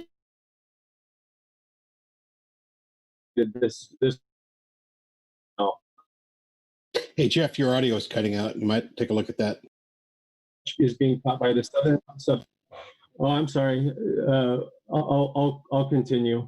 The southern subpopulation issue is one that really we believe should be addressed under the EO item. We have a consensus CPS AS statement under C2, but basically the concern is that should not be used to rationalize status quo, because status quo does allow that catch to come from either population, including the northern subpopulation, and the southern population really needs its own harvest limit and management. The idea that the council needs more flexibility, it does not hold water also, because if the flexibility allows catch levels to go to levels that will not rebuild in a timely manner, that is not allowed under the statute. And the idea that it's all about the environment and not fishing really contradicts the best available science on this, including your own analysis. And I'll show you the next slide. Next slide, please. That shows this is all under this. Oh, sorry, you skipped one. These four trajectories show the differences between an unfished situation and different levels of fishing. And the levels of fishing do have a major effect on rebuilding in terms of the timeline and what happens to this stock. And this is also consistently demonstrated in the MSEs that have been done and published papers as well that are referenced on the left here. Last slide, please. So we're asking to adopt Alternative 3 and commit to working with Mexico toward a coast-wide 5% harvest rate. That coast-wide 5% is shown in this dark blue line in the middle from earlier analysis. It leads to optimal rebuilding, and we believe that initiating discussions through the U.S. State Department to coordinate this rebuilding is the appropriate way forward. And we did not, just lastly, we did not oppose Amendment 17. We continue to support the live bait fishery, but we feel that it is time now to have reasonable limits put in place to avoid much harsher impacts in the future and rebuild the stock. Thank you very much for your time and attention. All right, thank you, Jeff. Questions? Brianna Brady? Thank you, Mr. Chair. Thank you, Jeff, for the presentation. May we please look at slide 6 of the PDF or PowerPoint? It's the one that's called status quo is modeled incorrectly. I'm not sure who's controlling the slides. I think Sandra's controlling the slides. Thank you, Sandra. So Jeff, I just wanted to clarify that you had said in this slide that catch is actually equal to this, and it's not. I mean, it's much, much lower. So I just wanted to make sure that you understood the difference. Thank you for the question, Ms. Brady, and thank you, Mr. Chair, for the opportunity to answer. If I didn't misspeak, I apologize for that. As the title of the slide shows, these are in terms of what's actually allowed, and the point that this slide makes is that the average of the EMSY in terms of what has been set by the PFMC and NIMS over the last several years is on the order of an EMSY of around 24% for use in setting the overfishing limit. Whereas in the analysis, what is modeled as allowable under the status quo is only 18%. And so clearly there's a disconnect there. And but if I didn't misspeak, I did not mean to say that actual catch was at these levels. And I did speak to that later, that it's in terms of the rebuilding plan and what is modeled and the basis for the decision, it's based on what is being allowed to be caught, not on what's actually expected to be caught. Thanks, Jeff. Thanks. Any further questions for Jeff? All right, thank you very much, Jeff. Next, Mark Smith, and then when we get back to our list, I'll give you the next speaker. Thank you, Mr. Chairman. Microphone check, you can hear me? Yes. I'll make these comments brief. Mark Smith, representing the Coastal Conservation Association of California, representing 2,500 recreational anglers, saltwater anglers in the state of California, and growing every day. From our perspective, live sardine is the key to $1 billion economic engine, and that the loss of this resource would cause a chain reaction resulting in diminished boating, diminished fishing, and reduction in fishing license revenue. For those reasons, we support option number 1. And again, thank you for your consideration today. All right, thank you very much, Mark. Any questions for Mark? All right, thank you, Mark. Jamie Ashley, followed by Tim Ekstrom.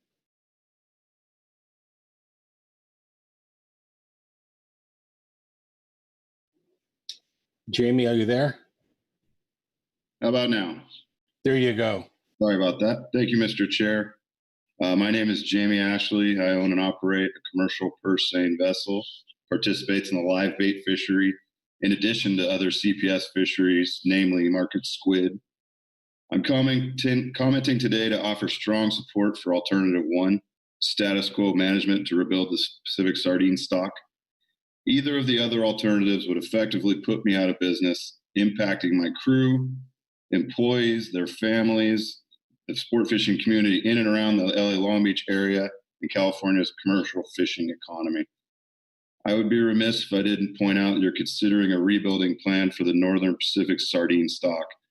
As I understand it, is assumed that sardine harvested in Southern California when the water temperature exceeds 62.5 degrees Fahrenheit are from the Southern sardine stock. In effect, you're considering constraining the harvest of Southern stock in an effort to rebuild Northern stock. Doesn't quite seem to make any sense to me. We thank the management team for recognizing that alternative 2, the no-take alternative, would immediately shut down my live bait operation and drastically impact my commercial fishing operations. A 10-ton set of squid would be made illegal if just one sardine were to make it into the fish hold. And in the live bait world, alternatively, a live bait set on anchovies, say, with one sardine in it would effectively be an illegal catch. This would shut us down. Alternative 3, where the catch limit is based on a fixed 5% of age 1 biomass, also poses significant threats to both parts of my business. While I acknowledge this alternative is better than the no-take alternative, a static catch limit lacks the flexibility provided by alternative 1. And by cutting the allowable harvest by close to half from current catches will have far-reaching consequences beyond the impacts to my business. Under alternative 1, the council retains the ability to set appropriate harvest guidelines based on the then reality. Our live bait business and those of our other bait companies which fuel sport fishing community in Southern California. While alternative 3 would allow limited amounts of take, for live bait, we would likely reach that limit and have to shut down our operations. While anchovy may be available as an alternative, it is not the bait choice that is preferred. And getting a straight load of anchovies without at least one sardine in there is highly unlikely. I believe the management team highlighted the decrease in passenger satisfaction as well, which would impact CPFV trips, thus our business. It is logical to conclude a similar reduction in private vessel trips due to diminished satisfaction and due to a lack of preferred bait choice would happen as well. At the same time, alternative 3 would also impact my commercial fishing activities. Even today, we're finding it increasingly more difficult to find schools of squid, anchovy, or mackerel that have less than 20% sardine. I assume that accompanying alternative 3 would also be a corresponding reduction in the percentage incidental catch allowance. During the last squid season, I had to dump more than one set where it looked like there was too much sardine mixed in with the squid. I had what appeared to be 40 tons one time of squid and close to 10 tons of sardine.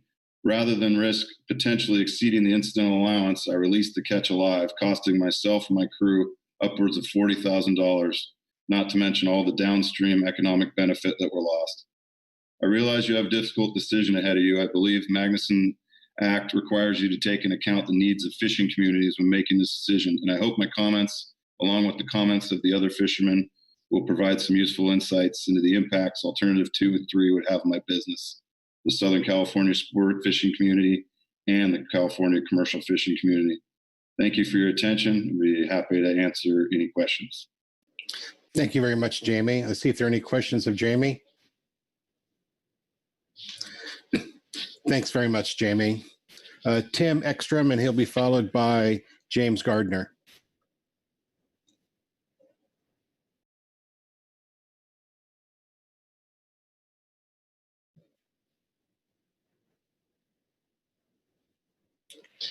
How about now? There you go. You're unmuted. Go ahead. All right, here we go. Afternoon, council members. Thank you for the opportunity to comment. My name is Tim Ekstrom. I am captain and co-owner of the long-range sport fishing vessel Royal Star. After losing the first 3 months of the 2020 spring and summer season due to the COVID-19 closures, the long-range fleet began fishing mid-June on financial fumes. Like so many small businesses affected, the strain of financial losses and greatly reduced angler capacities and participation has bludgeoned owners, captains, and crew members with angst and hardship. At best, most long-range businesses that are operating at 50 to 75% capacity and have been forced to make regular trip cancellations, we're simply clawing to stay afloat. The prospect of losing sardines now adds indescribable anxiety. Already down, the loss of sardines would be a final blow. So critical to our success is the sardine as live bait that anglers will stop booking trips without them. The question is, just for perspective for you guys, would skiers still make their winter trips to the slopes without snow? Would hunters still make their trips with outfitters, without arrows or ammunition? That is how important sardines as live bait are to the consistent success of the long-range fleet. They are indispensable and irreplaceable. The loss of the long-range fleet would trigger a chain of lost jobs and income, beginning with captains and crew members, extending to fish processors, purveyors, fuel docks, landing, and on and on. Suffice it to say that hundreds, perhaps thousands of jobs would be lost. The processors in particular would be devastated. In closing, I want to state unequivocally that sustainable use of resources and responsible environmental stewardship are foremost in our support of Alternative 1. Thank you for your time and attention to my comments. If anybody has any questions, I'd love to answer them. Thank you. Thanks very much, Tim. Any questions for Tim?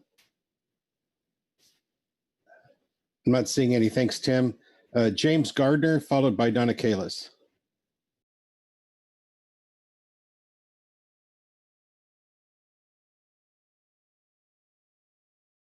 And James, you're muted. There you go. Okay. You get me now? You bet. Yeah, good afternoon, council chair and council members. Thank you for allowing me to speak today. My name is James Gardner. I'm an owner-operator of Oceanside Bait Company. I've primarily been fishing sardines for the past 30 years. We all make our living fishing on the southern stock of sardines. We still need a true and accurate stock assessment. We fish over 200 days a year and see plentiful sardines in 3 to 10 fathoms of water. In fact, we haven't fished outside of 10 fathoms all year. The scientists have stated the amount of sardines we catch for live bait is minimal and doesn't make a difference in the biomass. We take this 2,500 ton of sardine for live bait and fuel this billion-dollar machine that is sport fishing in Southern California. The bulk of the sardine that we've been catching for the past few years has been a 5 to 6 inch 1 year fish. The scientists tell us that the sardine's most rapid growth period is year 1 and 2. That being the case, these fish don't stay the same size. The more mature fish move on and new fish move in. We see waves of sardines that show up skinny and fatten up and move on. We've seen at least 4 to 5 waves of new fish this summer. This speaks to a healthy recruitment. We've had a number of warm and cold water events this summer where we see water temperatures in excess of 78 degrees. The wind blows, and the next day the water's 60 degrees. We catch the same fish each day. The water temperature does not seem to be a boundary for southern sardines. I think that live bait is the perfect sustainable fishery. We all fish 20 to 30 miles apart. We catch live fish. We keep them alive. We turn loose what we don't need alive, and we sell them live, and they all return to the ocean. At this point, our only option for live bait within our range is sardine. Without access to sardine for live bait, our fishery and sport fishing industry will be out of business. The entire commercial fishing industry has been struggling due to the recent global crisis. I understand the need for a long-term plan, but now is not the time to over-regulate. Thank you, and I support option 1. Thank you very much, James. Let me see if there are any questions. I'm not seeing any hands. Thank you very much for your testimony. Next, Donna Kalas, followed by Ernest Prieto.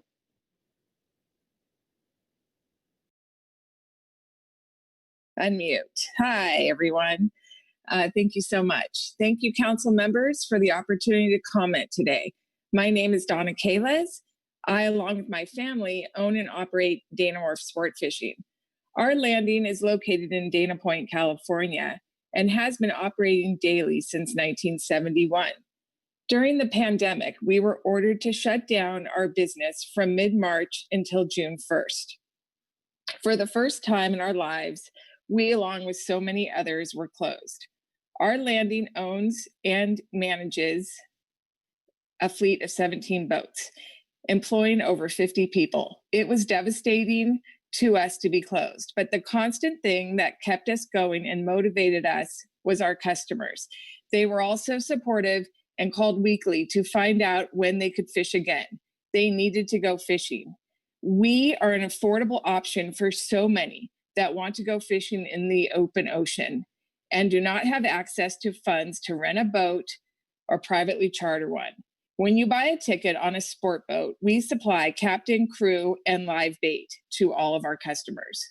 When we finally opened, our fishing customers were ready to go.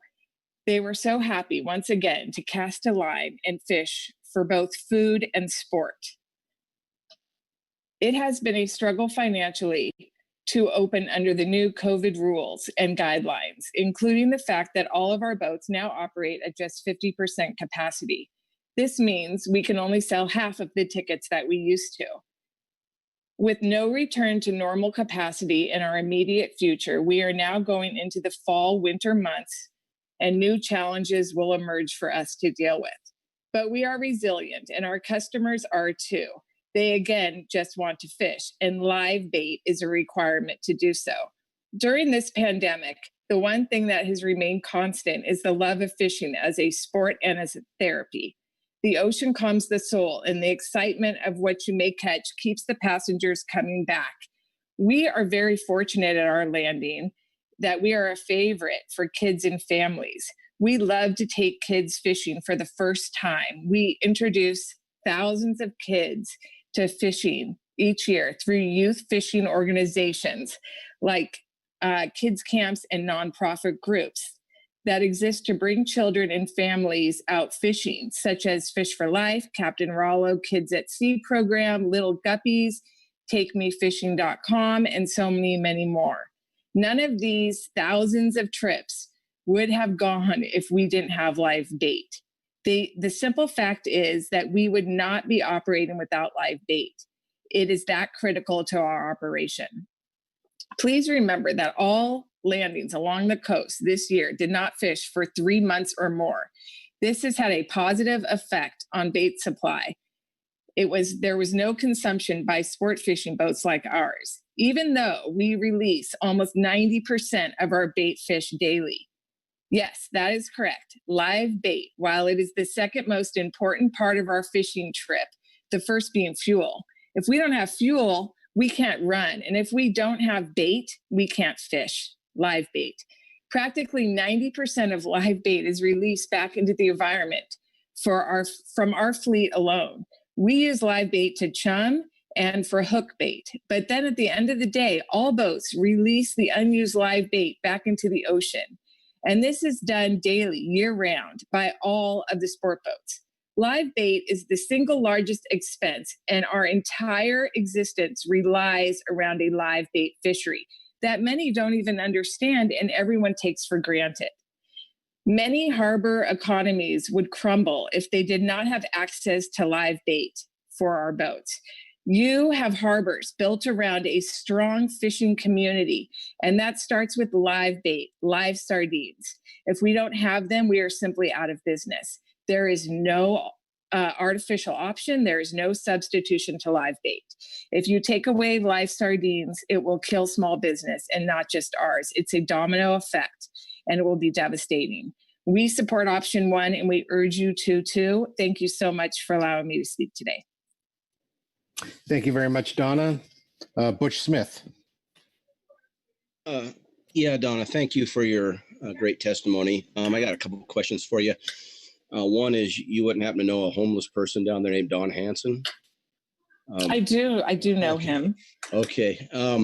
Yeah, we've had run-ins with him too up here. But anyway, so your sardine flow in over the last few years, I take it it's been steady, and I meant to ask the bait fellow this question, but I couldn't get my hand up in time, so that's okay. I can ask you.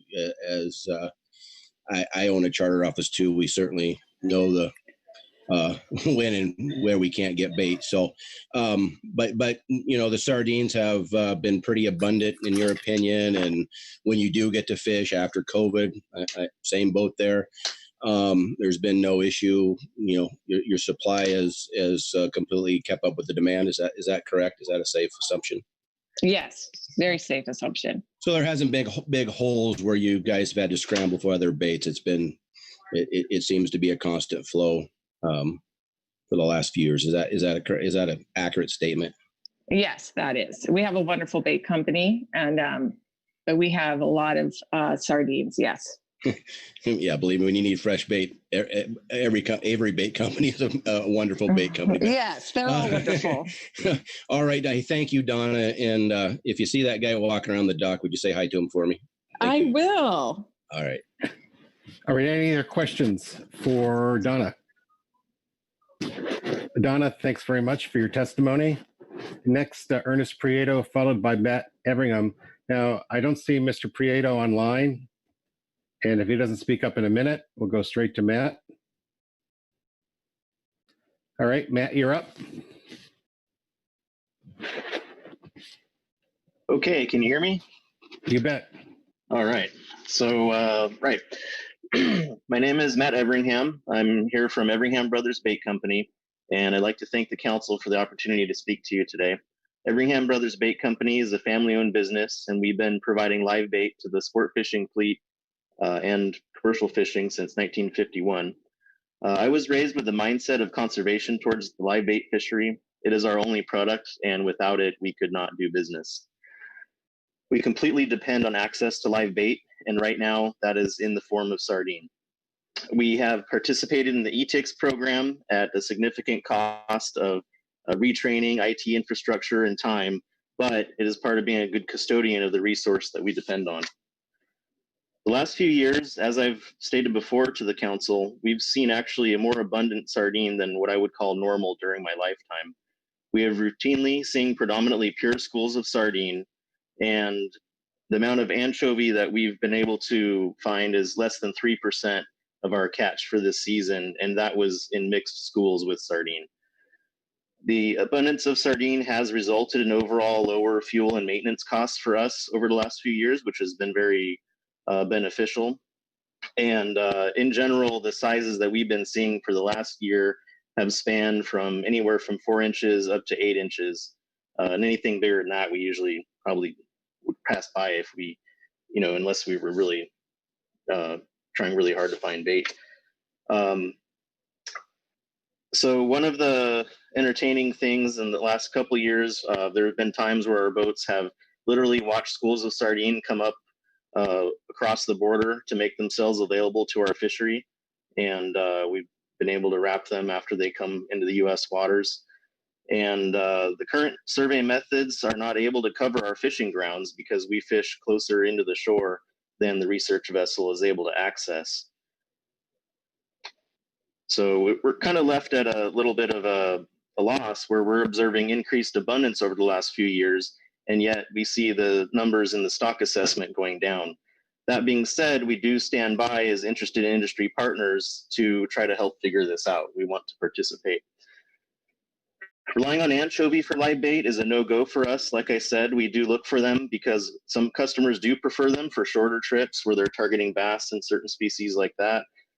Historically, we've kept both available for our customers, and the last few years, it's really just been sardine that's been available. And like I said, as far as our catch for this season, less than 3% has been anchovy. We're just not seeing them out there like we're seeing the sardines. As far as the COVID shutdown goes, we have been negatively affected by the pandemic scenario. As an essential business, we stayed open, but our customers were denied access to the waterfront for the most part. And as traditionally, it covered one of our biggest busy weekends early in the season, which was unfortunate. We have since reopened, but the future is still uncertain. Adaptability is key right now. That is the main thing that's kept us afloat throughout this process. And our catch will likely be artificially low this year because of the closure during the first part of the season. Without sardines, we would lose it. We would have a negative impact on tourism, which is very important to the regional economy in San Diego. Fuel docks, boat sales, gear sales, apparel, barbecues, etc. would suffer. Our fleet provides jobs that support families. In addition, one of the things that, aside from just the economic impact, our catch also has been used to support research, especially survey technologies, has been used to support marine mammal rescue operations, has been used for aquariums to educate the public. And it was pretty cool to see children's faces light up when they walk into an aquarium and they see a school of sardines swirling around. The return, the return on investment for the small amount that we catch is significant across more than just economic boundaries. Alternative one is the only viable option to us to enable economic recovery for the region, continued support for research, rescue, education, and to maintain the public access to a healthy outdoor activity named sport fishing that is of increased importance as we all pull together to recover from an uncertain pandemic scenario. Thank you. All right, thanks very much, Matt. Are there any questions of Matt? Louis Zim. Thank you, Mr. Chair, and thank you for your testimony, Matt. You come from a family of, as you noted, family dedicated to the working waterfront and supporting the working waterfronts in San Diego for many years, and also having known your father and your grandfather and actually being employed by your grandfather, I know that you have always been, your family's been concerned about the environment. So that leads me to ask you an environmental question. Have you been able to actually see the difference between the northern population and the southern population? I know that you're conscious of water temperatures when you're out there, but do you see a switch? Or do you think it's perhaps the same fish that you're working on all through the year?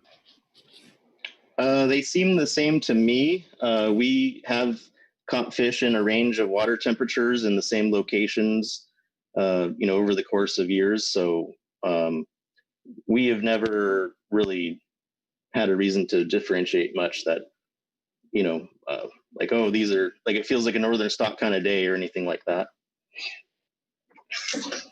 Thank you, Mr. Chair. Certainly, Mr. Zim. Any further questions of Mr. Everingham? Not seeing any. Thanks very much, Matt.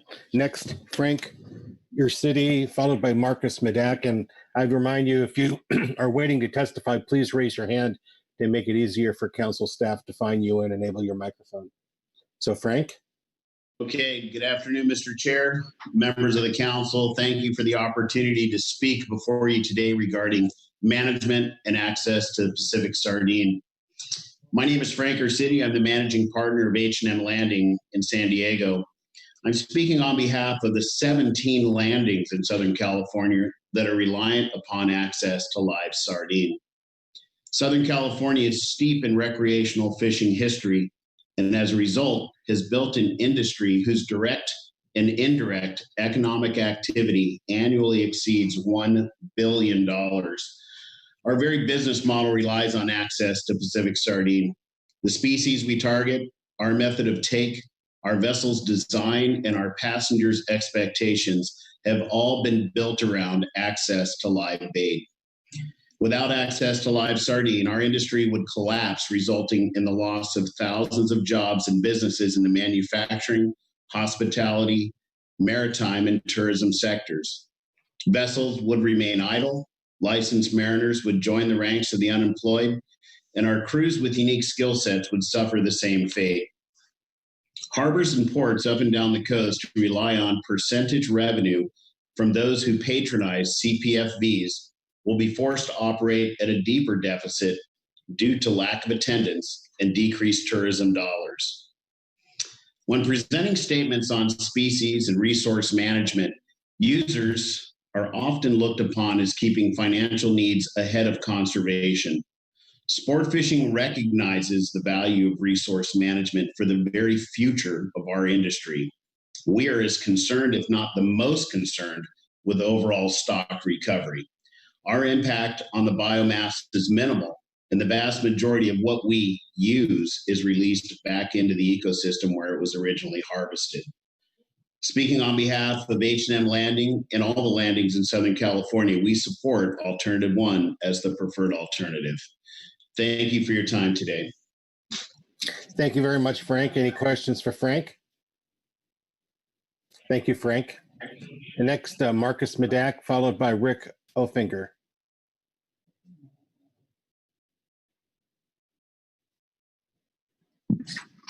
Hello, can you hear me? Yes, go ahead, Marcus.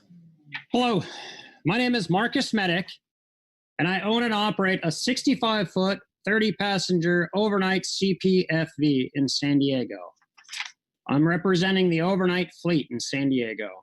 I would like to thank the council for being here and listening to my comments. I'm here to ask for continued access to one of our marine resources. Pacific sardines are tremendously important to the Southern California CPFV fleet. This fleet was the first sport fishing fleet to adopt the use of live bait for both chum and hook bait. The use of this technique has allowed the live bait fleet of Southern California to be an important and valuable part of the Southern California waterfront for over 100 years. Sardines have been the bait of choice throughout most of the history of this fleet. The only other forage fish that we could use in our area are anchovies or mackerel. Neither of these species will be able to fill the void left by the loss of access to sardines. Historically, the fleet has relied on anchovies during periods of low sardine abundance. However, most years when this was the case, albacore were readily available in Southern California.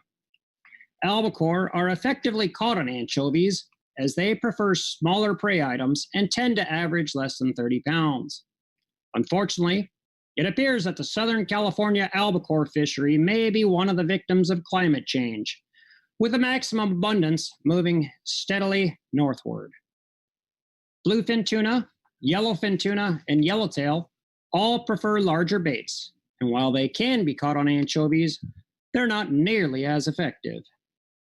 Mackerel can be effective hook baits for many of our target fish, but are too big to keep enough individuals in our tanks for chum and are completely ineffective for many of the local boats targeting smaller fish. The SoCal CPFE fleet is currently reeling from the effects of a 3-month shutdown due to COVID-19. This was a complete 3-month shutdown with zero revenue. For a capital-intensive small business, an unplanned 3-month shutdown is devastating. Nor has it been business as usual since. Most of us are operating at reduced capacities and have dealt with unprecedented numbers of cancellations. If we lose access to sardines at this point, there will be operations that don't survive. Fishermen and women are adaptable, and we will do what we can to adjust, but it will be a massive financial hit and loss of jobs in our industry. I like to think that my operation will survive without sardines, but my boat is finally paid for, and I've been in business since 2004. For a younger fisherman with a significant note on the boat, it'll be very difficult, if not impossible, to survive. From even a cursory review of the scientific literature, it's clear that shutting down the Southern California live sardine fishery will not recover the northern stock of sardines. It appears likely that a significant percentage, if not majority, of the sardines taken by the bait fleet are members of the southern subpopulation and thus will have no impact on the northern stock. For all of these reasons, my colleagues and I support alternative 1. Thank you very much. Thank you very much, Marcus. Are there any questions for Marcus? Thank you, Marcus. Rick Finger, followed by Elena Sidal.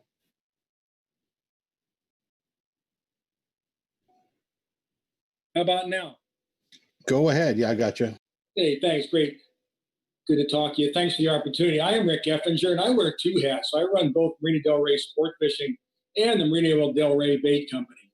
You know, I guess I'm here to talk about half-day and local guys, and you walk on any half-day boat on the coast on any Saturday. You know, it's like walking into a Rainbow Revival meeting. You'll find people from all 4 corners of the world, all sexes, ages, and persuasions, from all walks of life, from ditch diggers to brain surgeons. You might hear 5 or 6 languages being spoken, all going off at the same time. Half-day fishing is truly fishing for the masses, affordable, and akin to taking a bus versus a limousine on a fishing trip. It's entry angling, and I'll bet you probably 90% of the party boat fishermen started out on a half-day trip, taking their first trips out. You know what? On this Saturday, on any given day, participants in this wonderful circus of humanity will most likely catch something, probably take it home and enjoy it with family or friends, and fulfill one of our most basic instincts as humans. But the most critical factor in this whole picture is live bait. It's a necessity for this wonderful amalgam to come together. And right now, the only viable option for live bait is abundant sardine. Sardines are consistently so solid that our bait boat, we seldom even have to travel more than a mile from the Marina Del Rey just to find fish, primarily just to get in water deep enough so we don't roll our net up on the bottom. You know, I've been in this business for 50 years now. Never have I seen bait, primarily sardines, more consistent, more available than it's been this summer or the last few years. And I'll tell you, you know, back in the 80s, when the cycle was transitioning from predominantly anchovy to predominantly sardines, it wasn't unusual for us to go days maybe without finding any of either. But since sardines have become the dominant breed, especially in the last few years, that just doesn't happen anywhere. I've never seen such consistent bait fishing. So we sincerely support option 1. Another thing here, you know, keeping live bait alive, it requires a ton of water. And a bait boat like our Mona Lisa, for example, carries about 40 tons of circulating water. We might bring in, at the most, 2 tons of live fish, maybe not even that much, most of which, as people said before, goes right back into the ocean, either as bait or alive or dumped at the end of the day. So the amount of actual sardine kill for our fleet is negligible. Again, also, thank goodness for the e-logs, like Matt mentioned there. Really gone a long way to being able to monitor the the situation and, giving you up to the minute or up to the day information. So once again, I, as being a bait fisherman and running sport fishing boats, see there's no reason to go any way but option one. All right, thank you very much, Rick. Any questions for Rick? Thank you very much, Rick. Next would be Elena Siddall. I don't see that she's connected, so unless she speaks up, we're going to move right on to Diane Pleshner-Steele. And Diane, I understand you have a PowerPoint presentation, so why don't we go to that?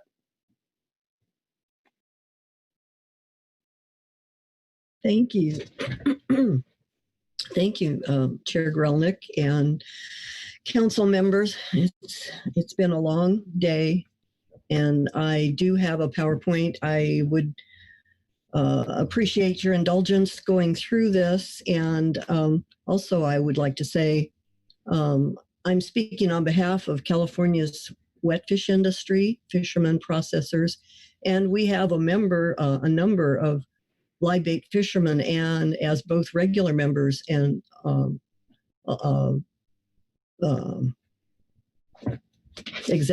alternate. Sorry, it's been a long day. In any case, we speak on behalf of the live bait industry as well. And next slide, please. Next, thank you. We've had a long discussion for quite a number of years on, and you've heard all of our testimony going back to 2015 even, but these are sound bites that I'm hearing from the SSC and the CPS management team based on this rebuilding exercise. And I would like to thank both the SSC and the management team for really looking at the reality as it exists and not as it is modeled. Certain things that we've heard repeatedly, and I think these are unanimous, environmental conditions are key to rebuilding, and they drive abundance even without fishing. We've had a lot of discussion about northern stock of northern sardines, which actually represents an E of 0.006. And most of the catches in recent years have been attributed to the southern stock. And part of the challenge that's going to be facing this council is having to deal with how the stock assessments are subtracting the southern stock based on a water temperature of 62 degrees and above, but all the stock is included in management. And so where you wind up with alternative one rebuilder model analysis, assuming a full ABC, the council has not managed sardines to full ABC ever. And again, the council's assuming that all of the catches are northern subpopulation when most of them are actually southern stock.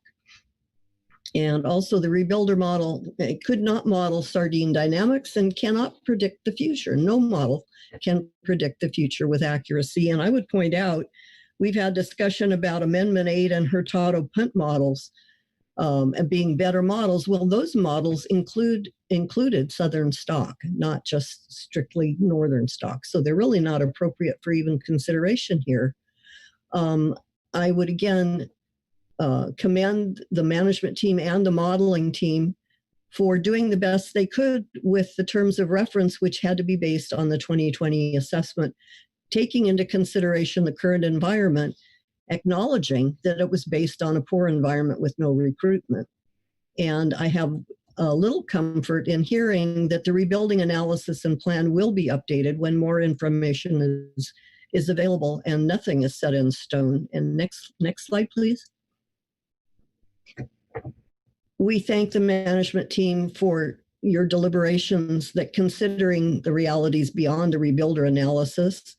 As you've heard a few times, and the management team recognizes, the rebuilding plan is already built into the current sardine harvest control rule. It was designed that way in Amendment 8, and it's doing its job. And you are also hearing that further tightening restrictions are going to precipitate even higher economic impacts, but they will not guarantee stock rebuilding. Next slide, please. As far as the range of alternatives, we echo the support from, or echo the voices of the fishing community in support of Alternative 1. Allowing fishing as it is, at least under the current harvest control rule, has negligible impact on the stock. It's close to the zero harvest rate, if you wanted to take a look at the analysis. But it does keep the fishing industry and the fisheries alive. And it makes sense, I think, the rebuilding target of 150,000 metric tons, age 1 plus, it's better. The fisheries managed not by spawning biomass, but by age 1 plus. And so it just makes more sense and equivalent to actually a little higher than the spawning biomass MSY that the model predicted. And I think you've heard multiple times, the rebuilding timelines will be determined by Mother Nature. California fishermen have already been reporting recruitment, and our field research is now documenting it. We strongly oppose Alternative 3. It would not guarantee sardine recovery, and it's basically death by 1,000 cuts. And you've heard those economic impacts voiced by a number of other fishermen. Next slide, please. Regarding the socioeconomic impact analysis, the long-term economic importance of sardine to California really was not addressed in the socioeconomic analysis report, management team report 3. When you look at the real average of the 2000 to 27, which is the last year before in-season closures began, sardines represented almost 40% of the total CPS catch in California, and that included squid. And you heard already that the average value of squid in California is over $50 million. And you've also heard that the value of the live bait fishery is over $1 billion. We again reiterate, and we've testified to this in the past, that we need sardines to survive. And Alternative 3 means that we wouldn't have it. Next slide, please. This is a slide that we shared in our last testimony. And again, just to reiterate the importance, up until just recently, 80% of the volume, 37% of dockside value of the total statewide catch was based on CPS. And sardines is one of the key legs of our stool. Next slide, please. Next slide. Thank you. And this one picture is worth 1,000. One picture worth 1,000 words. This was included in the FEP a few years ago, and it's stunning. The red represents CPS, and you can see the relative importance of it, both in volume and value in California. Next slide, please. With regard to what is required under the Magnuson Act, there's an awful lot of flexibility that the council is allowed, and Magnuson requires every action to be consistent with all 10 national standards, including considering impacts to fishing communities. Magnuson does allow directed fishing during rebuilding. It does not require instant recovery. And the rebuilding plan should not require U.S. fishermen to make up for the Mexican harvest. It has to reflect a relative participation. And contrary to what you may hear from others, there is no legal requirement to pick the alternative that rebuilds fastest. There is no legal requirement to set the allowed catch level at the actual catch level. And the statement that Alternative 3 still allows a viable fishery, well, you've heard from other fishermen who know what impacts that would have on their businesses. Alternative 3 does not achieve optimum yield, and I think the management team recognized that when they chose Alternative 1 instead of Alternative 3. Next slide, please. So in summary, curtailing fishing is unlikely to hasten recovery. We've heard that from the management team in prior reports. Further restrictions would precipitate socioeconomic disaster, and we're asking the council please to support the management team recommendations for Alternative 1. status quo, and that retains the flexibility so that you have the opportunity to manage as the stock, as stock assessments are coming forward. And we also support the advisory subpanel request for a review of the rebuilding plan and analysis in 2021 as soon as possible after the 2021 summer acoustic trawl survey. As you heard, the survey was canceled due to COVID. The 2021 survey should include both the AT survey of offshore and nearshore and our aerial survey in California. Next slide, please. Next slide. I'd like to leave you with a little bit of good news.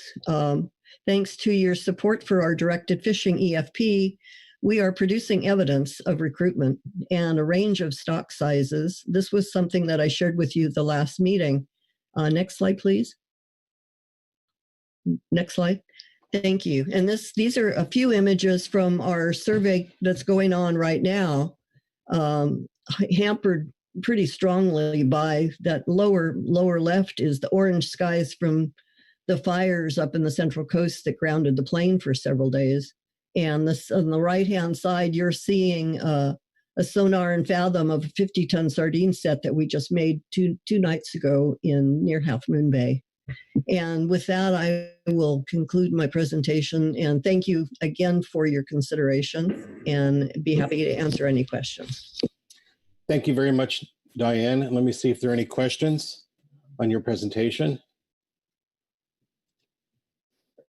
I'm not seeing any hands. Thank you very much. I have one person left for public speaking. That's Gilly Lyons. And then I'll give Neil one last opportunity. So Gilly Lyons. Good afternoon. Can you hear me okay? Perfectly. Great. Thank you.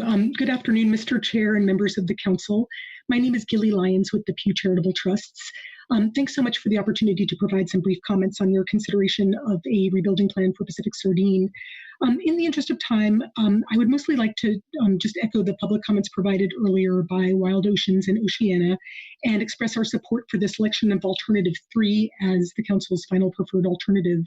Of the alternatives analyzed, Alternative 3 would result in faster rebuilding times, lower reductions in catch, and better prevent further declines in the sardine population compared to Alternative 1, while still providing for continued live bait fishing and incidental catch of sardine in other fisheries. And we also note that the Magnuson-Stevens Act does require rebuilding to take place in as short a time as possible. Along with selecting Alternative 3 as an FPA, we support the recommendation of the Coastal Pelagic Species Advisory Subpanel that the Council request that NMFS work through the State Department to initiate formal international sardine discussions with Mexico in order to address the issues surrounding management of the northern and southern subpopulations of sardine, which is a topic that we've heard a little bit about today and often run into during conversations around the Pacific sardine stock assessment and setting management measures. With that, I'll just say thank you very much for your time, and I would be happy to try to answer any questions that the council may have. All right. Thank you very much, Gilly, for your testimony. Let me see if there are any questions. I'm not seeing any, and apparently I misspoke. We have another public commenter, Jamie Diamond. Jamie?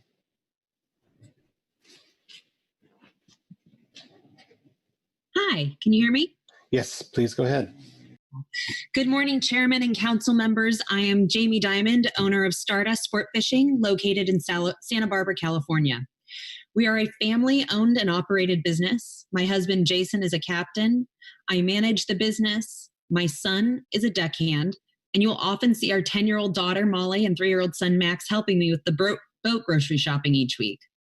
We have 13 employees and their families who depend on our ability to run our business as efficiently and effectively as possible. We operate 2 commercial passenger fishing vessels, Stardust and Coral Sea, from March 1st through December 31st, taking up to 70 total passengers pre-COVID, reduced to 55 passengers total now. We are lucky. Many businesses, depending on their county guidance, have been reduced to 50% capacity. The sport fishing fleet has taken a major hit with COVID.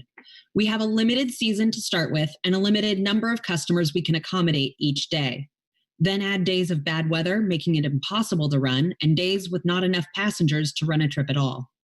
Now we have had to reduce our carrying load, and depending on where in the state they're located, some businesses were tied to the dock for almost 6 months when you take into account their off season that was then extended for 3 more months due to COVID. This has been crippling for some businesses. One of the few things we've been able to rely on once we were able to resume operations is the availability of live bait for our trips. Each morning, our vessels board passengers, then take a quick drive to the live bait barge in our harbor, where we load our tanks with live bait. We have customers who come from all over the state and country to not only have an amazing experience on the water, but also go home with big full bags of fish to feed their families with. We carry a wide range of clientele, but our average customer is someone we will call Mr. Blue Collar. He works hard, saves up each month, and comes out fishing. He might come with a few buddies or maybe his family. Financially, he's considered middle to lower middle class. When he comes out, he's depending on us to get him on the fish and fill his bag. He doesn't fish often enough to get into the expensive world of finesse fishing with plastics, lures, or jigs. He rents a rod from the office, buys a few hooks and torpedo sinkers, and depends on us having live bait available to him, which is included in his ticket price. We also carry lots of one-timers and tourists. These people need access to live bait to be successful. They don't have the months or years to hone the skills of using artificial lures or jigs. Live bait, sardine specifically, enables us to catch the larger models of fish our passengers have come to expect. Not only are artificial lures cost prohibitive, but we do not have the time to teach a boatload of passengers to use them successfully in a single trip. We would be overrun by tangles, people hooking other passengers while trying to cast out, people giving up for lack of success. Let's just call it problematic at best, impossible realistically. On behalf of the small business owners of the commercial passenger fishing vessel fleet, I respectfully ask you to approve Alternative 1, status quo. Thank you for your time. Thank you very much, Jamie. Let's see, are there any questions for Jamie? I'm not seeing any hands. Thanks, Jamie. And apparently I missed a hand up when Gilly Lyons was testifying. Phil Anderson, did you have a question for Gilly? Yeah, thanks, Mr. Chairman. I don't know if Gilly is still available to take a question. It looks like she is. Her microphone is enabled. So, okay. All right. Thanks very much, and thanks, Gilly, for your testimony. And I heard in your testimony and from a couple of others that are supporting Alternative 3 that they, from their perspective, there wasn't going to be an impact on the people that are currently having catching sardines, either as bycatch to other target species or the live bait fishery. And I'm going back to page 24 in the, I think it's 24 in the preliminary assessment, and just noting, as I think I noted with Teresa, that the ACL, looking back at the 1920 year, the ACL under Alternative 3 would have been 1377, and the actual landings were 2063. And so I'm just trying to get my arms around why there's a sense from at least some of you that are supporting Alternative 3 that there isn't going to be an impact. And so that's my question. Thank you, Mr. Chair, and thank you, Mr. Anderson, for the question. I would be happy to try to answer that. I think it's safe to say that that the given the fact that the Alternative 3, which would set a 5% ACL in all years until rebuilding is achieved, that there would be years in which there could be some reductions in catch overall. I think just looking at the table 2, I believe, is what you were just describing in the preliminary assessment, and of course that ACL does depend on the 1+ biomass from the stock assessment, and I'm just looking at those 2019 to 2020 and 2020 to 21, and those that 1+ biomass figure is very low, which is of course what brings us to this conversation, because it's below minimum stock size threshold, and so that ACL level would be reduced accordingly, which might require some changes to catch across the various sectors. I think in most years that may not be the case. I think it depends on what the stock assessment is going to be showing, and there may be some years in which there would be some reductions as a result. I think, if I'm not mistaken, the CPSMT's analysis also shows that I can't recall if it's report 2 or 3, but that median projected catch would fall would fall to not such lower levels under alternative 3 versus alternative 1. So sort of projecting out median catch over time. So I think the year-to-year variation would probably be a little bit trickier to describe in full. But I think on average or in totality, that there would be a reduction in the risk to fishing communities overall, with alternative 3 recognizing variation in individual years.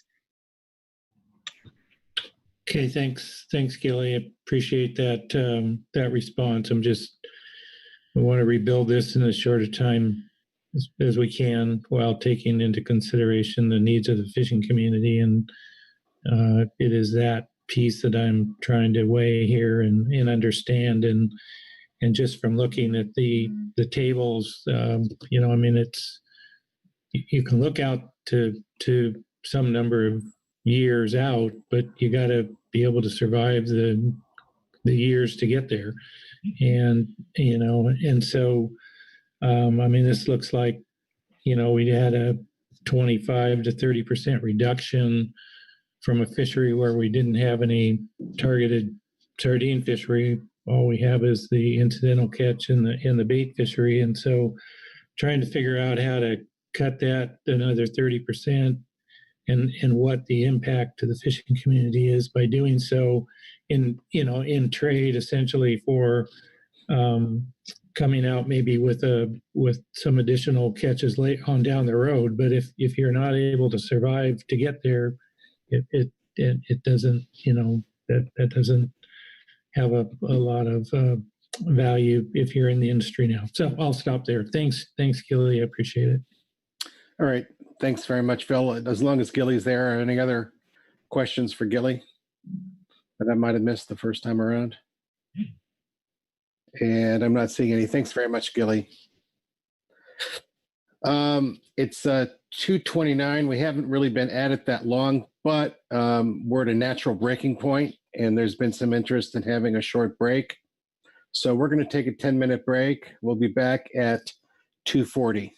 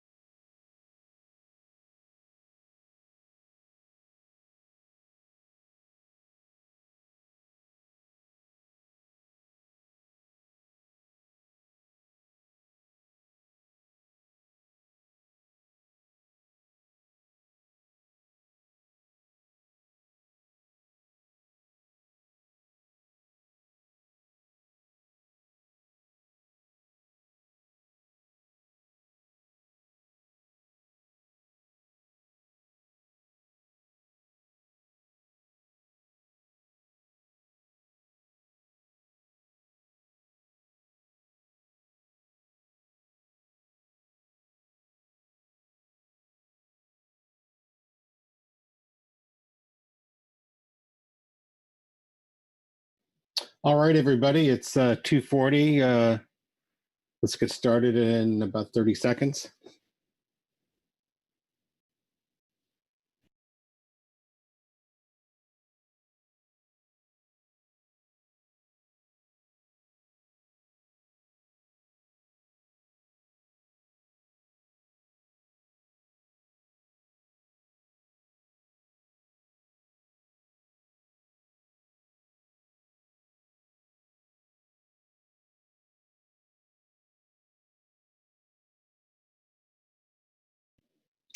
All right, we are back on agenda item G1, and we have completed our reports and our public comment, which brings us to our council action, which is there on the screen.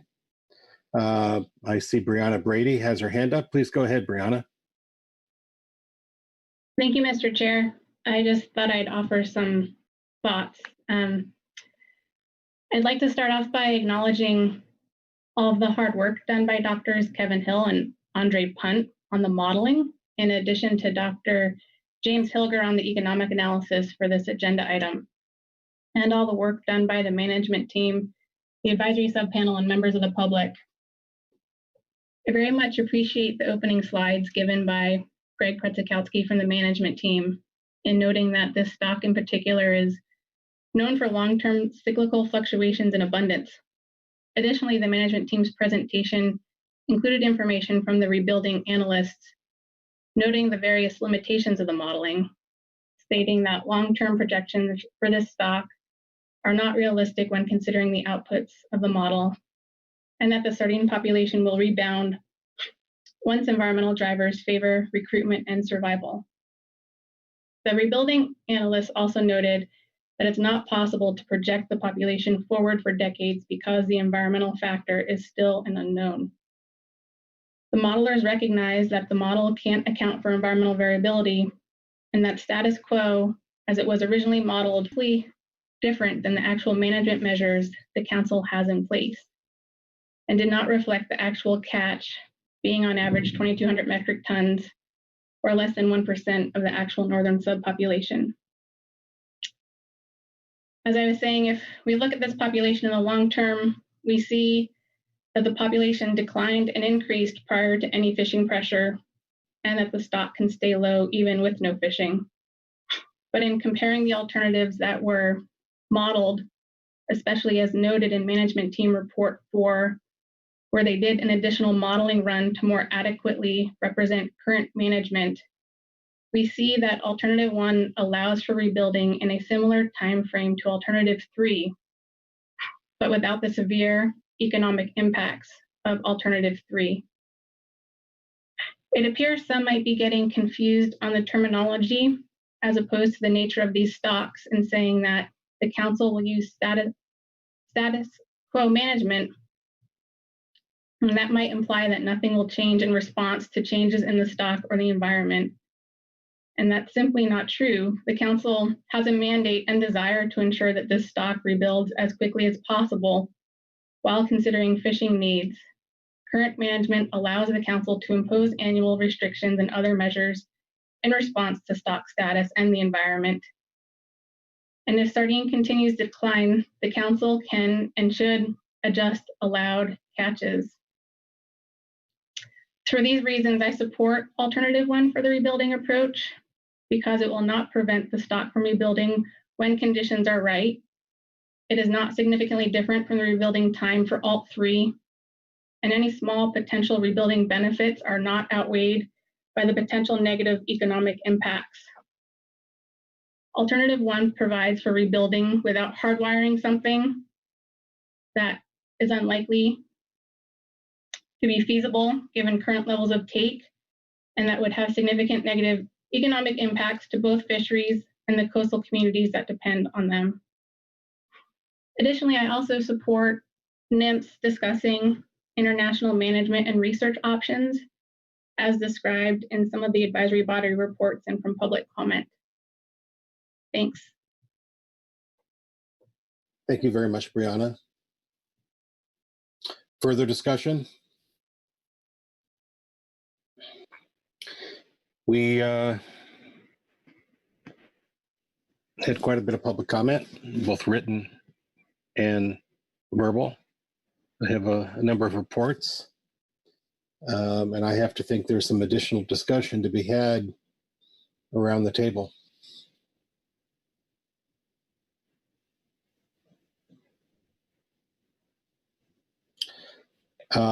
But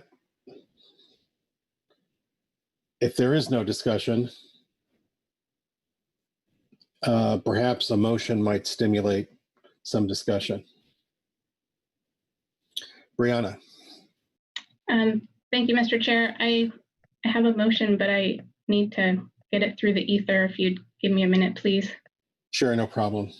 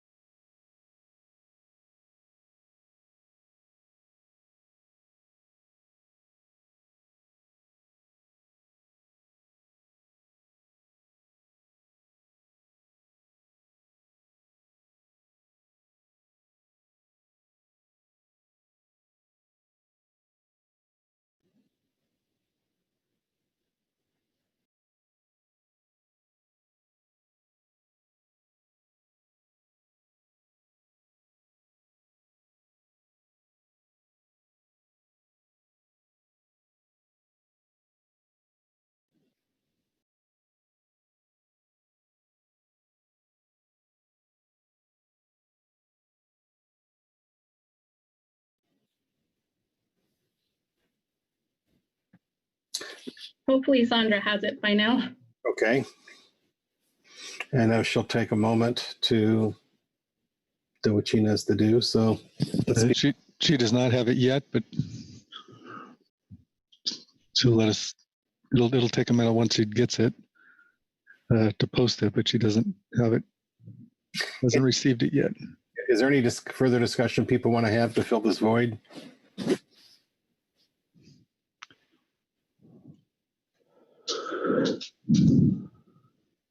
Have any good stories to tell, Chuck? Brad's got a story. He's got his hand up. Yes, I do. Yes, I do. I'll fill some dead air here. So many aspects of this stock stand out to me. The undercounting of the nearshore biomass that's been discussed over numerous meetings. The recruitment of this the stock is, the variability of it over decades or centuries, I should say, and how it's overwhelmingly environmentally driven. I would like to say that I did go on a live bait trip last year, thanks to Chair Gorelnik setting it up. And really, I went not necessarily to catch a fish, which I didn't, but I would say that it was a great introduction to a fishery that I've heard so much about. And that's really why I wanted to go. And I saw the value of the sardines to that fishery and to those communities, and it was worth every cent to see it. One thing that about stock assessments or trying to figure out how much fish is in the water, they're basically mathematical models, and you have inputs and you have outputs, and the removal of stock takes away from the biomass. And I think that one aspect that I've kind of joked about, but and the somewhat, but I know the industry down there has talked about that they're not taking those fish out of the ecosystem. They are all returned in one manner or another, which I witnessed. And in my mind, I think there should be a credit given to that somewhere in the system. I think for in the groundfish fishery, we get survival credits for small black cod, small ling cod, return to the ocean. And I'm not saying it's one-to-one with the sardine fishery, but it has to be a number, and it has to be a plus. And I think that needs to be explored in the future. With that vein, or that same vein, that fishery is removing predators out of the ocean that eat sardines. And so there is a plus there to the stock because we are taking predators out of the ocean. And that's something that it's not one-to-one, or it is a number, and it is a positive. And I think that leads to this being much more, the number we're throwing out there as being removable is much lower because of those two things. And I will say that there's a great comment today, great testimony about the needs of the fisheries, and it's variable on a year-to-year basis. I just like to say that our highways, the lanes in our highways are about 2 to 3 times bigger than the width of a car for a reason. Average car is 6 or 7 feet wide. We don't make lanes 6 or 7 feet wide because stuff happens. And I think that to say that the fleet only needs X or needs Y, maybe so. But I think we'd be very careful about making those lanes too narrow and have people crash. And these are our coastal communities talk about, and these are people, and they matter in this equation. Otherwise, we'd be called the Pacific Fish Management Council. Fisheries is fish and people, and I think that we need to consider that as we go forward. And I await Brianna's motion. And okay, that's all I see that Phil has his hand up. Thanks for those comments, Brad. Phil? Yeah, thanks, Mr. Chair. Given that I now have a pretty good idea of what the motion's going to be, or at least the guts of it, I thought I could share my thoughts either before or after it's on the table. First and foremost, I think, is that like many of the issues that we deal with, I think there's a lot of unanimity around the desire to see sardines rebuilt in as short a period of time as possible. I think there's a recognition that the fisheries do play a role in that. I'm sure there is disagreement around the virtual room here as to how much it plays a role, but my guess is most people think that it does play a role, and that we can, through our actions, we can influence the rate at which it rebuilds, but at the same time, I think we're all trying to figure out how we do that and respect both the conservation responsibilities that we have as council members, and at the same time respect our responsibility to look after the fishery and the coastal communities and the fishery dependent folks. And so I think we start, kind of from a common place. And while we oftentimes disagree on how to get there, one of the things that I think has kept this council strong is that we all have very similar goals in terms of the outcome we want from our management. And I don't find this situation any different than that, regardless of which alternative you support. I think I same as Brianna, I want to acknowledge the work that our modelers did to try to create a model to help us understand how we might move forward, what in terms of rebuilding the stock, and what could be expected under different conditions. I think the variability in recruitment is one that we all struggle with in terms of how to try to project out into the future what's going to happen. And we have, I would argue, very little to do with that.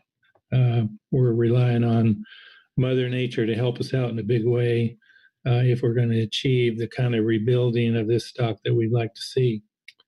And the other thing is that there's just no denying that this stock is cyclical in terms of, its abundances and time periods, which is when it is in low abundance, and I doubt that there's much that we're going to do to change that.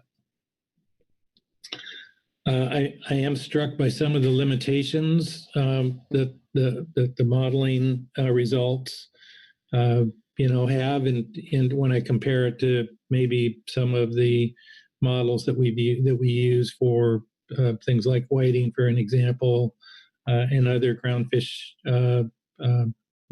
that we're trying to adapt that kind of a rebuilding model to a species that has considerably different life history characteristics, and there are obvious challenges with that. I appreciated the fact that the team looked beyond the modeling results, and they, as they went through their rationale for their recommendation, they covered some of those considerations, including the historical information on the range of sardine recruitment and population dynamics, an understanding of modeling, its assumptions and uncertainty, the historical information about the sardine fishery, the fact that a relatively small proportion, based on the information that I've seen, is coming from the northern subpopulation. So I think in this instance, and as in others, it makes sense to take into consideration other factors that our models may not be able to represent. And I'm also, as I said a little bit through my questioning of, in particular, Gilly, was the recognition that the differences between alternative 3 and 1 in terms of the relationship to what would the ACL would have been in the 1920 timeframe versus what the catch was, would have resulted in a reduction of about, I haven't done the exact math, but somewhere in the order of 30%. And I think about the restrictions that we've placed on our fisheries in response to the status of the stock, and we are down to the point where there's a lot of blood going to be left on the ground as we cut from where we are now.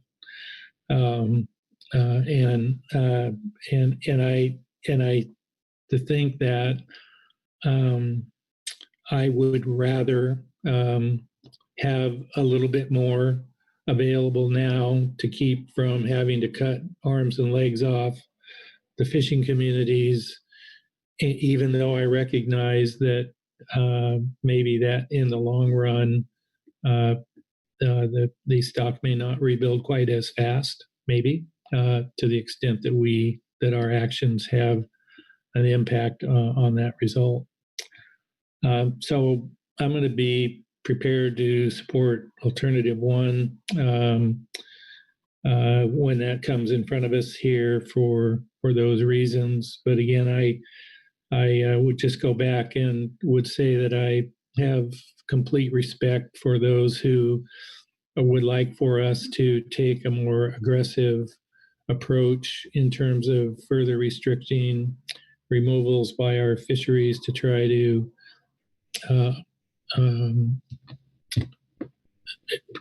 get us to a point where we have a faster rebuilding of the stock. I'm just not convinced that the difference really is going to, in what we do between those two alternatives with our fisheries at the end of the day, is going to make the difference. But I am convinced that a further reduction of the kinds that I see in the analysis, I know are going to be extremely detrimental to the fishery, and that's what I'm really struggled with.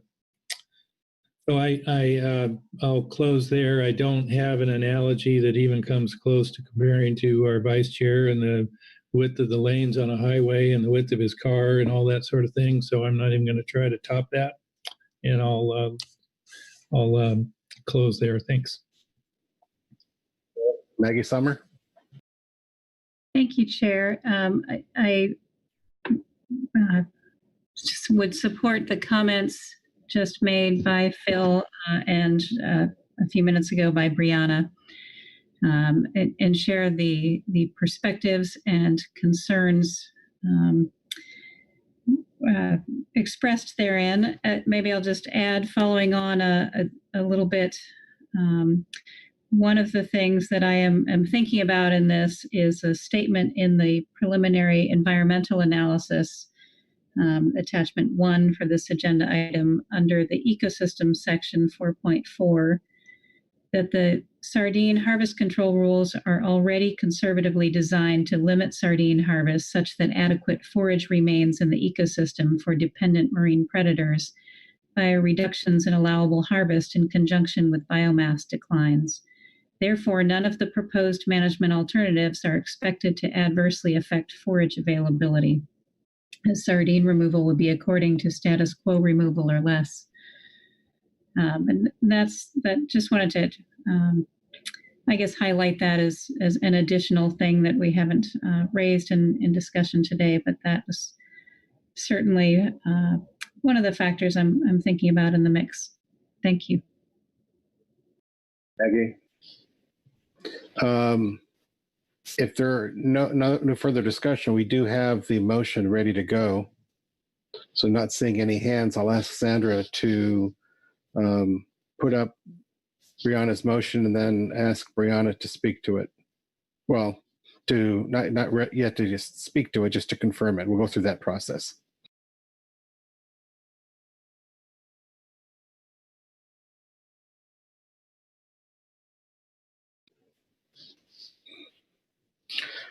All right, go ahead, Brianna. You want to read your motion into the record? Thank you, Mr. Chair. I move the council adopt alternative 1 for rebuilding sardine. The rebuilding target of 150,000 metric tons of 1+ biomass. The T-min equal to 12 years, the T-max equal to 24 years, and the T-target equal to 14 years. And on the screen, here's your motion. Yes, it does.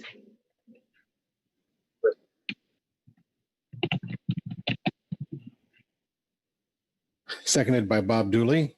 Please speak to your motion. Thank you. So in thinking about this action, I'm coming from a place of needing to protect the stock and the ecosystem while balancing needs for the fishing communities, especially in the face of the economic hardships of the COVID-19 pandemic and already having the primary directed fishery closed.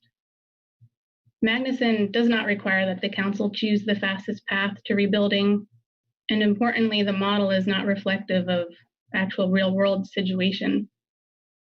Differences of a few years or even a few decades are within the bounds of uncertainty, especially given the model's inability to account for environmental fluctuation. Although alternative 1 does not explicitly set catch at some level below the ABC, the management measures in place restrict catch well below that level. Additionally, this framework allows the council, in the face of new information or greater uncertainty about the population, to set ACLs, ACTs, and incidental catch allowances differently than we have if necessary. As noted in the management team report, the existing management framework for Pacific sardine has already closed the primary directed fishery when Pacific sardine biomass drops below 150,000 metric tons. And that's a level 3 times higher than the overfished level. Noting importantly that the primary fishery has been closed since 2015, which is 6 years before the implementation of an actual rebuilding plan. The framework also includes automatic actions that reduced the incidental take of sardine from 45% down to 20%. The issue with status quo versus current management, quote unquote, is important. The council has clearly shown a willingness and ability to reduce take in this fishery as needed. If we look at the table in the preliminary environmental analysis from the management team, table 1, it shows that the OFL and ADC and ACL values have gone down with biomass. And to add to all the various restrictions already in place, the actual catch of the northern subpopulation portion has been less than 1% of, or about 470 metric tons of the biomass over the past 5 years. In considering the targets that are listed in the motion, the CPS management team recommended a rebuilding target of 150,000 metric tons 1+ biomass and noted that this level aligns well with the BMSY proxy from the modeling. The MT also stated that part of the rationale for utilizing a 150,000 metric ton 1+ biomass level as the rebuilding target is that this rebuilding target is the same biomass metric as the overfish threshold and annual stock assessments.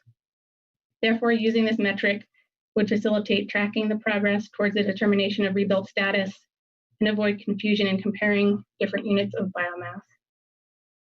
Additionally, the use of static value is consistent with the CPS FMP for specifying the overfish status. And as for T-min, T-max, and T-target, the management team has outlined the rationale behind those values to meet the requirements of MSA.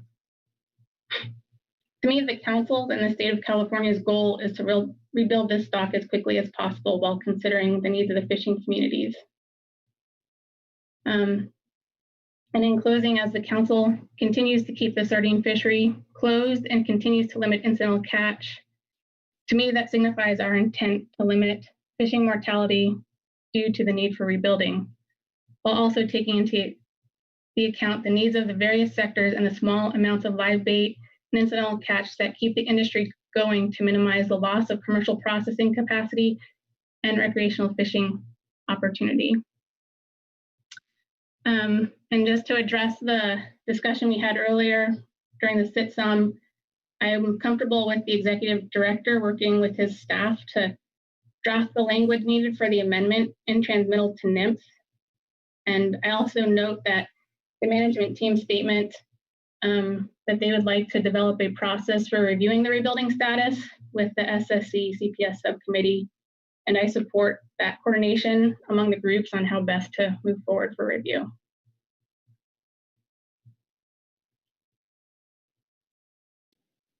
Thank you, Brianna. Maker of the motion.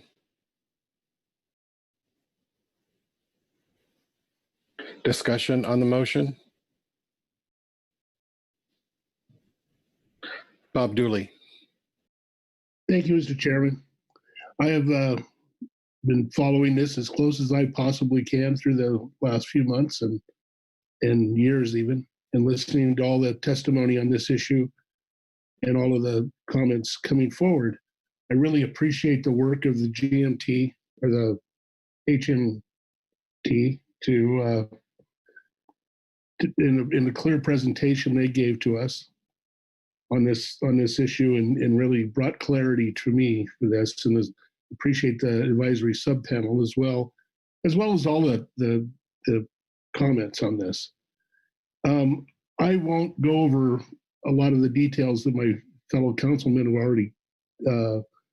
already put forward. I agree with them. They, council members, I should say. They've really hit all the points that I would hit. The one that I would like to add to this that really makes a difference to me, I think this council has shown over the years to take the high road. Has shown that they take management of the fisheries and consideration of communities and fishermen and all of that to heart. And they make the right choices. It's a long, long history and many, many examples I could cite that where that's the case. And the thought of putting in an automatic function that takes the decision-making out of the council's hands to a large degree was very disturbing to me. I didn't see much difference in the rebuilding schedules that would make a difference. It's really well documented that this stock is really dependent on environmental and conditions, and not in a lot of things aren't in our control.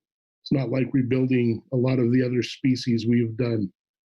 So to that, I think we we need that flexibility. I think Phil spoke to it well, and I think the council, has been trusted to do that and has proven over time that we can. So I will be supporting this motion. Coach Smith. Thank you, Mr. Chairman. I too, without trying to repeat a bunch of stuff and get in trouble from the executive director, I would like to thank that everybody that testified today, and especially the NGOs and Gilly for their testimony. I do like to see the comparison, and I do take conservation and rebuilding of stocks very, very seriously. I don't know a fisherman or a person in this process that doesn't. So for their testimony, I'd like to thank them. And Miss Diamond, I think she's a graduate of MREP, if I'm not mistaken, and the other charter offices and landings and the bait people. And it's important to rebuild these stocks reasonably as possible to keep the coastal communities intact. And I believe we're doing this and to make sure that in a coastal community, every fishery touches everyone. And there's not one more important or less important than the other, but they're all needed to be as healthy as possible. And I believe that we've looked at the conservation in this matter and picking up maybe possibly a little slower rebuilding. I know we've been surprised in the past on other species at how fast they've rebuilt. And I think possibly with some of the comments on the coastal near shore sardine populations that currently, for whatever reason, aren't being looked at, we could be surprised, and hopefully we'll be surprised again. But I think we've got conservation in this motion, plus keeping the fishermen on the water also. And so that's why I'll be supporting option one, or the motion that's on the floor. Thank you. Corey.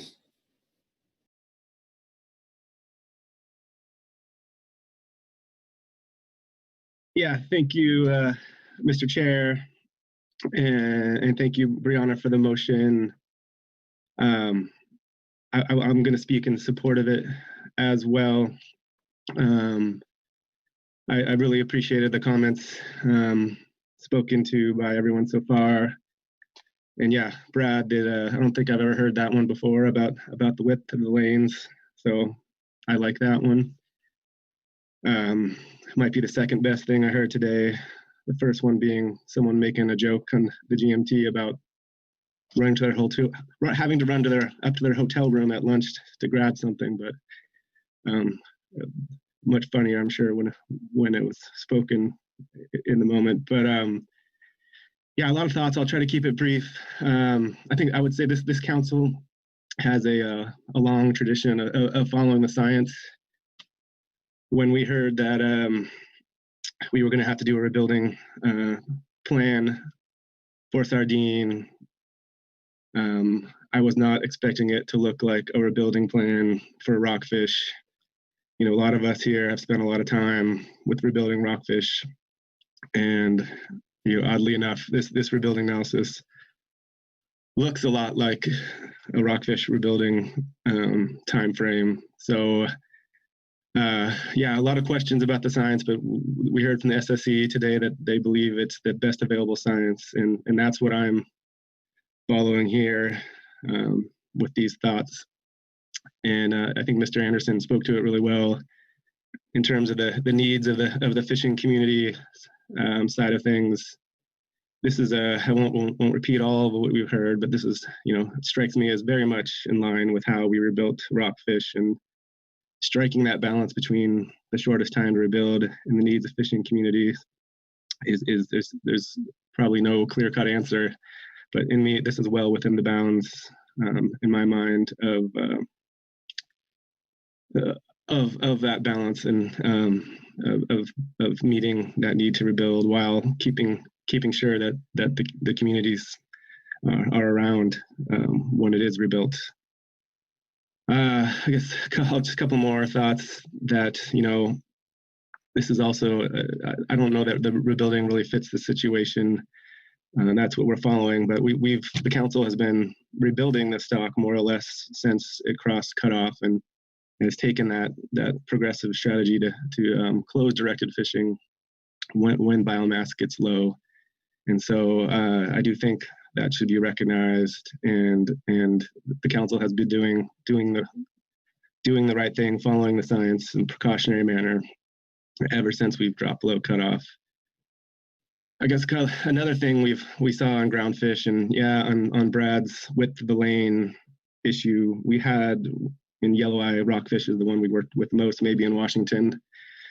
We had a situation where we were on paper allocated all the way up to the ACL, but then every year, pretty consistently catch would come in below that. It would come in like 60% of the ACL. And at one point in time, that really mattered to how long the stock was going to rebuild, whether you assumed, contrary to experience, that the full ACL would be taken, or if you assumed that you're going to continue to see 60% of that based on your precautionary management measures. And I'm seeing that here too. That's what's going on. The team, and thanks to the team for the hard work this summer, and to Greg for the presentation. And I think one of the slides, slide 15, pointed out, the status quo management, we're averaging recent harvest of 2,200 metric tons, and we're not the ABC. And Brianna mentioned this too. And every time we talk about this, I get confused about the accounting between the southern and northern stocks. And on the slide here, it says if it may be just 472 metric tons of the northern stock, and I believe Brianna said, and I again could be mixing up which is which here, but that's less than 1%, a harvest rate of less than 1%. So I do think that's important, that we're talking about the actual catch and the effect of our precautionary management measures, and not just this idea of hitting the ABC every year. And last point on that, there's a tendency in our CPS fishery management plan to try to manage out decades in the future and decide things ahead of time. And in some cases, I can see that's a good thing, like with cutoff. But what we really have is what you want, and like what you do with whiting and other stocks is you get a stock assessment every year, and we look at it again and look at how the fishery happened, and we can look at the communities every year. So by setting this rebuilding plan, I don't see it changing too much how we do that, how we listen to the science every year. And I think the management team had pointed that out well. And I'm looking really a lot to the team here and the rationale and the evidence they produced on things like the age 1+ biomass. So again, really appreciate their work. But we will be looking in the assessment annually. And if trends aren't going the right way, I believe, I have confidence that this council will take a look at that and see if there's something that we should be doing better. And I will stop there, Mr. Chair. Thank you very much, Corey, for your comments. Louis Zim. Thank you, Mr. Chair. And I think it'll probably come to no surprise that I, being from Southern California and being really from the CPFV fleet, will be supporting this. But I want to make one comment, and that is last year I was involved in a fact-finding mission on challenges to West Coast fisheries, chaired by Representative Jared Huffman. And we had one person in the audience that asked whether the council is precautionary enough. And I jumped to answer on this. And John Ugaretz may remember that the California Department of Fish and Wildlife has a mandate to be precautionary and wouldn't let us be anything else but precautionary. And so I want to thank the department for their hard work on this. And I want to acknowledge that this is a very precautionary approach, as we have had in the last few years, ever since reaching cutoff and then reaching the overfish level. So thank you very much, California Department of Fish and Wildlife. Thank you. Any other comments before we call the question? I will note here, it's often said that Mother Nature bats last, and I think that's especially true when we're dealing with these species, where we can do what we can is to essentially do no harm, while nature takes care of recruitment and spawning. And I do recall, it seemed just only a few years ago, when we were having similar discussions, or at least analogous discussions, about anchovies, and then the anchovy abundance jumped tremendously. So, and we really can't take any credit for that. That was Mother Nature. So, with that, I guess I'll call the question on the motion that's before us. All those in favor say aye. Aye. Aye. Aye. Aye. Aye. No? Abstentions? The motion passes unanimously. Thanks, Brianna, for your motion. Thank you. Have a great day. Well, before we wrap up, Corey Niles has his hand up. Sorry, Mr. Chair, if you had somewhere to go next, I did want to raise one more thing, but I will yield to you if you were going to guide us here further. Well, all I was going to say is, does anyone else have any further business on the agenda? So you're up. Okay, thank you, Mr. Chair. I want to maybe just flag an issue to talk about in the future, or if NIMS is prepared to comment now, fantastic. But I believe the AS and others in public comment were raising the matter of how we work with Mexico on this issue. It does, according to this analysis, look like Mexico catches are something we should be paying attention to possibly. And again, I find the stock structure confusing. But anyway, yeah, I that suggestion just caught my eye again, and it seems and I know there have been efforts, and don't want to suggest there haven't, but I want to just express interest in hearing more at some point, and thinking about how we we do our best to manage the stocks, and the populations across these international boundaries. Well, that's a good question. That was mentioned.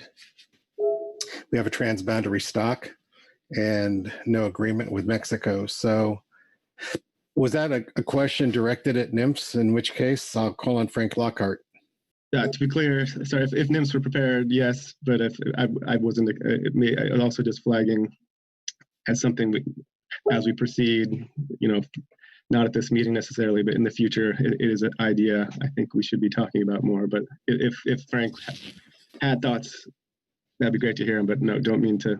No, I think Frank is ready to.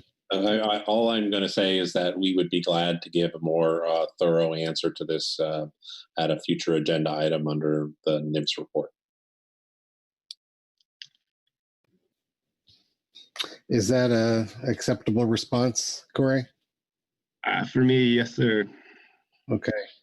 And I guess, let me just see if I can try to capture the sense of the council. Is there anyone who disagrees with the notion that it would be helpful to have some discussions with Mexico on this? I don't think we have a State Department representative here, but Brianna.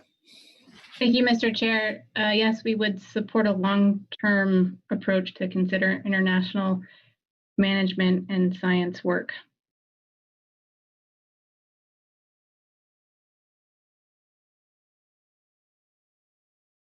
Okay, thank you for that, Brianna.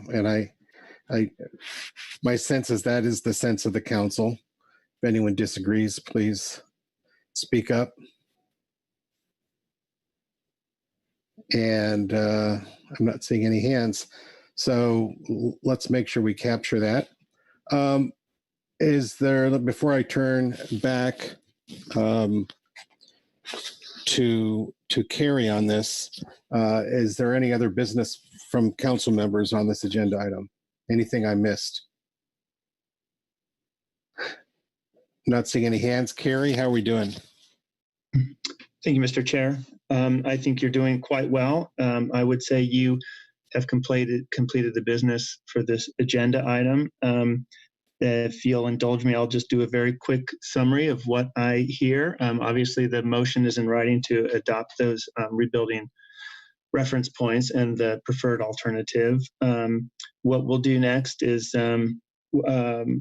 work on staff and the executive director to develop appropriate FMP amendment language. If my counting is correct, this would be Amendment 18 to the CPS FMP. And we will transmit that to NIMS. We also need to take the analytical document and turn it into what I think is going to be an environmental assessment and add the requisite sections that were not in it yet that you see in EAs. And we will transmit that as well. And then there was direction for the CPSMT to work with the SSC CPS subcommittee on a plan for reviewing progress. And so we will get to work on that coordination too. And then the last thing was a general vote of support for international management and science. There weren't specifics on that, but I think it's sort of a clear policy statement that we can all pursue. So that's what I take away from this. If there's anything that I missed, now's your chance. But with that, without seeing any hands raised, I think you did a admirable job in working through this and considering all the reports and the science, and you've completed your business under this agenda item. All right, thank you very much, Carrie. Good work, everyone. And that concludes CPS work. It's ended G1 for this meeting. We have one other item on our planned agenda, and that is salmon management, which will start shortly. And after salmon management, we'll take a short break and we'll pick up the groundfish items that were left over from yesterday, D4 assessment methodology and D5 in-season adjustments.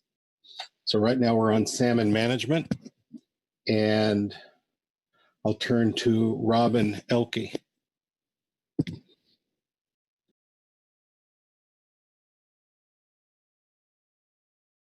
Thank you, Mr. Chairman. This is Robin Elke here. We're going to be picking up agenda item H1, the salmon reintroduction above Grand Coulee Dam. At the November 2019 council meeting, representatives from the Confederated Colville tribes briefed the Habitat Committee on a proposal for the reintroduction of anadromous fish upstream of Chief Joseph and Grand Coulee dams, and expressed an interest in presenting this project to the council. Attachment 1 under this agenda item is a 2015 report from the Columbia Basin Tribes and First Nation. It's a feasibility study outlining a phased approach to reintroduce these salmon in the upper Columbia River Basin. The plan consists of 4 phases, and the phase 1 report is now complete and was provided under attachment 2. The Upper Columbia United Tribes, with support from the U.S. Geological Survey, Washington Department of Fish and Wildlife, and other key partners, have investigated the feasibility of fish passage to the blocked area and support the effort. Mr. Rodney Costin, the chairman of the Colville Confederated Tribes, is here today to provide some information on this project. And with that, I will complete my summary. Thank you, Rob. There are no questions for Rob. I'll ask, welcome him and ask him to.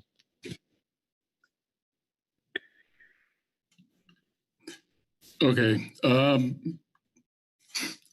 Whitehead Skalhalt, Todd Salach. This is Rodney Costin, and I'm the chairman for the Caldwell Confederated Tribes. Can you hear me okay? Hello? Yes. Okay. Okay. Well, I'm just going to go ahead and start this session for us. We actually have Casey Baldwin, who's going to go through the PowerPoint with everybody. I know we don't have a lot of time today, and I just want to thank everybody for allowing us to, do this presentation to the council. For those of you who are not aware, the Caldwell Confederated Tribes were one of the largest tribes in the Pacific Northwest. We're located in north central Washington, and we have 12 tribes, each of which have unique legal, political histories of how they were brought onto the Caldwell Reservation. With the Chief Joseph Band and Nez Perce, which my descent from my mother's side came from north central Oregon. And then my father's people were from both the Okanagan and Lakes, which extend far into British Columbia. And then several other tribes all in between. But today we want to talk about reintroduction of, anadromous fish above Chief Joseph Dam and Grand Coulee Dam. These are the two largest blockages of Chinook salmon and on the Columbia River, which is one of the largest bearing Chinook bearing rivers in the Pacific Northwest. And, all of the native people on the Caldwell Reservation and north of us, we've lived now without salmon for about 75 to 80 years, which is an awful long time. With our BPA Accord, we have done a lot of work, a lot of habitat restoration, and salmon do come up to our reservation, up to Chief Joseph, and then up through the Okanagan. So we have access to some fish, but not anything like what, the tribes here historically have had access to prior to the construction of Grand Coulee and Chief Joseph dams. Fish, has been the primary diet for our people, for each of our tribes. And, it's a lot more than just food for subsistence. Salmon has always been a very integral and important part of our culture and of our religion. And, we've lived with this resource for thousands of years now. And one of the largest fishing sites, on the Columbia was at Kettle Falls, which is just north of the present day Caldwell Indian Reservation. And we have a lot of oral history, a lot of stories of, our fish, our people, and, everything that took place during the fishing season all throughout the summer part of the year. And all of the ceremonies and all the gatherings and everything that took place. And we, at this point, really want to do everything that we can to see salmon reintroduced back above Chief Joe. And this is something that I've been working very hard on ever since I've been on tribal council, as well as many others even before I even came on to council. This, our people have never given up on this. And I hope that, I don't know if I'll ever see this in my lifetime. I sure hope that I do. But I know we got very limited time today, so I'm going to go ahead and turn this over to Casey. And I just want to thank everybody. I've been to the Pacific Fisheries Management Council now a number of times. And, I was the first one actually to go to PFMC from our tribal council here at the Caldwell Tribe. And I've learned a lot in these last couple of years in doing so. And I look forward to our continuing to get together and pray for everybody's safety at this time. Right now, we know in the Pacific Northwest, we're, experiencing a lot of devastating wildland fires on top of the COVID pandemic that we were already dealing with. So again, thank you. Thanks again for the time. And I'm going to turn this over to Casey.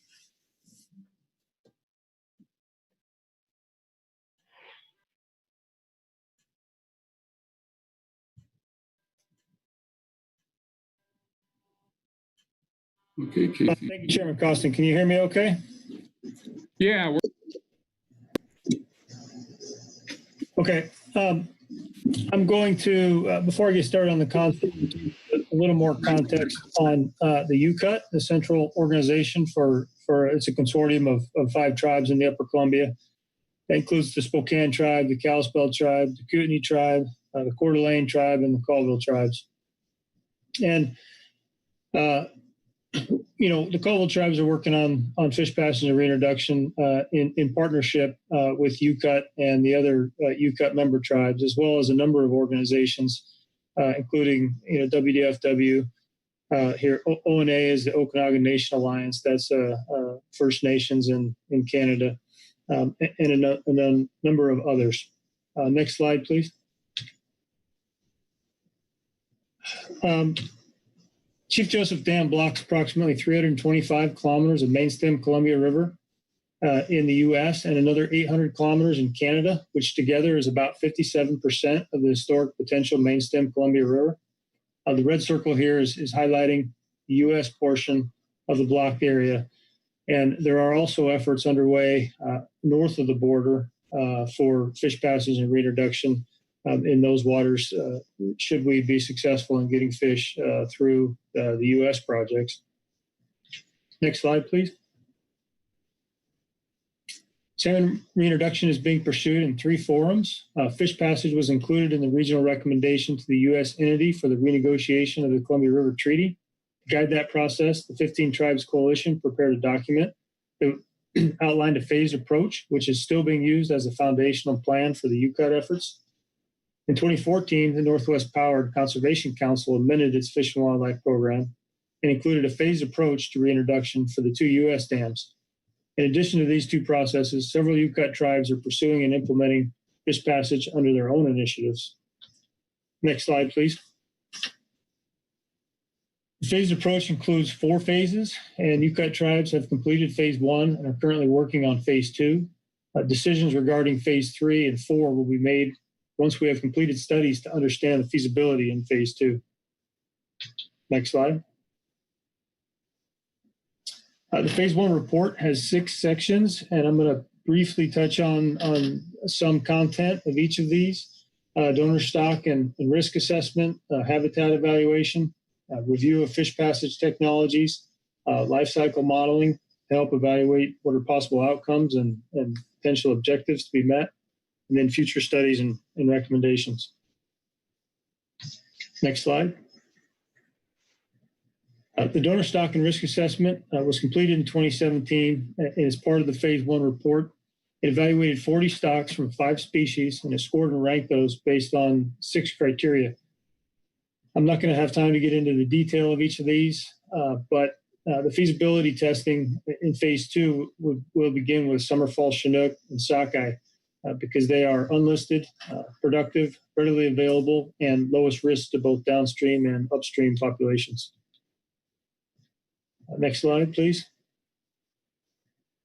The available spawning habitat model results from multiple efforts were brought together and show that there's enough habitat to support tens to hundreds of thousands of spawning salmon.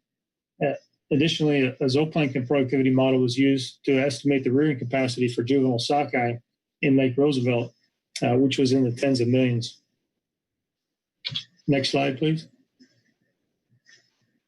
Habitat availability and suitability results were combined with a baseline management scenario to develop a life cycle model that could predict the number of adult salmon in the ocean for both harvest and escapement. The life cycle model included many assumptions that will be tested in phase 2. The baseline management scenario was not a mitigation recommendation, but rather a starting point from which to determine if objectives could be met and establish working hypotheses regarding survival and the benefits of implementing reintroduction actions for each species.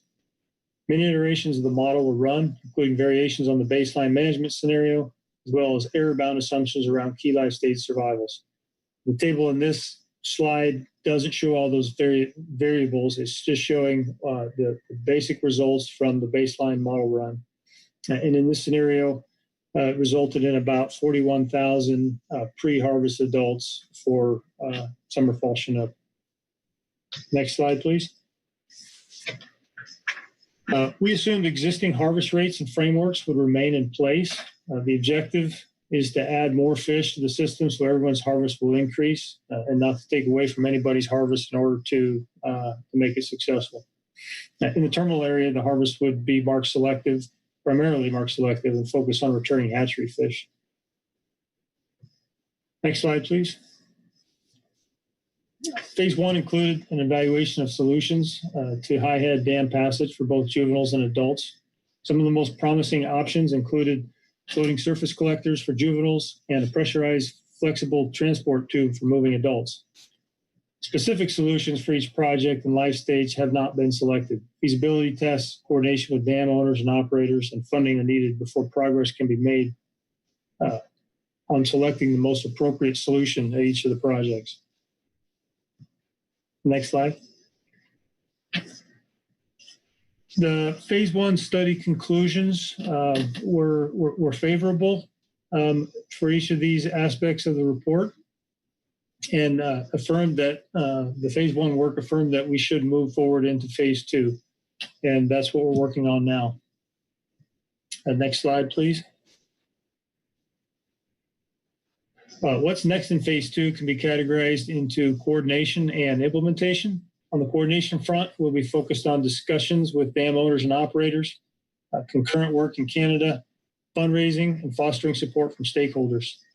Also, we're working on a strategic implementation plan that will outline the approach to testing feasibility and the studies that need to be conducted to address critical uncertainties that were identified in phase 1. As for implementation, we know that the initial work will need to provide data regarding survival, migration timing, and behavior, both in the reservoirs and near the dams. We also intend to continue implementing cultural and educational releases. Next slide, please. Cultural and educational releases, we've described this as a parallel path to the phased approach. The tribes reserve the right to begin having cultural and educational releases while simultaneously working through the phased approach. The objectives are slightly different, but the scientific foundation is consistent with the results of the phase 1 investigations. Next slide, please. Several UCUT tribes have been implementing cultural and educational releases since 2017. Outreach and community involvement have been a common thread with these efforts. Kids have raised and released juvenile salmon and learned about their life cycle and their historic importance to tribal culture.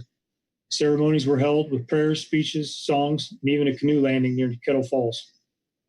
Adult salmon were released in creeks on the Spokane, Coeur d'Alene, and Colville reservations, providing the first salmon harvest opportunity in those areas in the last 60 to 110 years, depending on which area you're in.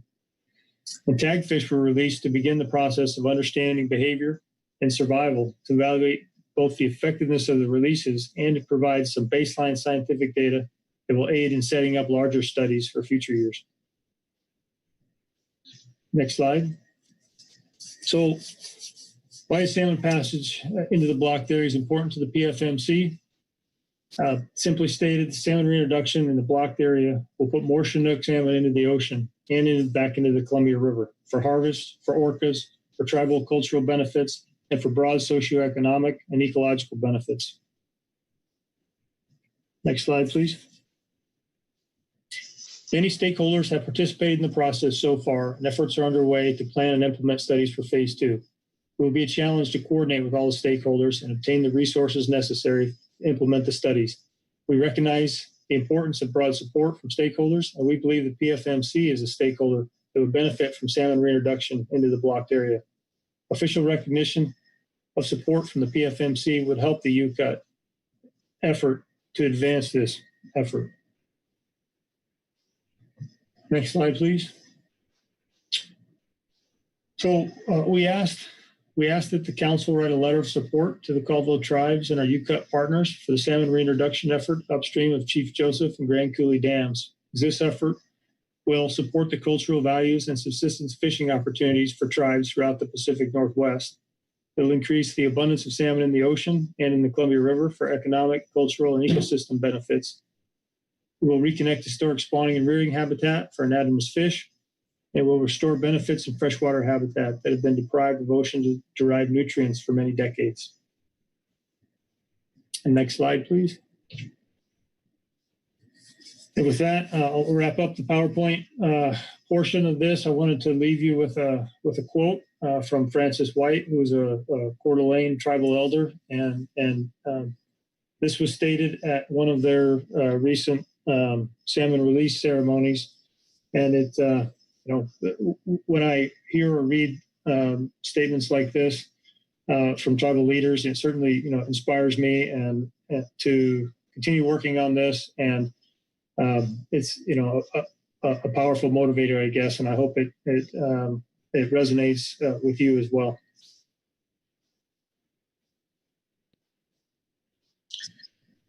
All right. Well, thank you. Thank you very much for the presentation, Casey. And let me see if there are any questions from around the table on your presentation. Kyle Addix, followed by Louis Zim. Thank you, Mr. Chair. I don't have any questions. I just wanted to thank Chairman Costin and Mr. Baldwin for their recent attendance at the council meetings and for giving us this presentation today. Okay, thank you. Louis Zim, followed by Chris Kern. Thank you very much, Mr. Chair. And I had 2 points. The first point is that the statement that you put at the end to let our light shine on and everybody is really, really appreciated. I've been fortunate to attend meetings in the Spokane area and to travel to your areas and to see your wonderful natural conditions there and to feel the lack of the salmon that should be there. So I think this is wonderful, and I hope that we can, on the council, make some impact on this by writing a letter as you do request. And then I have the one question. I just wonder. I'm trying to understand how getting the adult salmon up, shooting them up the tube, I guess. I looked at your materials, and I just like to hear a little bit more about that. I think it's very innovative. I've never seen anything like it before. Thank you.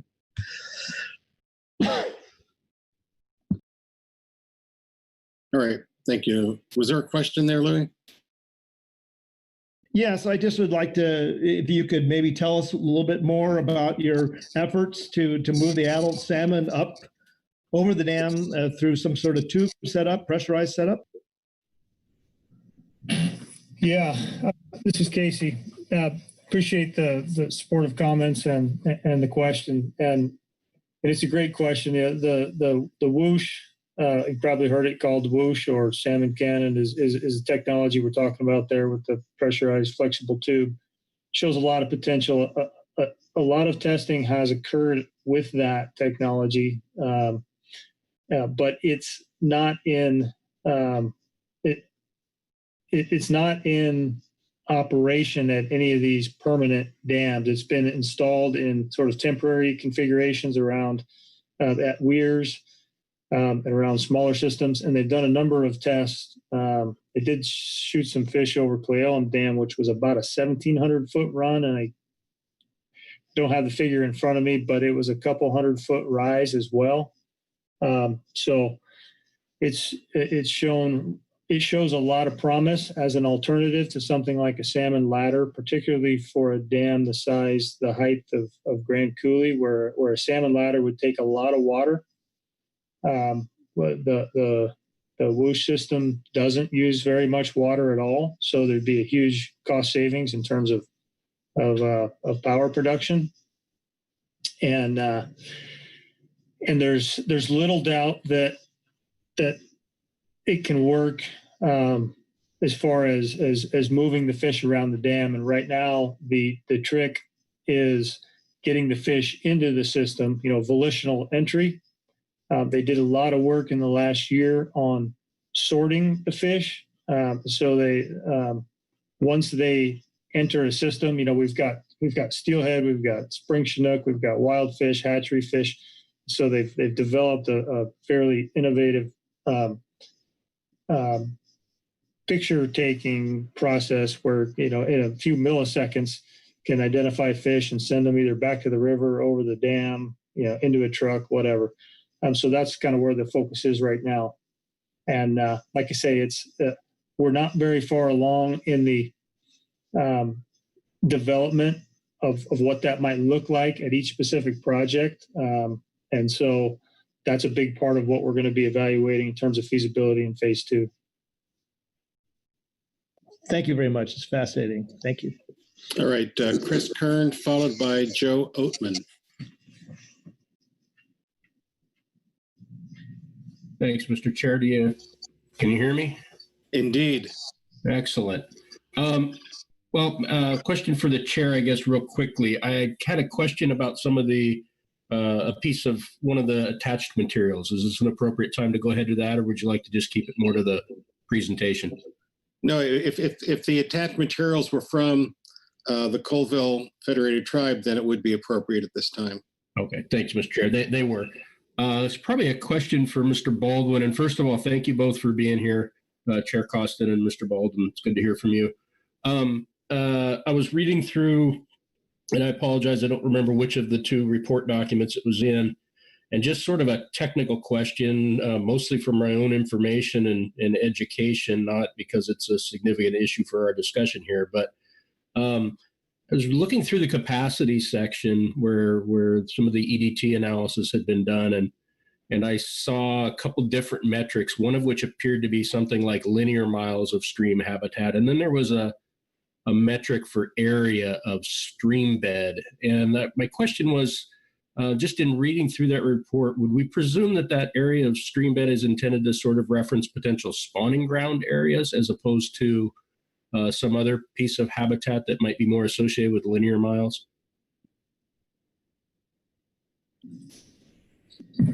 Yeah, that's a great question. It's often easiest to communicate, and people can get their minds around linear miles when you talk about how much habitat is up there, what's the potential. But as you know, not every linear is created equal.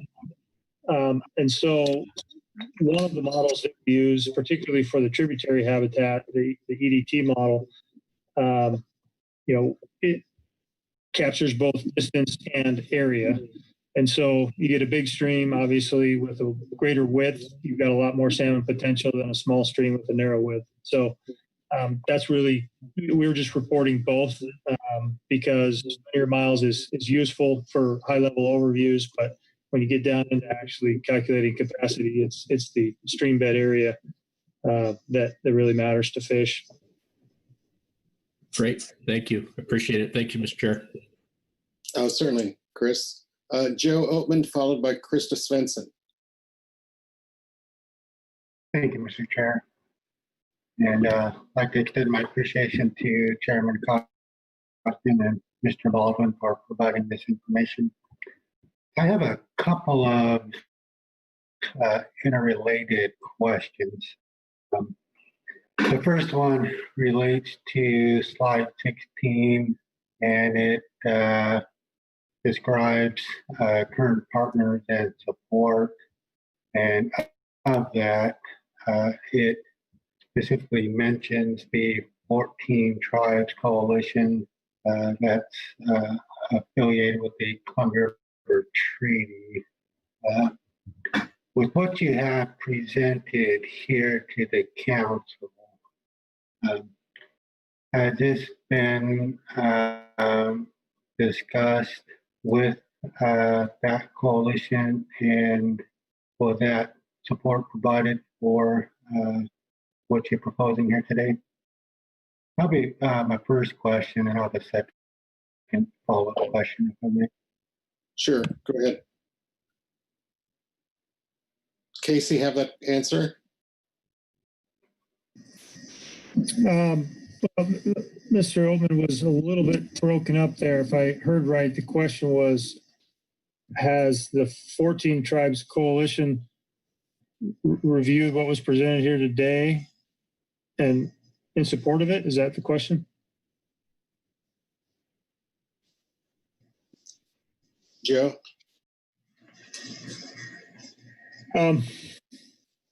My understanding was that in preparation for the renegotiation of the treaty, at the time it was a 15 Tribes Coalition that was working on the ecosystem function aspect of what the tribes wanted in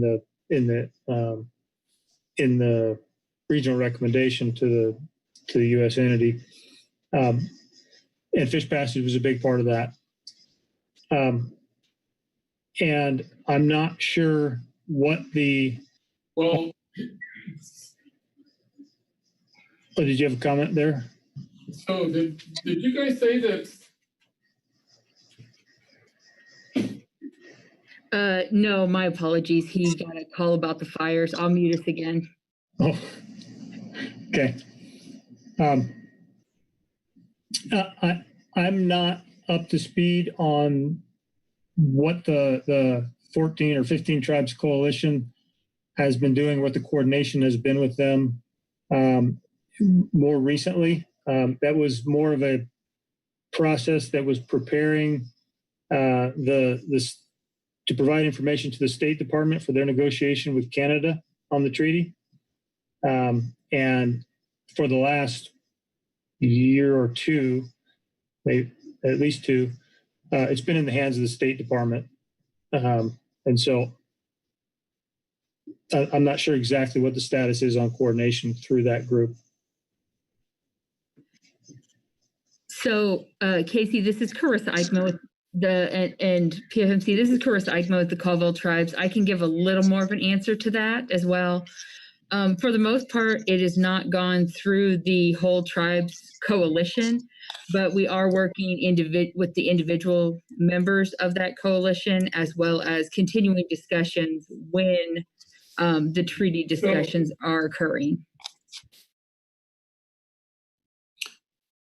Joe, does that answer your question?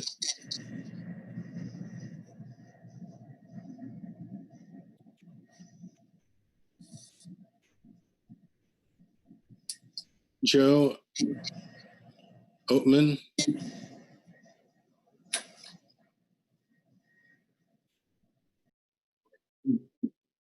We're not hearing you, Joe.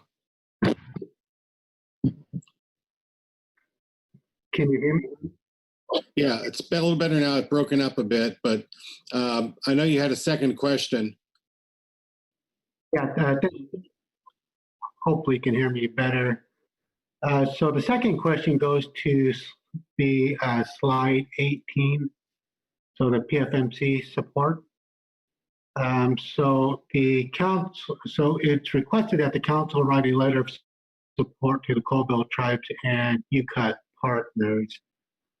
I'm not sure if I heard how or in what ways this type of letter might be used by the Colville Tribes and UCUT.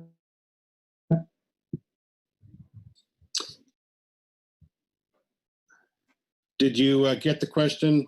Which was how would the letter be used? Yeah, I believe the letter and having support from the PFMC would be helpful in the UCUT's efforts to move this forward in the region. We're going to be seeking funding from various places, and the more support we have for this, I think the more likely we are to be successful in moving it forward. We I guess a good example of that would be we also participated in the Southern Resident Killer Whale Task Force, Governor Inslee's task force, and one of the recommendations in that came out of that process was to support investigations of fish passage in the blocked areas, which led to funding for WDFW to participate in the process and to contribute directly some funds towards things like pathogen testing on the fish that we were moving for the cultural releases. So participation in a process and support from a policy level support, in that case helped result in some funding for the state to to help us directly. So.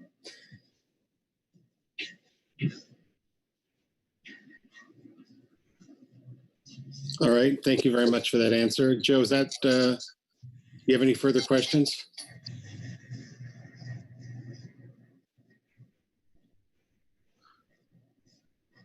Okay, I guess not. Krista, followed by Phil. Thank you, Mr. Chairman. And I would like to thank both of you for coming and presenting today. I also had a question about the letter, both in terms of content, which you did answer for me, thank you, but also, is there a timeline or time frame that this letter would need to be to you by, or is this more of a generalized letter for points in the future? Thank you. I'll take a shot at that, and then if Carissa wants to add anything, that might need to or if Chairman Costin's back available, let him answer as well. But I don't know of a specific deadline that we have for this letter. We're generally trying to foster support from stakeholders, and so if you had a timeline that works better for you, that works good for you, then I don't know of a specific deadline that we would need it by. And with that, I'll see if Chairman Costin or Chris want to add anything to that. Thanks, Casey. This is Carissa, and I agree. There's no set timeline for any specific letter of support. We're just trying to move this forward, and so if there's something that works better for you, then that's certainly something that the tribes would appreciate. Okay, Phil Anderson. Thanks, Mr. Chairman, and just I wanted to thank Chairman Costin for coming to the council, participating in our process. Really appreciate your efforts. And Casey, you're always great, provide great information to us, and I know have been very helpful in a number of ways, and thanks for that. Mike, and I don't remember the slide number, I apologize, but the slide dealt with how the reintroduction of fish into these areas might impact the management of the remainder of the river below, as well as our federal water fisheries that we manage through the council process. And my understanding of what that slide indicated was that there was not an intent to change or disrupt the current management system and practices in those areas, but instead looking for ways to increase the total abundance of salmon that are available for all of the various interests to utilize. And so I have, I guess, two questions. Number one, did I interpret that slide correctly? And number two, is there any intent or any manner in which that commitment might be memorialized?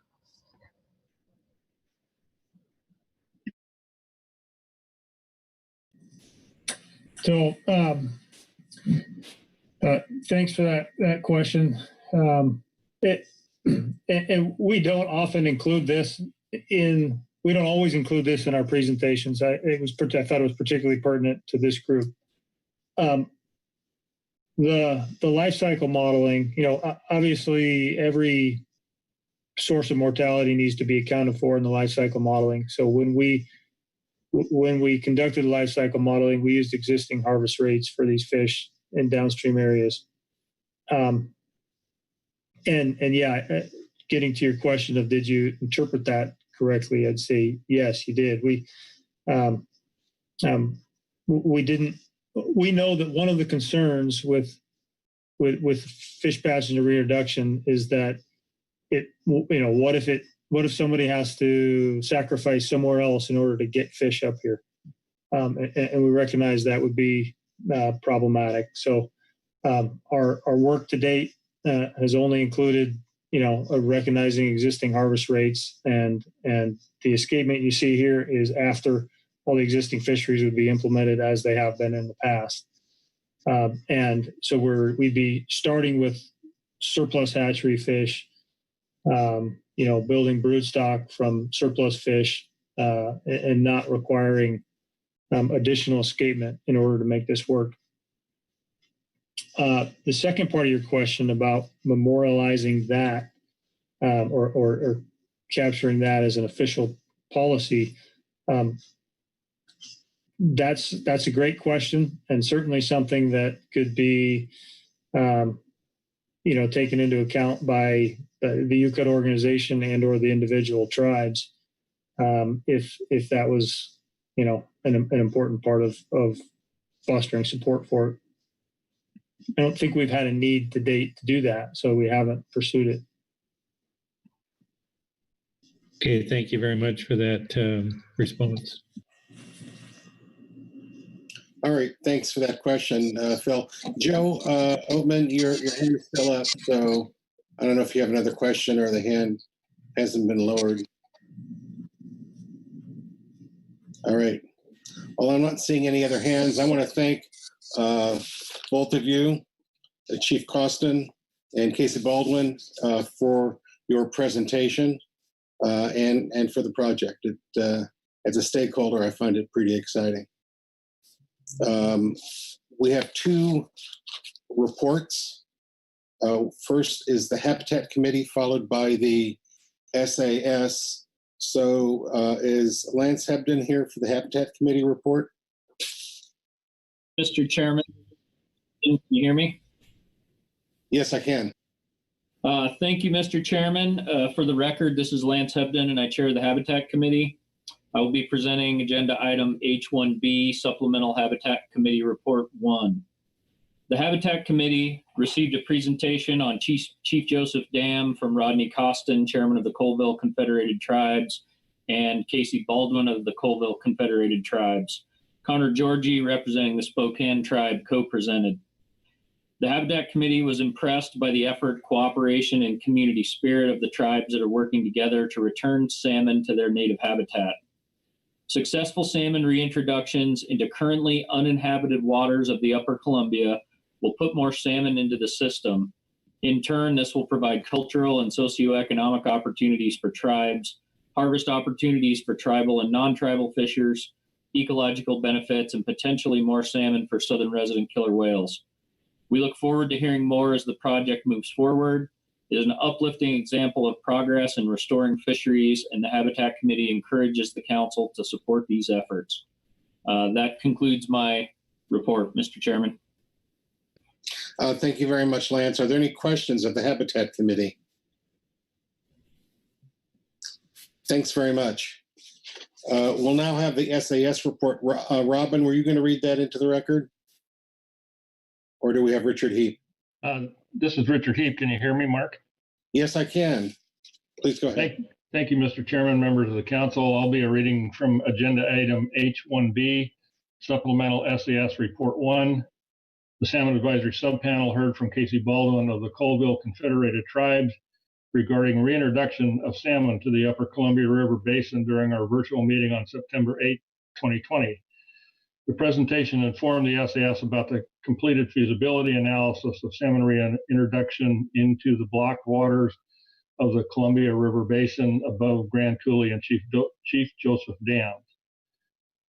The analysis completed in phase 1 explored capacity for fish production, appropriate donor stock, disease risks, and fish passage options. The SAS supports the efforts of the Colville Confederated Tribes and recognizes the cultural significance of salmon to these communities.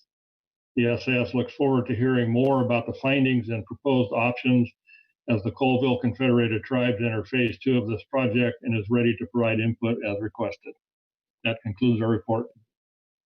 Thank you very much, Richard. Are there any questions of the SAS? Thanks, Richard. I understand there's no public comment. So this completes our reports And there being no public comment brings us to our council action, which is to consider the report and the express request. So let's start with some council discussion, being mindful of the time. Phil Anderson. Thanks, Mr. Chairman. Again, I just really want to express my appreciation to the Colville tribe for bringing this forward. As you can see from the material, it is an effort that has been going on for a couple of years. It's an exciting, I think, really exciting project and prospect to reintroduce salmon into areas where they once were plentiful and have since been eliminated as a result of the construction of these impassable barriers to an awful lot of spawning habitat. So in general, I am very supportive and of the project. I know there's a lot of interest, a lot of government entities that have an interest in this project, and I want to be respectful of those entities and mindful that there are a number of tribes as well as other governmental entities within the state of Washington, including the state itself, that are interested in the project. I can get my arms around having the council draft a letter of support for this project. I think we need to do it carefully, and we need to take some time to put that letter together.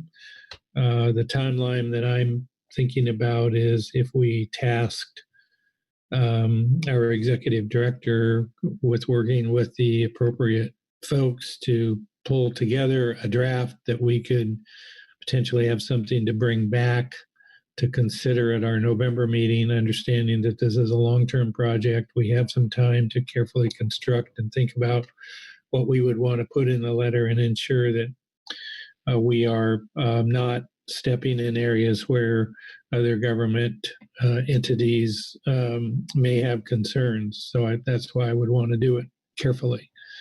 But those are some thoughts that I have. Thanks. Bill, thanks very much. Joe Oatman.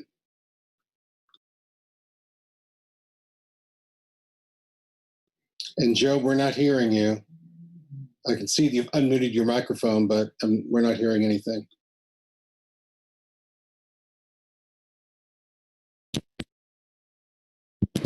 Can you hear me, Mr. Chair? Oh, yes. Yes, it's better now. But now we've lost you again.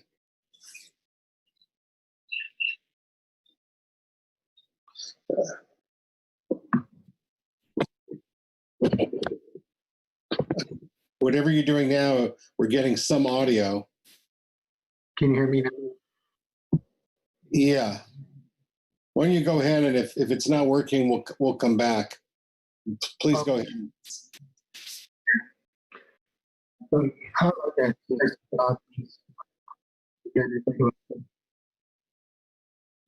I understand. Appreciate the like to or this time. Joe, I'm gonna interrupt you. It's really, we really can't understand what you're saying because it's cutting in and out. If you don't mind, we'll come back to you. I've got a couple of other hands up. And I don't know if the secretariat might be able to help you with that offline here. But let me call on Danny Evanson, followed by Kyle Addix. Thank you, Mr. Chair. And I do want to echo the comments of others for bringing forward this interesting material today, Chairman Costin and Mr. Baldwin. This is a stock, particularly the Chinook stock, is near and dear to my heart. I spent a lot of time and early in my career studying this particular stock complex. And I want to point out this stock complex in particular does drive a lot of the fisheries on the seaboard from Alaska, British Columbia, down to Washington and Oregon, not just the in-river fisheries. So I'm really excited that this work is happening and would be in support of a council letter with the caveats that Phil added. And also do have some concerns about the harvest sharing arrangements piece as well. So yeah, supportive of a council letter. Thank you. Thank you, Danny. We'll go to Kyle Addicks, but Joe, if you check your email, I think you were sent some troubleshooting tips in your email. So take a look there. We'll go to Kyle Addicks and then we'll come back to Joe Oatman. Kyle? Thank you, Mr. Chair. As you've all probably inferred from the presentation today and seeing WDFW mentioned in there, WDFW mentioned in there, we have been supportive of the feasibility studies for salmon reintroduction above Chief Joseph and Grand Coulee dams, and supportive of allowing the science being developed to guide the path forward through the reintroduction. Success of the reintroduction project will ultimately require a broad regional support if it's going to be successful. It's a huge project. I recognize that there'll be some uncertainty of the effects of reintroduction on fisheries downstream in the Columbia River, as well as in the council fishing areas and then Pacific Salmon Treaty fisheries. And those effects will have to be better understood as reintroduction progresses.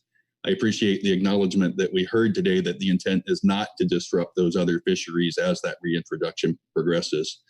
There are likely some other factors council members are considering, including implications of support of this project versus others that may receive requests for council support, and potential effects on ESA listed stocks and other populations as reintroduction progresses. So WDFW continues to be supportive of this effort, and I acknowledge that the council would have to be careful as they approach writing a letter of support for the reasons that Mr. Anderson described. Thank you very much, Kyle. I'll go back to Joe Oatman now and see if we can hear him. I notice now his mic's muted.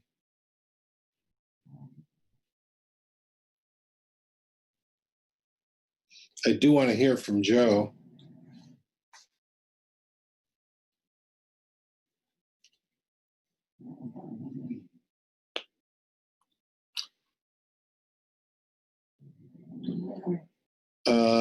Joe, you want to, looks like you're on the phone now. You want to, yeah, there you go. Why don't you go ahead? Thank you, Mr. Chair. Can you hear me okay? Yes, please. It's much better. Thank you. Okay, good. And again, apologize for the difficulties on my end. But I did want to add some thought on this agenda item. So I can certainly understand and appreciate the desire by the Colville Confederate tribe to get support for this effort. In concept, I generally support reintroduction of fish to areas they historically inhabited, but are no longer found given changes or destruction of habitat or because of impassable barriers to access habitat like dams. The Nez Perce tribe has recently developed their own block area policy for dams in our territory, such as Dorshak Dam, Hills Canyon Dam, Wallowa Lake Dam as examples. We can certainly understand the interest that the tribes have for their areas. So with respect to this report as presented to us today, I am not aware that there is express policy support from all tribes in the Columbia Basin, especially those that I represent. I understand there may be differences in perspectives of this phased approach. My interest for today is to hear the update, but I'm not in a position to provide a support for a letter at this point. From my perspective, this is a very complicated issue with this but just one facet to it, that of the Colville Confederate tribes. This has larger implications and potential issues, as this is one piece in a much larger effort, as we have heard in the presentation. So that is to say, there's many more perspectives and issues that are not provided to the council at this time for a more comprehensive depiction. I understand this effort for fish passage and reintroductions occur within 3 forums, as we have heard in the presentation. Those forums being the Columbia River Treaty, the Northwest Power Conservation Council Fish and Wildlife Program, and tribal initiatives.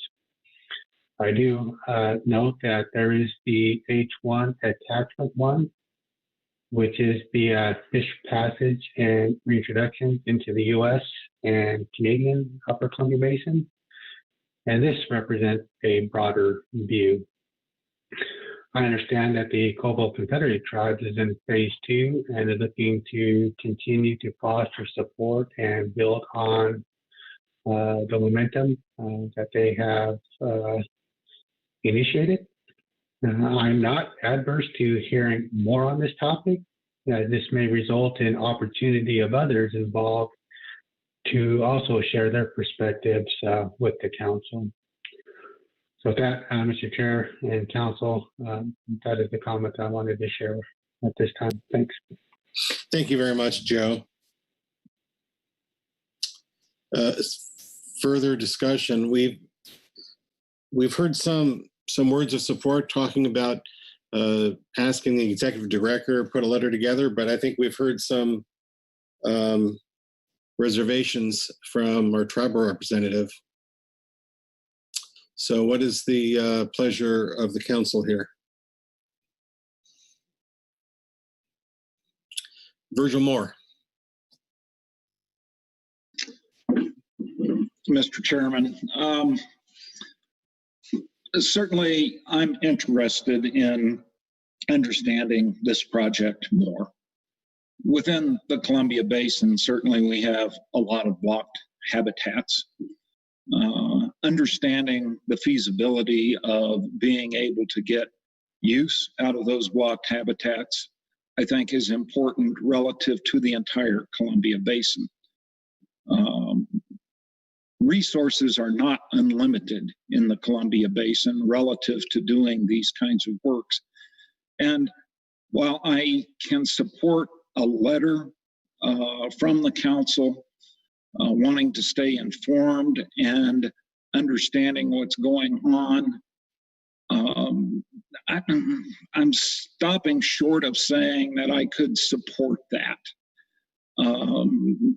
activity without an understanding, as Joe noted, how does this fit into the bigger picture of the entire Columbia Basin and what is relative to feasibility. I would like to hear about how the reintroduction in Lake Billy Chinook has done, one of the few high dam projects that's been in place, and how is that progressing and what's the cost? That doesn't mean that we are not in favor of doing and accessing these habitats as we gain more knowledge. I believe we have to do that. But I don't know that the council, relative to what we believe is important out of the Columbia Basin for our oversight in the coastal fisheries, can play favorites here until we have a better picture of what's going on. So I'm not saying I can't support a letter, but I would like to see it very carefully worded relative to our support for continuing studies, not so much the support for the project, as I'm not sure what we've been asked for. Thank you, Mr. Chairman. Thank you, Virgil. Well, if I can try to synthesize what I've heard, and I'm not usually successful, but I'll try anyway. It's that there's general support and interest in reintroducing salmonids to habitat from which they've been extirpated, and that perhaps this effort by the Colville Confederated Tribes is a promising piece of that, but that the council is really looking at the big picture. And so, perhaps we can support that as part of a larger consideration, because it is one piece of many. Chris Kern? Thanks, Mr. Chair. I was sitting here trying to decide whether to say anything or not, because often I think something that might be helpful turns out to not be. But I see maybe there's some avenue here to, and it's sort of, I'm hoping to link it to what you were saying in a degree, that there's a number of aspects of potential positive outcomes from this reintroduction or any other, as well as any other sort of restoration activity that certainly the council will be interested in. And I think Mr. Moore was talking about that as well in a lot of ways. And so if we were able to focus on, reiterating the council's interest in those sorts of activities as they benefit salmon in a way that is a little more general than the specific approach of reintroduction even, or the specific project of reintroduction at this site, maybe recognizing that we are just sort of getting our feet wet on this particular project or potential project, as it were. Maybe that is an avenue to think about, if that makes sense. I think it does. Let me see if there's anyone around the table here that would object to that approach, at least for purposes of a draft letter. Keep in mind, we're not approving a letter here. We're merely tasking the executive director and his staff with putting a letter together, but obviously we need to give them a direction. Does anyone object to that sort of direction? Okay, I'm not seeing any objection. Let me ask Executive Director Tracy if he feels like he has enough direction here to go forward with a draft, and then perhaps when the council might be able to review that draft, keeping in mind we don't have any specific deadline here. Thank you, Mr. Chair. Thanks. Thank you, council members. Well, I think I can envision an approach. Obviously, it would require a lot of coordination with all the agencies and that are on the council, all the states, the tribal folks, Fish and Wildlife Service, National Marine Fisheries Service. I mean, everybody. So you're talking about all the council, including Alaska and Fish and Wildlife Service, the non-voting members of the council too. So it's going to take a lot of coordination to put something together, and I think it would have to be. Well, my guess is it would have to be something that's probably at a fairly high level, but sort of makes allowances for other considerations that maybe are not necessarily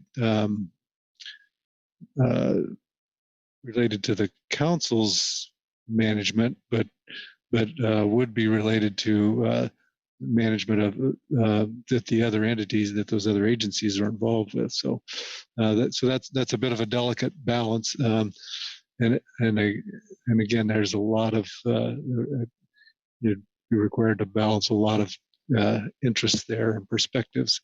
So I don't think it would be it'll either be a very difficult task or a very easy task with not much to it. I guess is what I'm kind of thinking. But I think we could take a shot at it.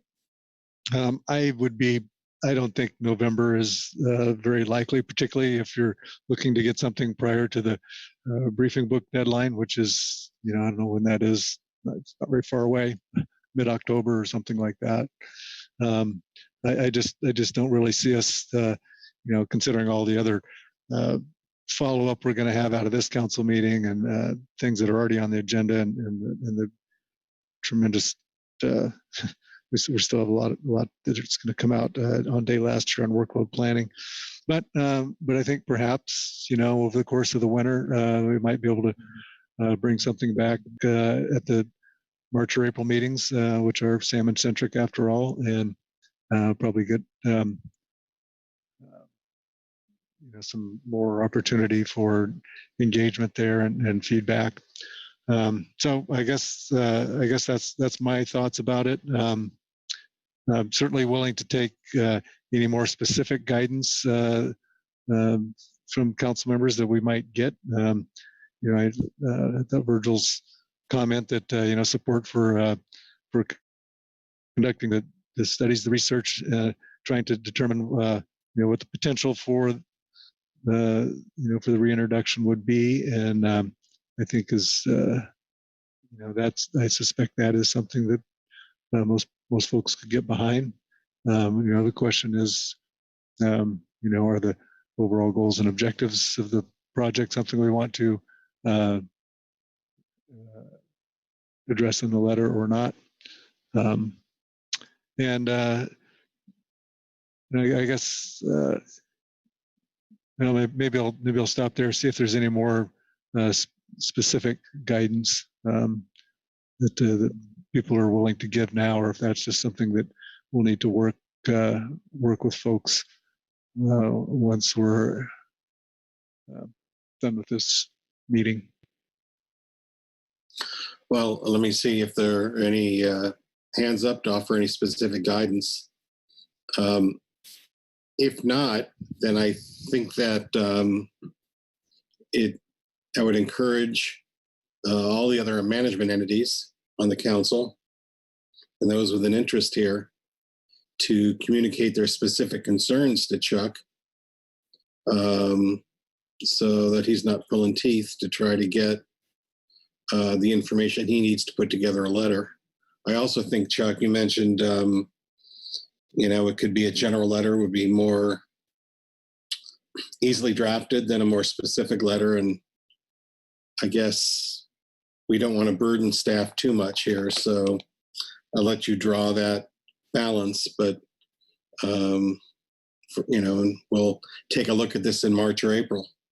Is that acceptable if folks are on the table? And I'm not seeing any hands. Is that a good place to leave it, Chuck? Yeah, I think we can work that. If there's no objection to that approach, that I'll just be sort of solicit some input from each of the entities. See what I can pull together that seems to cut across most of the lines and go from there. And then but I think it's definitely a springtime product. Thanks. Anything else around the table on this agenda item?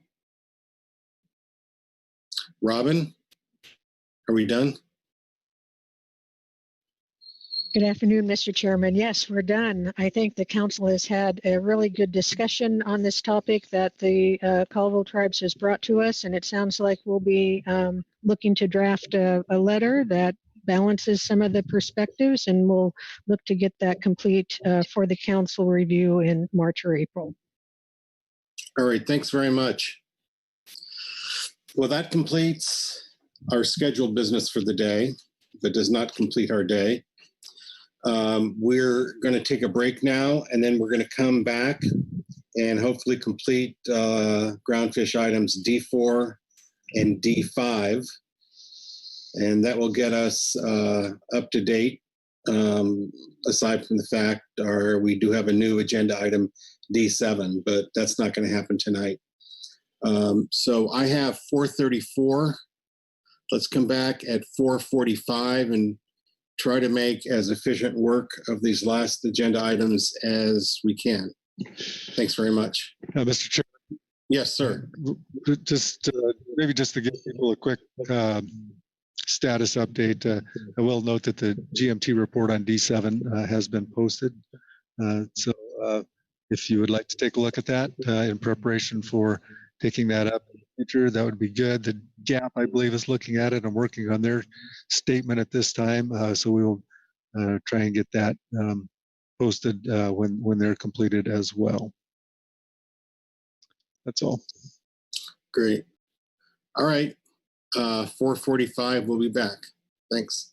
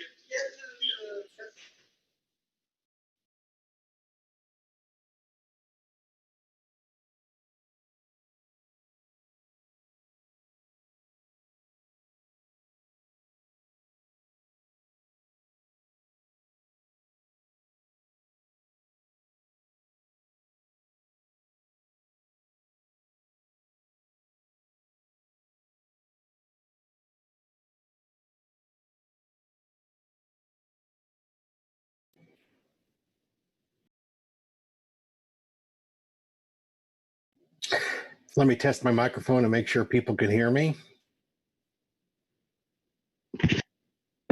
We can. Okay. Then this will also serve as a 30-second warning. We'll get started on D4, assessment methodology review. And in advance of the full 30 seconds running out, I'm going to pass the gavel to Vice Chair Brad Pettinger.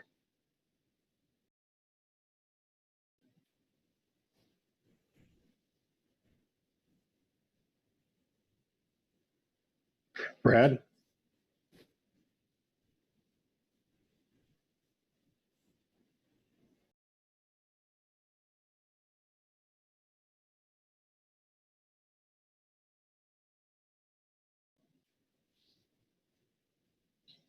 Can't you see he's not in his seat yet?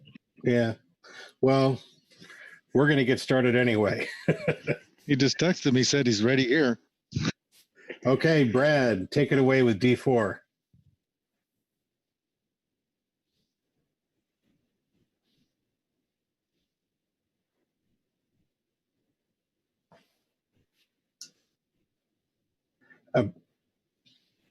Brad, you're muted. Now you're unmuted. All right, go ahead, Brad. Okay. Yeah, thank you, Chair Grelnick. Okay, we got D4,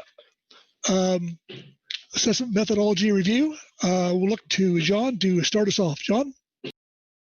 Hey, thank you, Mr. Vice Chair, council members. The action considered under this agenda item, this assessment methodology review, is to adopt those new methodologies that have been reviewed and endorsed by the SSC for informing future stock assessments. A year ago in September, the council adopted 3 topics for a formal methodology review. The first one was 2 proposed survey methodologies, one from the state of California, one from the state of Oregon, to use remotely operated vehicles to survey nearshore species. That review occurred in early February in Santa Cruz, and the review panel's report is attachment 1. The second topic that was selected for a formal review were a number of length-based assessment methods that are considered to be used in our data moderate assessments. We had a review of that occurred in mid-May at an online meeting, and the review panel's report is attachment 2. The third topic that was adopted for review was one the SSC proposed last year to consider new analyses to inform different elasmobranch harvest control rules and management reference points. That review has not happened yet. The SSC addresses that review in their report just to say that they will inform the council in November whether they intend to go forward with that review. They're still trying to assess whether there's enough new data to inform change in those harvest control rules. So there isn't any proposed action there yet since that review has not occurred. So those are the materials that are in front of you. You have an SSC report, the only advisory body that is weighing in here on this. And with that, I would invite any questions you might have on the process. Otherwise, it might be time to hear the hear from the SSC. Thank you, John.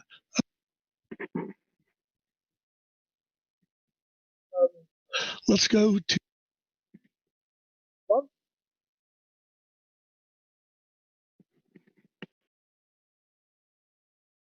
I think Brad's having microphone problems, and I think he just asked that we go to John Budrick, but I'm not.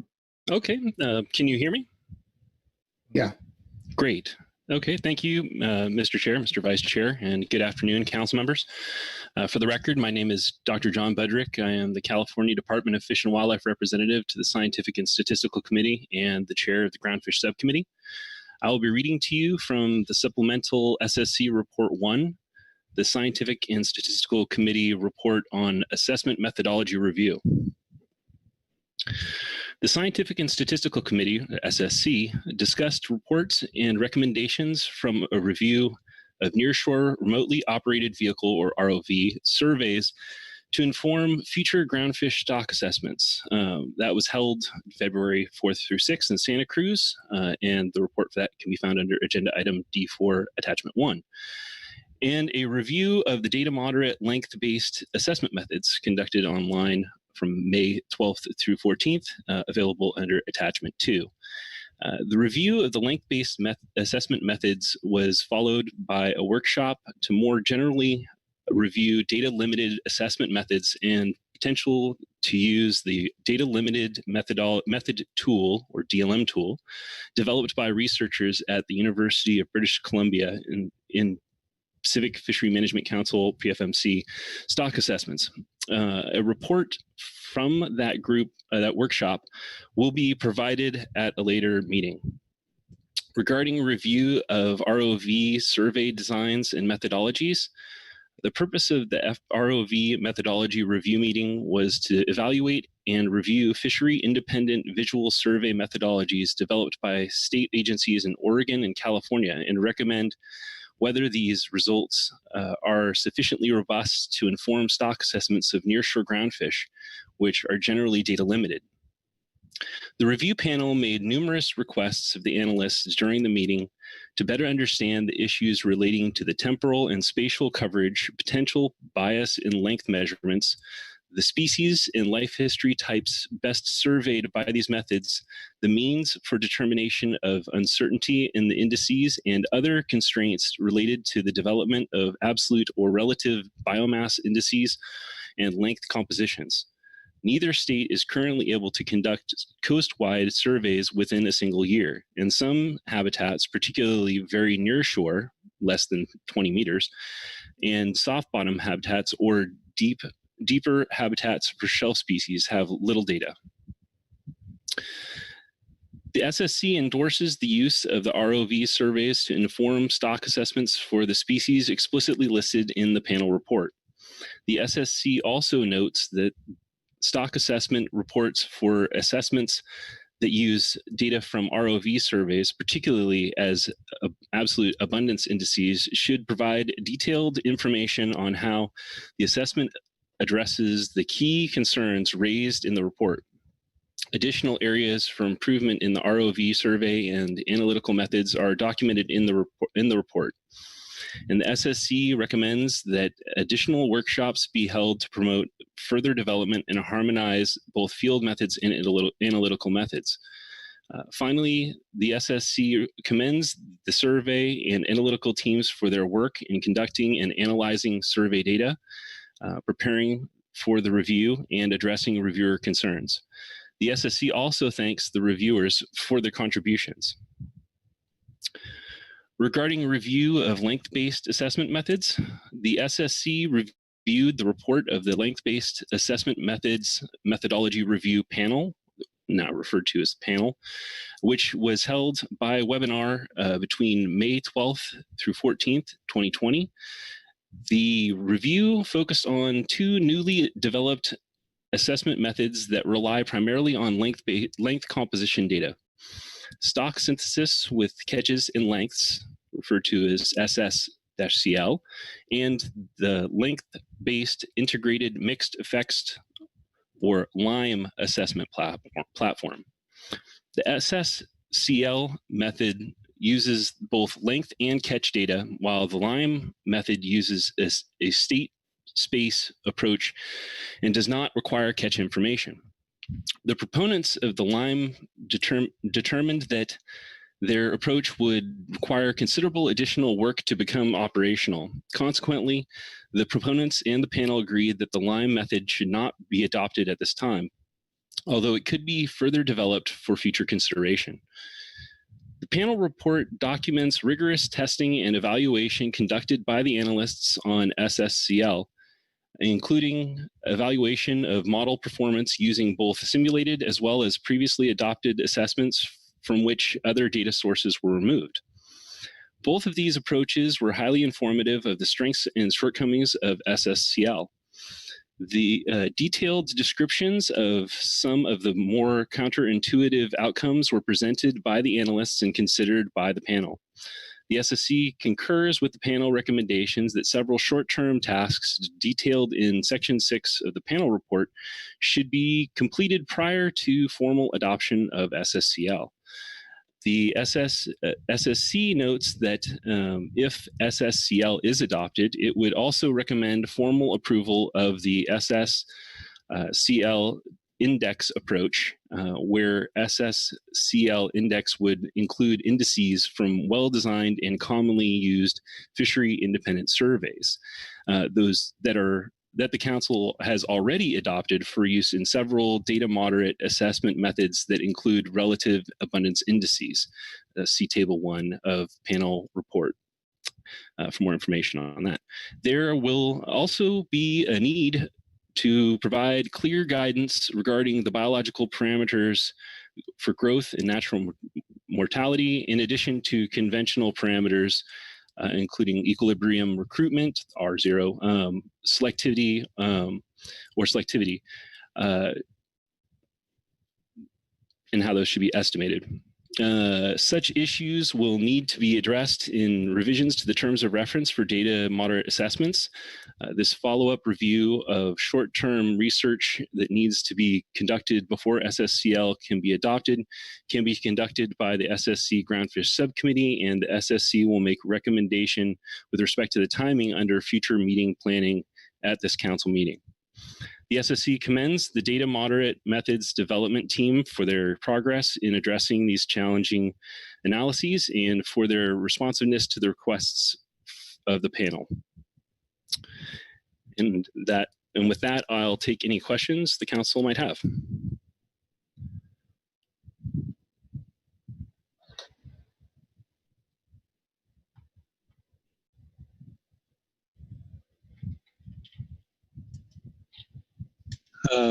Mr. Chair, Mr. Vice Chair, I think Brad is having headphone issues and has not been able to communicate very effectively.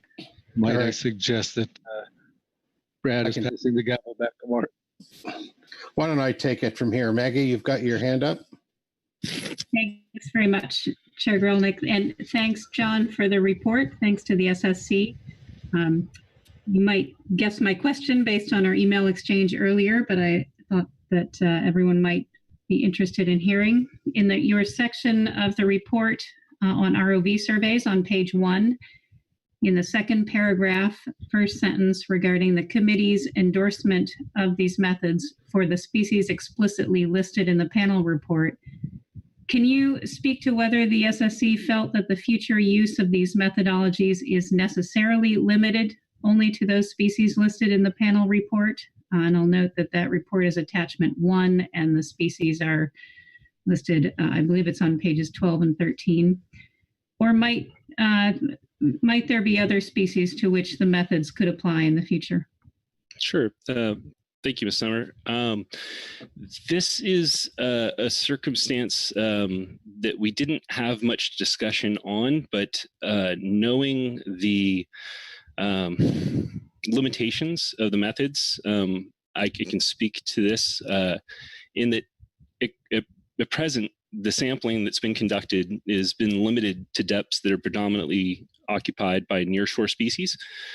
Were the methods extended, or the field sampling rather, extended out into deeper depths, there may be additional species to which this might be able to be applied.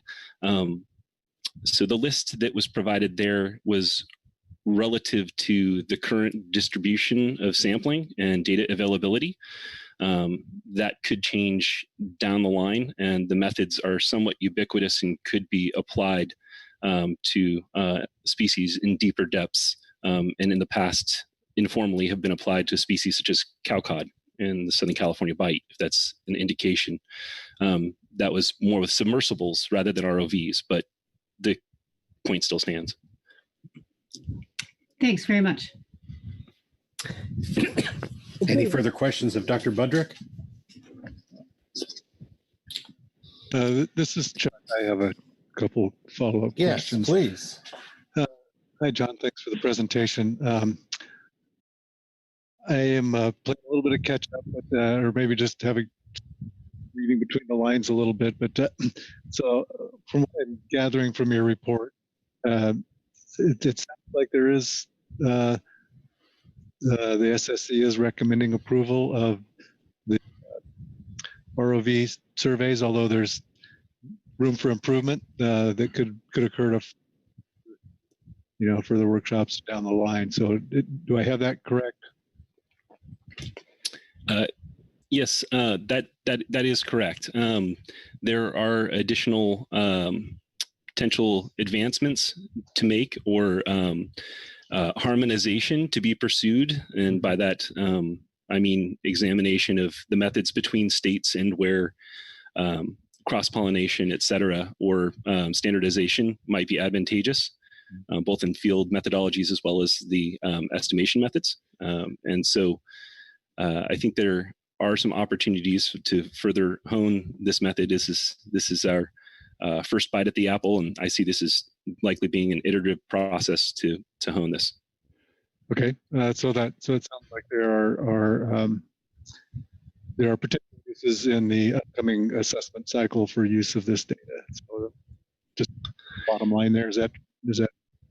Yes, Mr. Tracy, that is correct. That there is opportunity to apply this in an informal sense for copper and coolback rockfish, and I say that in an informal sense due to the nature of the potential applications of this method, as opposed to the likely use in the context of a data moderate length-based assessment, which is the platform or type of assessment that those two species have been slated for.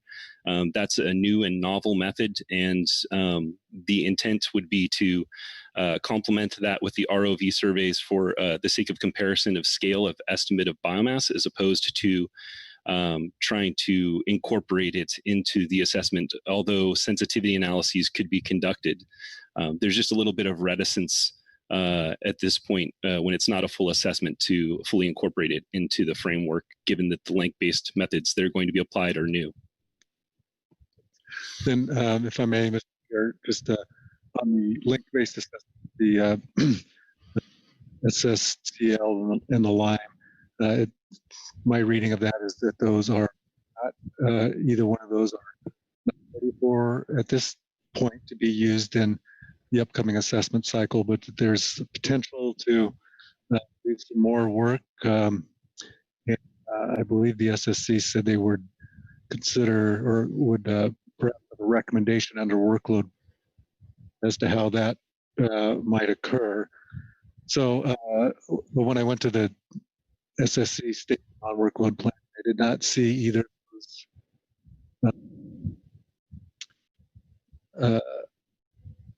I take that back. I am so. Well, let me just ask you then more directly: is there a time when these methods would need to be approved in order to be used in the upcoming assessment cycle? When that might be? SSC thinks that be accomplished in the appropriate time frame. Sure, Mr. Tracy. This is a circumstance where there are few outstanding additional analyses to be evaluated, and to my understanding, National Marine Fisheries Service has made progress in that direction, and we'll be sharing that those analyses with us in time to be reviewed in October in complement to our planning discussions surrounding the harvest control rules for elasmobranchs. And the SSC Groundfish Subcommittee can review those few outstanding analyses and provide their recommendation to the council in November, or there may be some possibility of a provisional adoption pending a report from the SSC. That might be a good question for council staff as to how they see that proceeding given the council procedures. Chuck, thank you, John. Not at this time. Thanks. Okay, anything further, or any further questions of the SSC? Thanks, John. We don't have any public comment, so that takes us to council discussion and action. And I'll look to see if there are any hands raised, and if we don't have any discussion started, we'll take a motion. Maggie? Thanks, Chair Gorelnik. I could offer a motion. Great, that'll get some discussion started.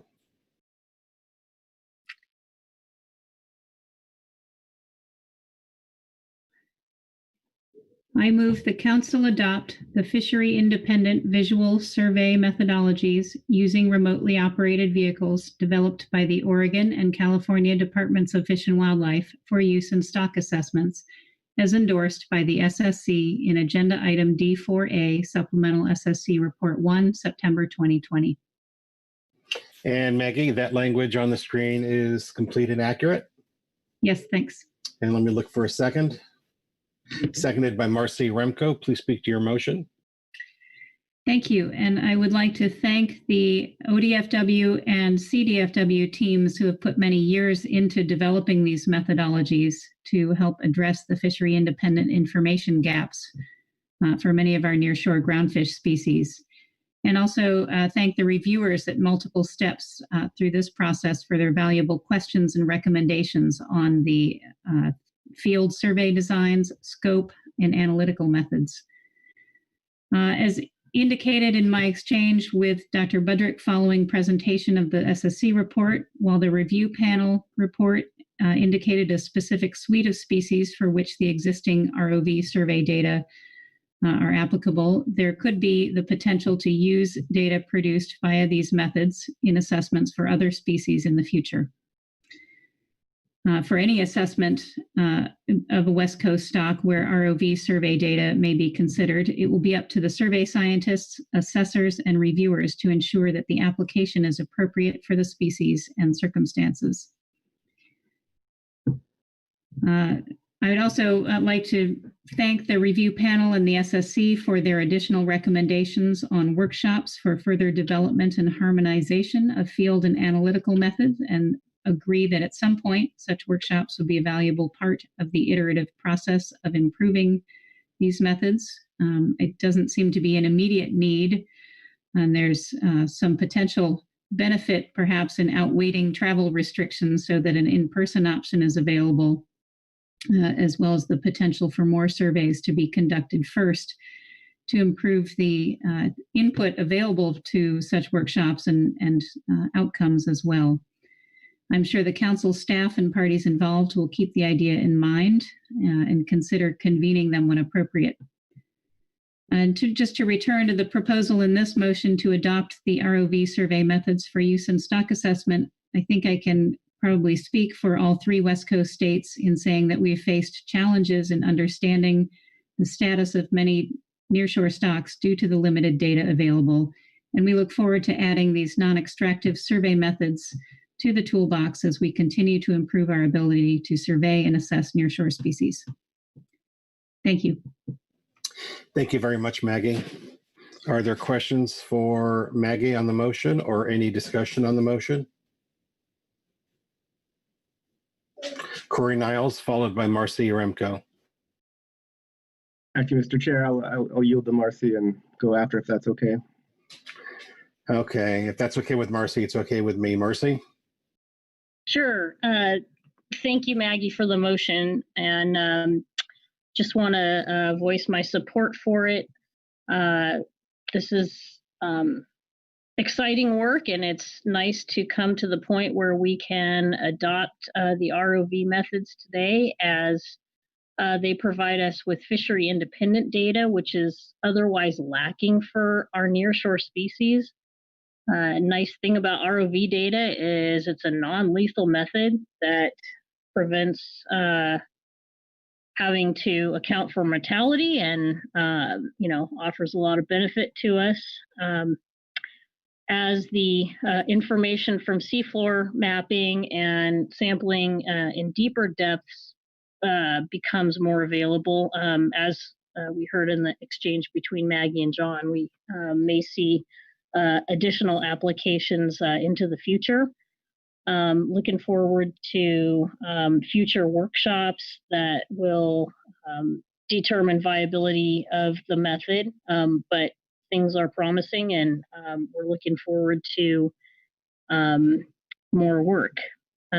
Regarding the length-based methods, this is so important, and just want to voice my thanks for the folks that got together to conduct work by webinar on these very difficult issues. But length data and catch data, is often all we have for a number of stocks that otherwise are assessed as Category 3 data poor. The method will offer us a mean of increasing the number of assessments that we can do and raise those category stocks essentially to higher levels by making better use of the scientific information that we do have available. So again, just want to support keeping the work on length-based methods assessments moving forward, and the work of the SSC Groundfish Subcommittee conducting additional reviews and allowing us to hopefully be able to apply the methods soon. Thank you. Thank you, Marcy. Corey? Thank you, Mr. Chair, and thanks, Maggie, for the motion, and Marcy for the comments. And yeah, thank you to all the collective science community, SSC, and all the folks who contribute to these reviews. I just wanted to speak briefly to the folks who maybe aren't as familiar with the why not Washington. Why isn't Washington as part of this? And I'm and Phil here remembers better, but actually Phil was instrumental in helping getting us funding to explore ROVs. More than 12. I don't know how long ago it was, a while back, and to now we've tried ROVs out on the coast. It seems to be too expensive, and we focused. But we have a lot of expertise and activities in Puget Sound, and our experts there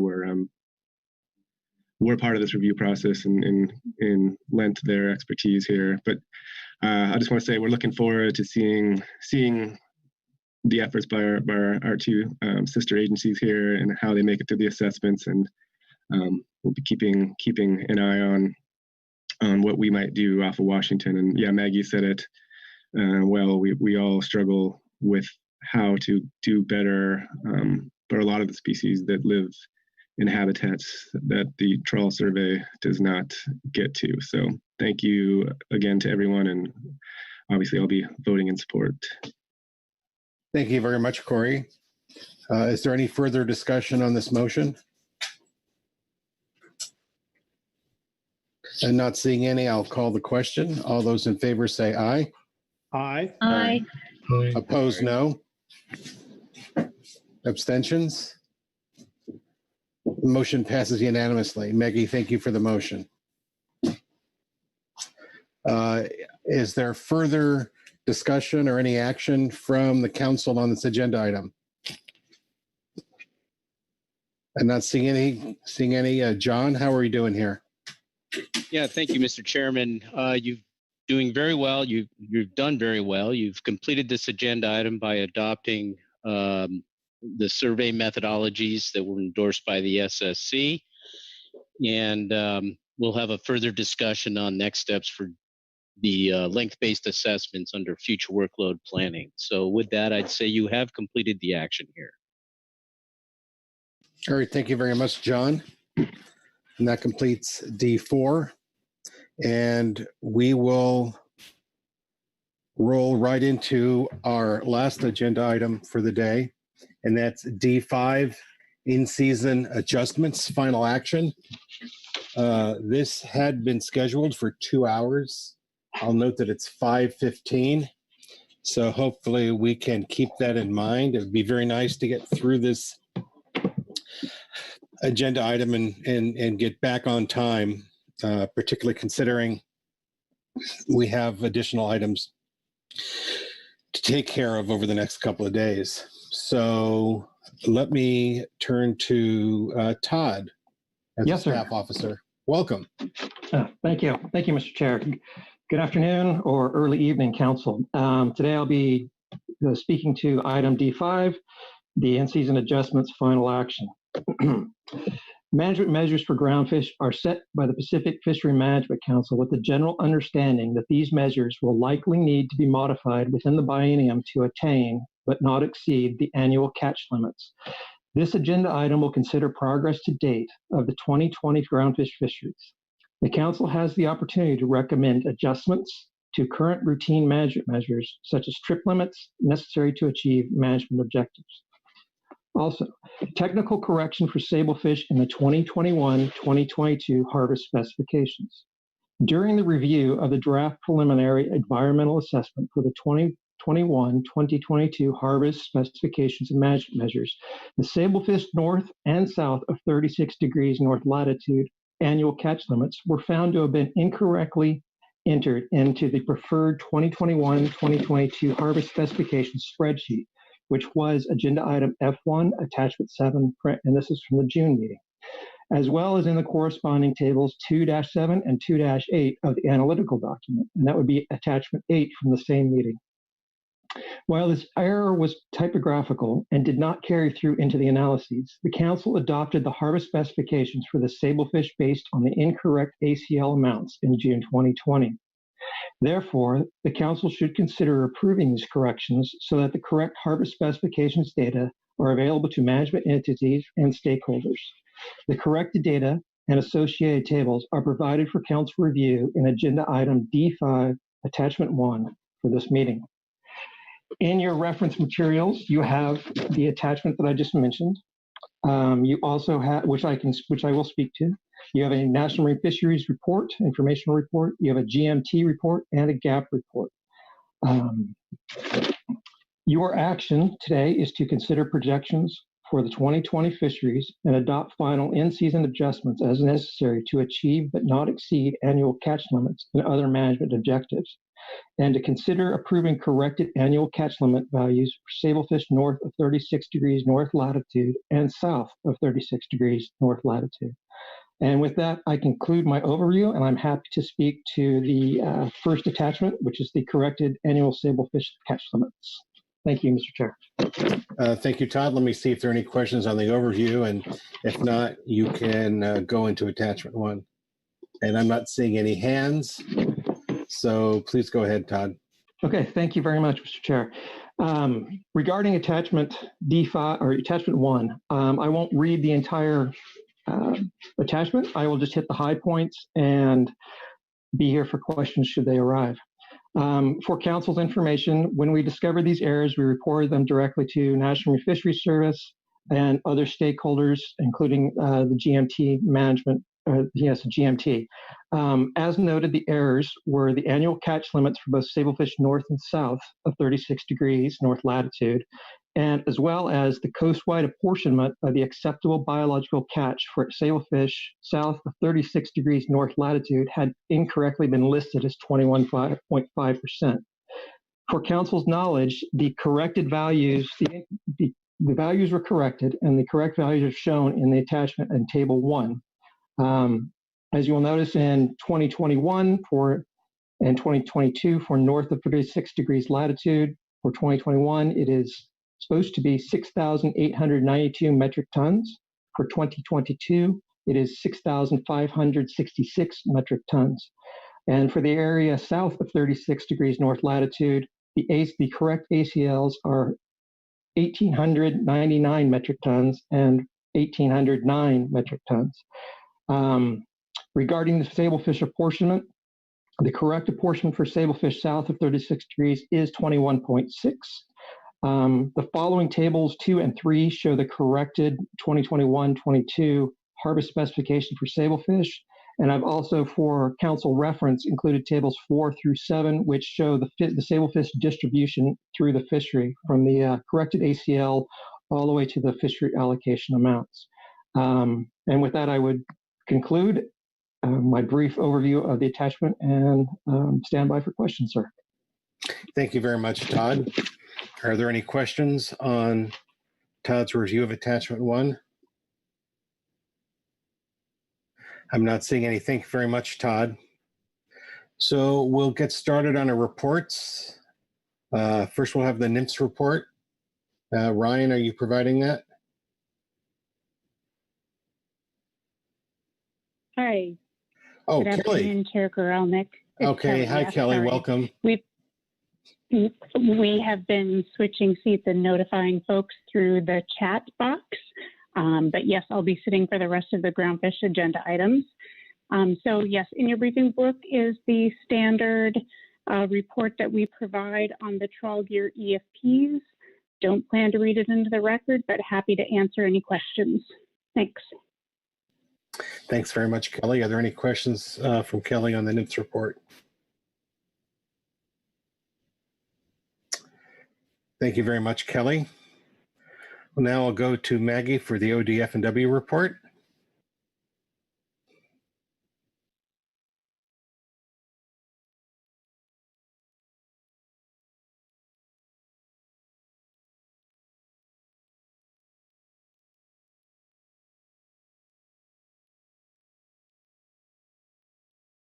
Maggie, you're muted.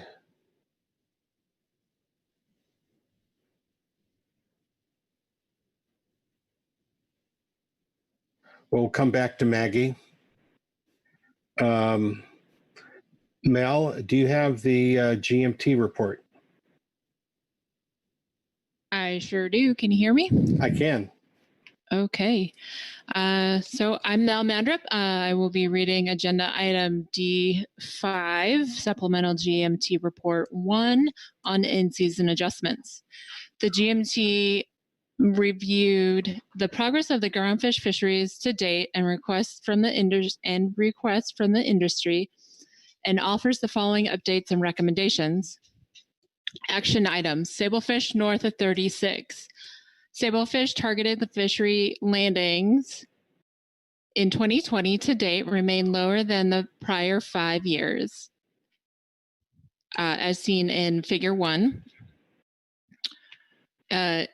Even before the impacts of the pandemic resulted in decreased demand around March, prices have continued to decrease. The decreases observed since 2018 and remain much lower than observed in the past decade. For the variety of reasons, including potentially a decrease in the average size of landed fish, a saturated Japanese market, and large increases in Alaska sablefish total allowable catch. So Figure 1, right there, you can see 2 plots. The left plot is showing the non-whiting groundfish caught by fixed gear and how it's been tracking so far this year compared to the median landings from 2015 to 2019, and the right plot shows the non-whiting groundfish from the IFQ fishery. There's no clear indication at this point that sablefish prices or rate of landings will increase in the final months of 2020. Low catch throughout the year to date have left attainments well below allocations in every sector, as seen in Table 1 below. With utilization low in every sector to date, year-end increased effort in any sector represents very little risk the annual catch limit. Raising trip limits would allow for increased effort if opportunities improve in the remainder of the year. So Table 1, you can see the allocation for all the fisheries that receive sablefish, the catch to date through mid-September, and the percent attainment. You can see everyone's hovering between 30 and 45%, 47%. For limited entry fixed gear trip limits, through August 2020, actual landings of the LE fixed gear fishery has been about 60% of the projections, possibly due to overall decreases in demand, prices, and effort in the fishery associated with the global pandemic. Thus, the percentages in the attainment column shown in Table 2 are likely overestimates. If current trends continue through the end of the fishing year. For example, projected landings for option 2 in Table 2 are expected to be 187 metric tons or 67.3% attainment when adjusted for the current year overestimated ratio. Status quo and proposed limited entry limits are provided in Table 2 with associated projections and percent attainment of the landed catch share. Projections from the proposed trip limits are based on increases being implemented October 1. Given the overestimates and low attainments, the GMT recommends option 1, which is 2,000 pounds per week and not to exceed 75,000 pounds per 2 months, for the limited entry fixed gear to be implemented for the fixed gear fishery to be implemented as soon as possible. However, depending on the council action under D2, if council chooses not to pursue an emergency action, well, I will disregard that sentence. As stated in supplemental report 4, I'm just going to skip to Table 2, which shows our options for limited entry fixed gear trip limits. You have your status quo, option 1 and option 2. Currently, through Inseason, the GMT is recommending option 1. For open access trip limits, a request was submitted for the open access fishery north of 36 to increase the daily limit from 300 to 600 pounds and the bi-monthly limit from 3,000 to 4,000 pounds. Status quo and proposed open access trip limits with associated projections are in Table 3. Vessels are not fishing close to the daily or bi-monthly limits, so this change did not greatly influence the model projections. If landings continue at the current level, this change is not expected to increase attainment of the allocation. However, if demand increases in October through December, this increase could provide an opportunity to make up for low landings in the earlier part of the year, as well as allow vessels to potentially spend fewer days at sea given COVID-19 guidelines. Note, the model has overestimated every period in 2020, and based on current land modeling to date, even the low-end estimate is higher than the actual landings thus far. Therefore, the GMT recommends option 1, 600 pounds a day, or 1 landing per week up to 2,000 pounds, not to exceed 4,000 pounds per 2 months, be implemented as soon as possible. In Table 3, you see your trip limit options, your status quo, and option 1 for open access for sablefish north. Incidental Pacific halibut retention in the primary fishery north of Point Chehalis. The GMT received requests to increase the landing ratio for incidental Pacific halibut retention in the primary fishery north of Point Chehalis from 200 to 250 pounds of Pacific halibut per 1,000 pounds of sablefish, and maintain the limit of up to two additional Pacific halibut in excess of the ratio. Through September 9, 2020, incidental catch was 29,420 pounds of net weight of the 70,000 pounds net weight allocation, which is 42%. The fishery reached a similar level of catch, about 45%, through September 11, 2018, when the landing ratio was raised from 160 pounds to 200 pounds, which is can be seen back in the GMT report from September 2018. Additionally, the GMT recommended the council adopt the landing ratio increase from 200 to 250 pounds in June 2019. And the link to the report is there. The proposed change to the ratio would give participants in the primary fishery north of Point Chehalis the opportunity to land more Pacific halibut in the year of low sablefish prices and ongoing challenges associated with the COVID-19 pandemic. Additionally, the Washington Department of Fish and Wildlife tracks the fishery daily and will update the Council, National Marine Fisheries Service, and the International Pacific Halibut Commission if the landings begin to approach the allocation. If needed, fishery closure can be announced via the NIMS West Coast Region Pacific Halibut Hotline. Table 4 below shows the status quo landing ratio and proposed alternative alongside projected landings based on 2019 and 2020 data through September 11, 2020, and the current allocation. Attainment under option 1, which is 250 pounds landing ratio, is projected to reach 99% of the current allocation. However, the model uses 2019 as a reference year, and landings were highest in October compared to the previous months in both 2018 and 2019. Industry expects that participation in October will be lower in the recent years, so the model likely overestimates 2020 attainment. Table 4 projections assume implementation on October 1 due to the industry's stated urgency to maximize remaining time left in the primary fishery, which is scheduled to end on October 30th or until the quota is caught, whichever is sooner. Table 4 shows the status quo and the projected or the proposed landings for Pacific halibut. Assuming October 1 implementation, the increased Pacific halibut allowance would likely be in place for up to 2 months as the primary fishery closes on October 31st. Therefore, the GMT sees little risk of exceeding the allocation during the limited time frame, especially given low attainment thus far.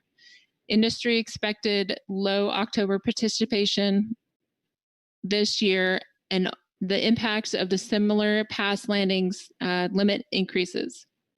If the primary tier fishery season is extended through December 31st, as requested below, the GMT notes that the IPHC regulations require all commercial, directed, and incidental Pacific halibut fisheries be closed at noon local time on November 15th.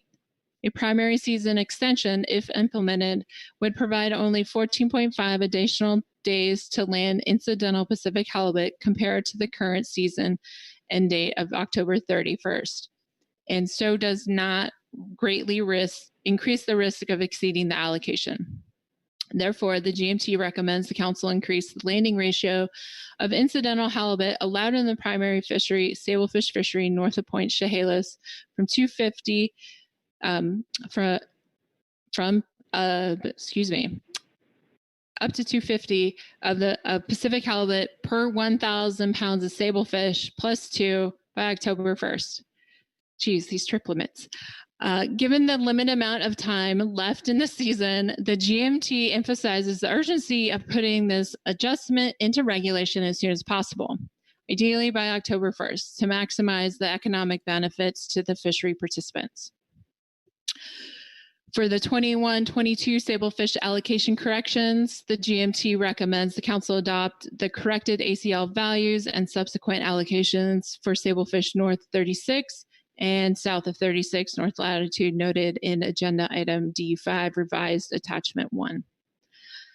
For the additional request considered but not recommended, the GMT also received requests to increase open access trip limits for canary and vermilion rockfish between 4010 and 3427 north latitude. In-season action in April adjusted these limits, which were implemented on June 1, 2020.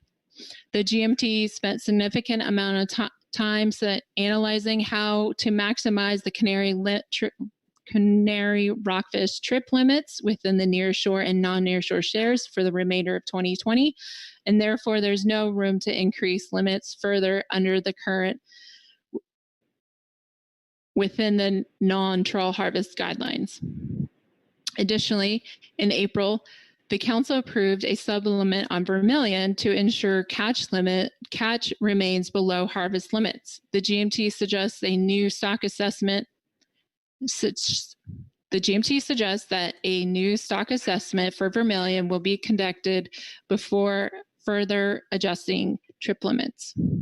The GMT also received a request to increase the daily limit for short spine thorny head south of 3427 to help reduce regulatory discards while targeting sablefish. After discussions with the requester, it was decided that California staff would work with the industry to develop a 2021 trip limit to discuss this action in season of November 2020. There was an additional request to correct 40 fathom waypoints of the non-trawl RCA off Albion in the Point Arena area off California. According to the Pacific Coast Groundfish Fishery Management Plan, corrections to the non-trawl RCA need to be addressed through a 2-meeting process. Therefore, the GMT suggested to the requester that it be brought forward under D2. Informational items. At-sea update. With 50% attainment of the at-sea sector's Pacific whiting allocation as of September 11, 2020, the sectors are at 93% of their dark blotched rockfish set aside, 55% of yellowtail rockfish, and 26% of sablefish, with all other set asides tracking at less than 14%. The GMT does not anticipate a risk of exceeding the ACLs of these stocks, even dark blotched rockfish. Only 25% of the ACL has been caught to date and is unlikely to be exceeded, even if the at-sea sectors catch more than the at-sea set-aside. PACFIN Apex reports. In June of this year, the council requested a short belly rockfish scorecard be added to the GMT in-season statements. The GMT reminds the council and public that near real-time total mortality estimates compared to the ACLs and at-sea set-aside amounts are provided online through the PACFIN Apex reporting system. Reports IFQ 001, targeting Pacific whiting report, and GMT 007, scorecard of groundfish stock species and complexes are the two most useful for determining the current short belly rockfish attainment. As of September 14th, mortality of short belly rockfish totals 517 metric tons, or 17% of the 3,000 metric ton allocation. And there's a figure here just to show you where we are in comparison to their ACLs. And this is all information offered up on the Groundfish Scorecard report on Apex. Rebuilding species scorecard, the long anticipated significantly streamlined estimated discard and catch of groundfish species in the 2019 U.S. West Coast Fisheries Report, which is report number 3 and 4 under C1, informed adjustments to the yellow eye rockfish incidental open access projections as discussed in GMT Report 1 under C1, and CalCod commercial projections in the 2020 species scorecard, which is attachment 1 below. Additional CalCod allocations were updated to reflect the rule that was just published in mid-June 2020, removing the 6 metric ton ACL, and impacts from all these fisheries are projected to remain within the 2020 allocations, harvest guidelines, ACTs, and shares. And for the Chinook salmon scorecard, the 2017 salmon incidental take statement specified thresholds for the non-whiting and whiting sectors. These thresholds are enforced through sector closure mechanisms and regulations. Both the whiting and non-whiting sectors have remained below their thresholds in 2020. See Table 5. Estimated overall catch of Chinook salmon as of September 14, 2020 in all groundfish fisheries was 3,089 fish, or 15% of the 20,000 threshold. The GMT projects that the whiting and the non-whiting thresholds are unlikely to be reached or exceed based on the relative low bycatch rates and amounts to date. So Table 5, you can see the salmon scorecard that we typically provide, and numbers are well below the 20,000 threshold. And with that, I will take some questions if you have any. Thank you very much, Mel. And we see the summary of recommendations in the report. Let me look and see if any council members have a question for you on the GMT report.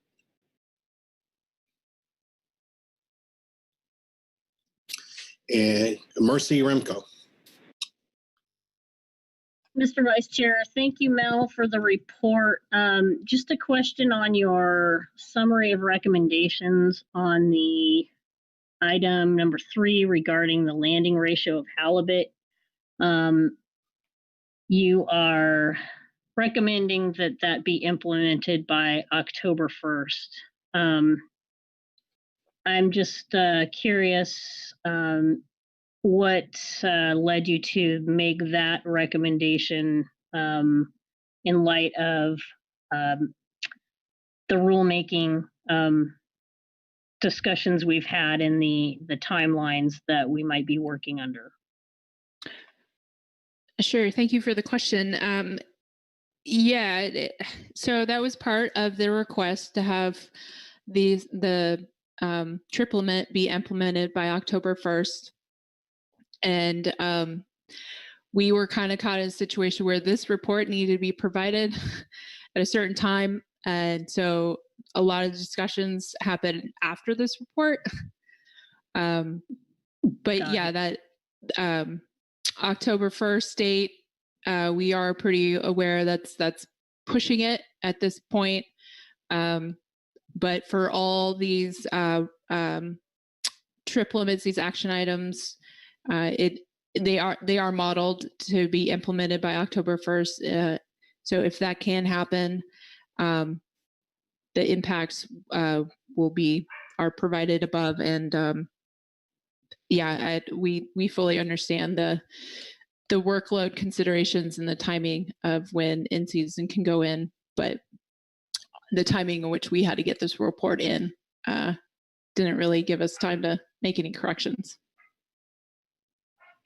Great, thank you. Appreciate the explanation, that helps. Any further questions of the GMT? Thank you, Mel. We'll now go back to the ODNF&W report. Maggie? Thanks, Chair, and apologies for my difficulty earlier, and thank you to Mel for being ready with the GMT report. Supplemental ODFW Report 1 is informational only and not related to any council action. It simply presents a snapshot of recreational and commercial fisheries in Oregon in 2020 through the first part of the year, which we thought might be interesting given the COVID-19 situation in particular. I'd like to thank my Groundfish staff, Lynn Mattis and Christian Heath, for drafting this report many weeks ago, and apologize for my own error in getting it submitted so late.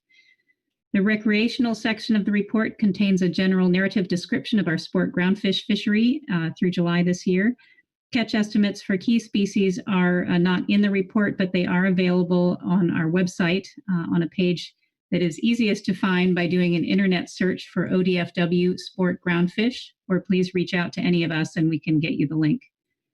The commercial section of this report presents summarized data on landed weight, revenue, and vessel counts by gear type through July of this year compared to the same period in the 5 prior years. I think with that summary, I'd be happy to take any questions now, or certainly invite anyone to reach out to me or ODFW's groundfish staff with questions at a later time. Thank you, Maggie. Any questions for Maggie? Marcy Yaremko. Thank you, Mr. Chair. Not so much a question, just a big shout out of thanks to Maggie for submitting this report. I recall her saying that they were hoping to kind of get going on doing that kind of in our in-season items. I just want to note that CDFW often submits a similar report, and want to apologize that we just could not get it done for this meeting. I really appreciate the content that you offered here and the detail and where things are at on your stateside closures. Appreciate you tracking the shared limits that we share in the north with you, and thank you for the report. We'll be in touch with you as you suggest. It is getting to that time where we start looking more closely at the numbers, but I just want to acknowledge the effort of you and your staff to complete this report and get it in the record, and we hope to do the same in November. So thank you.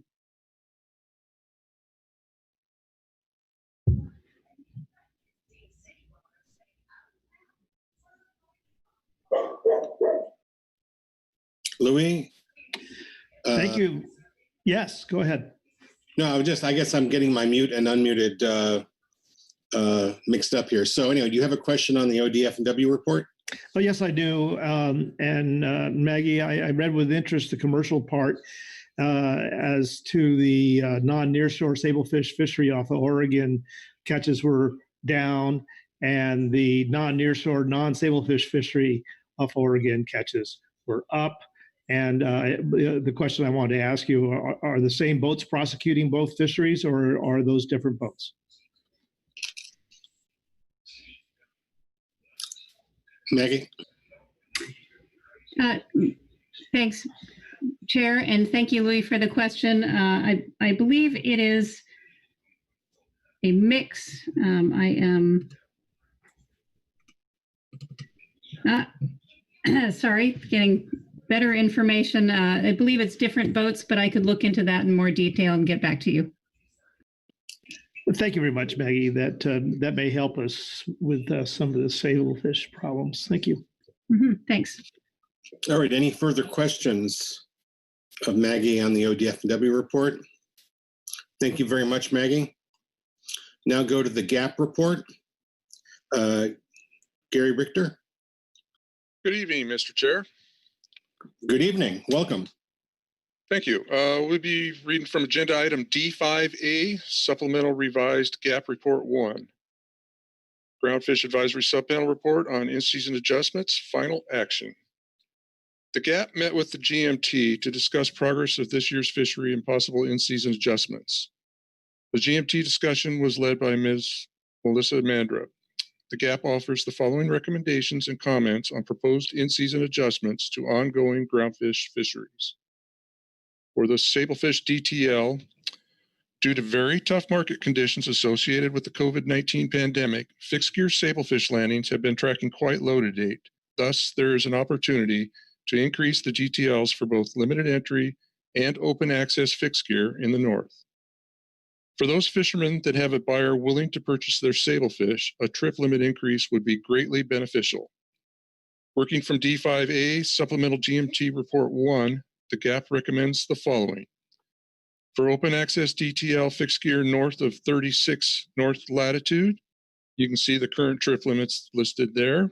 And the gap supports GMT Alternative 1, which would increase the daily to 600 pounds a day, or 1 landing per week, 2,000 pounds, and not to exceed 4,000 pounds for 2 months. For limited entry DTL fixed gear sablefish north of 36 latitude, the gap, you can see the current trip limits listed there, and the gap supports GMT Alternative 1, which would increase the weekly up to 2,500 pounds per week, not to exceed 7,500 pounds for 2 months. For Pacific halibut, the GAP was informed that the Sablefish Fishery tiered program that operates to the north of Point Chehalis and is currently allowed 200 pounds of halibut to be delivered with 1,000 pounds of dressed sablefish plus 2 fish, has currently landed about 29,000 pounds of halibut. The allocation for this fishery is 70,000 pounds of halibut. The GAP recommends that the Council advise National Marine Fisheries Service this number should be increased in order to harvest the assigned allocation. The GAP recommends consideration of 250 pounds per 1,000 pounds of dressed sablefish plus 2 fish, with this change made effective as quickly as possible to allow the greatest opportunity before the close of the primary sablefish season on October 31. The GAP notes that should the sablefish tier fishery season be extended beyond October 31 through an emergency rule under the forthcoming Groundfish Agenda Item D7, we do not support extending the halibut retention limits for the fishery beyond October 31, 2020. Therefore, halibut retention after October 31 would be prohibited. Mr. Chair, that completes our GAP statement. Be glad to field any questions folks might have.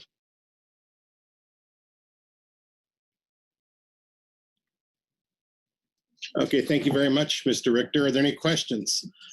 Kelly Ames, followed by Corey Nile. Through the chair, thanks, Gary, for your GAP statement here. I'd like a little bit more information on your recommendation on the bottom of page 1 regarding the Pacific halibut retention. So just a little bit more information from you about why the GAP does not support extending the halibut retention limits beyond October 31st. I'm just trying to understand if that has a connection to the in-season action that we're considering here today, or if that statement is really more relevant to the emergency rule consideration that will come up later in the week. Thank you. Yeah, Mr. Chair, Kelly. Yeah, I asked Bob about that this afternoon. I mean, he wants his group, the FEOA and friends, want the 250 pounds.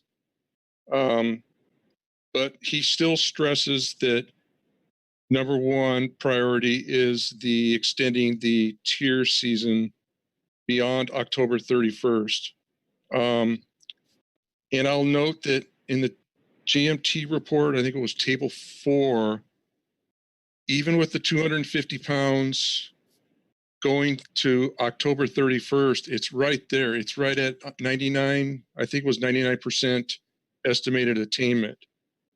So to even consider going above that seemed like a pretty iffy proposition. I don't know if that answers your question, but that's probably as good as I can get.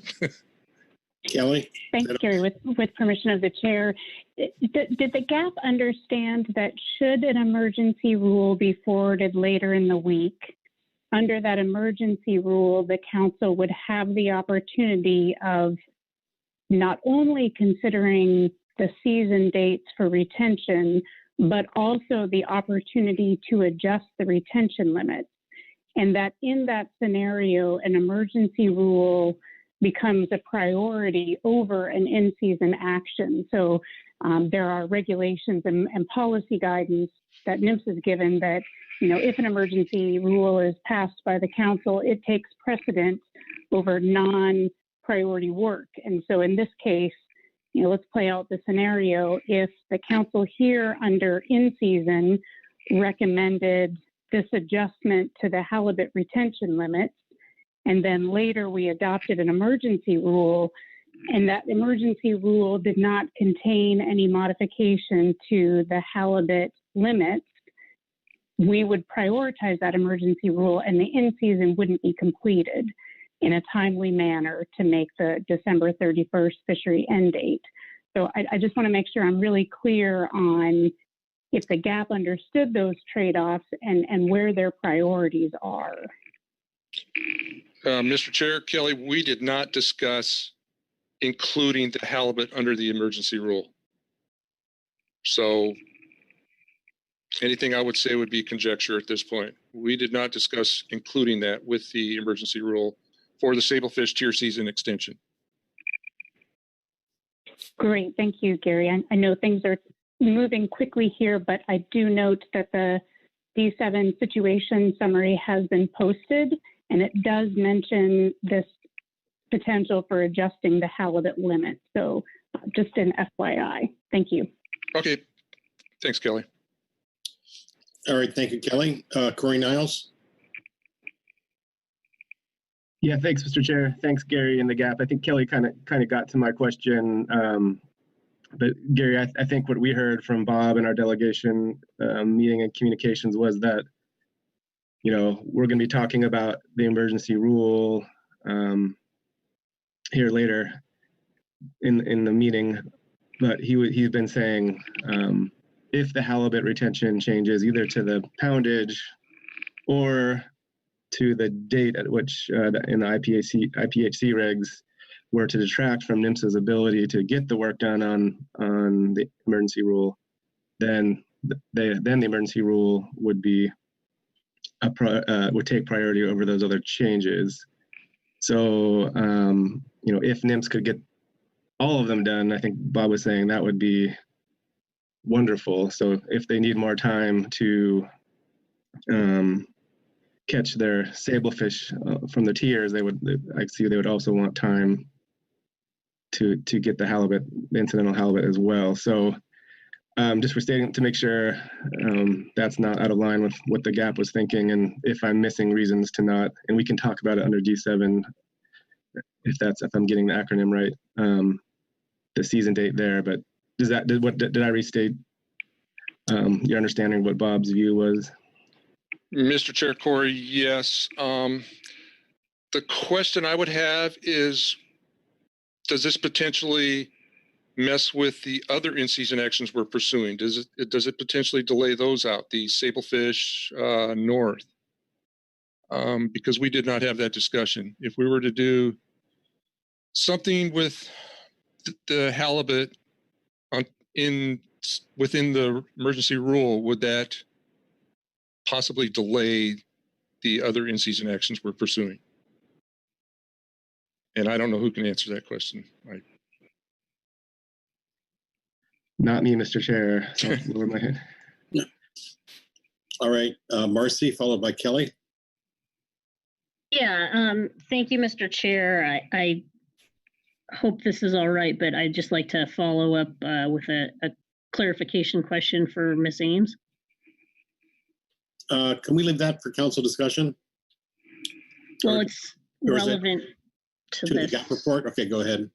Thank you. So on, thank you, Kelly, for the overview on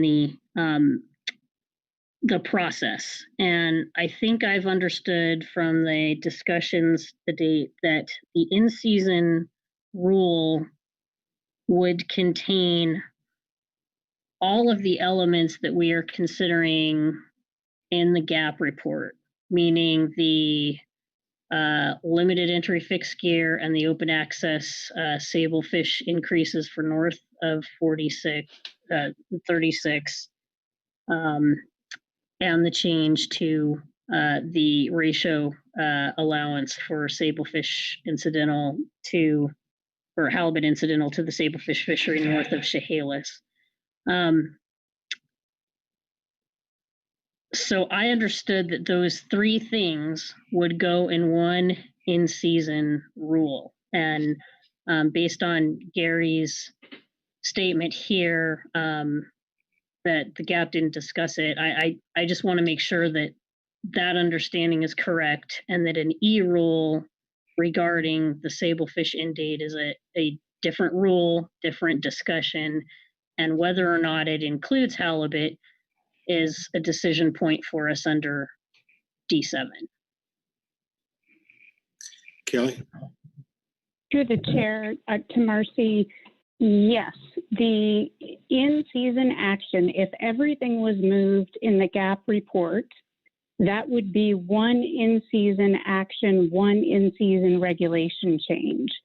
The caveat here is that specifically the Pacific halibut incidental retention amounts could be recommended under either the in-season agenda item or D7, the emergency rule.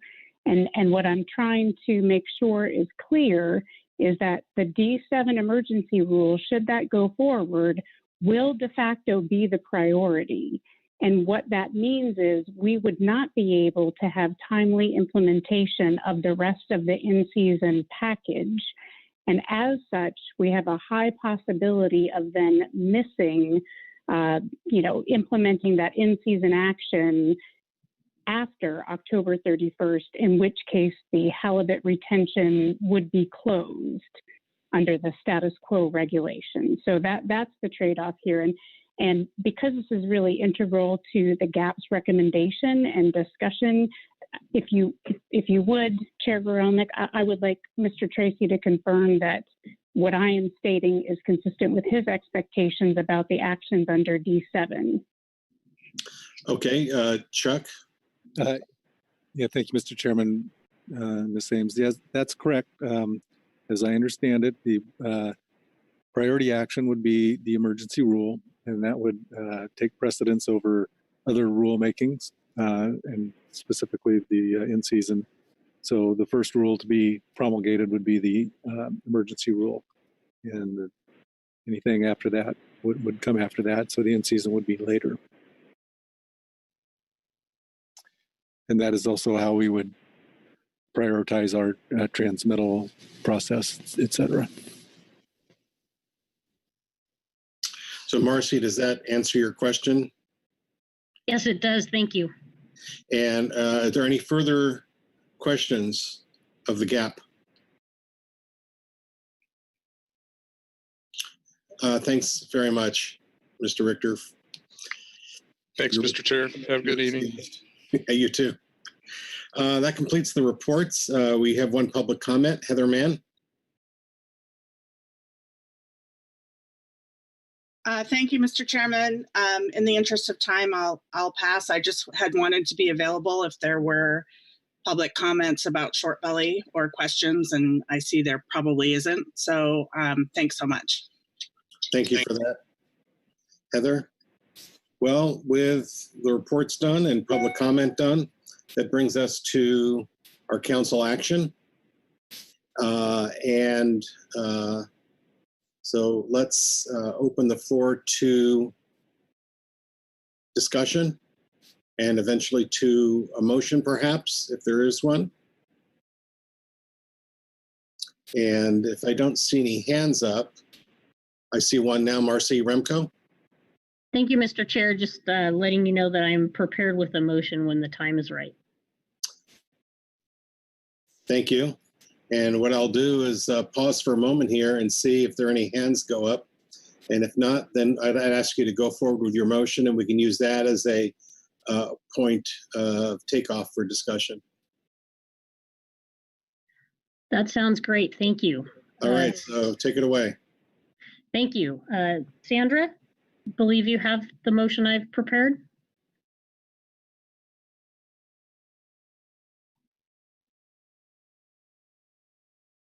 I move the council adopt the following, referring to D5A Supplemental GMT Report 1 and D5A Supplemental Revised GAP Report 1.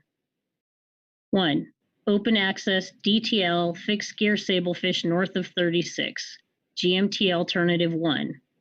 600 pounds a day or one landing per week up to 2,000 pounds, not to exceed 4,000 pounds for 2 months. Number 2, limited entry DTL fixed gear sablefish north of 36, GMT Alternative 1, 2,500 pounds per week, not to exceed 7,500 pounds per 2 months. Number 3, Pacific halibut GAP recommendation to increase retention amounts to 250 pounds per 1,000 pounds of dressed sablefish plus 2 fish through October 31st. Halibut retention after October 31st would be prohibited. And 4, the technical correction for sablefish in the 21-22 harvest specs shown in agenda item D5, revised attachment 1, September 2020. Thank you, Martha. Is the language on the screen accurately capture your motion? Yes, it does. All right, I'll look for a second. Seconded by Louis Zim. Please speak to your motion. Yes, thank you, Mr. Chair. Just want to note that the in-season requests that were received by the GMT came from all 3 states and a number of different sectors that are seeking relief in terms of increases to trip limits. The GMT did a great job demonstrating to us that performance in the fisheries are down and adjustments upward so that we can best utilize our available harvest limits is in order here. Appreciate that NIMS has helped us here with a lot of clarity on providing the priority regarding the completion of regulations and in what order they will go. Really want to acknowledge the hard work of the GAP and NIMS staff and council staff this morning, along with the GMT folks in sidebar discussions about how this in-season action will interrelate with consideration of potential emergency action to extend the sablefish fishery date. Want to also reference that the GMT report, I want to shout out to them for including in their report a description of some proposals that were made since the June meeting that they took a look at that they did not recommend advancing for this meeting.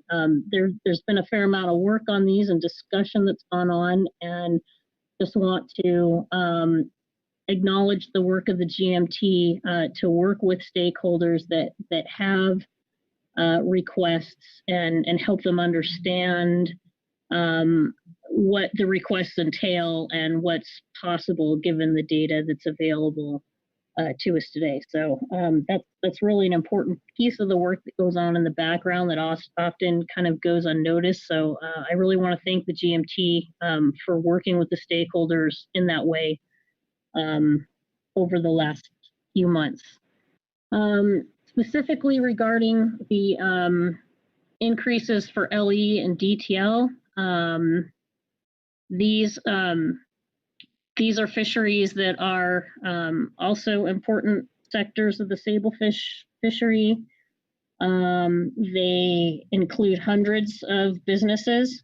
They may not be as big of businesses as some of the other sectors like the tier sector, but they're still an important component of our West Coast fisheries. And there's room for these increases. So I very much support us recommending them. I think we heard some discussion about the GAP not maybe having a full clear picture or a full clear discussion about how these orders interrelate or rules would interrelate time-wise. But from the discussion with Kelly that this would be one in-season action that would take effect, presuming that we did an E-rule. This one would come after, and that's understood. What the after date is not yet known,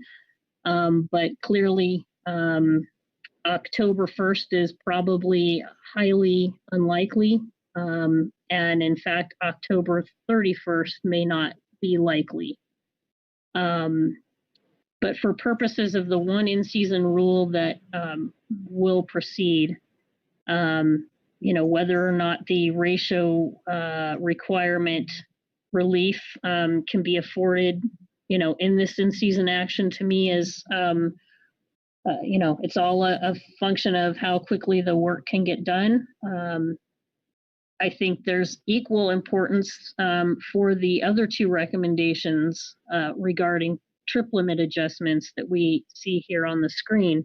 And the reason I say that is if the rule were to take effect prior to October 31st, the limited entry fixed gear and open access sectors could take advantage of higher limits for period 5, which ends October 31st. So in my mind, all of the sectors really are all kind of in the queue looking for relief before October 31st.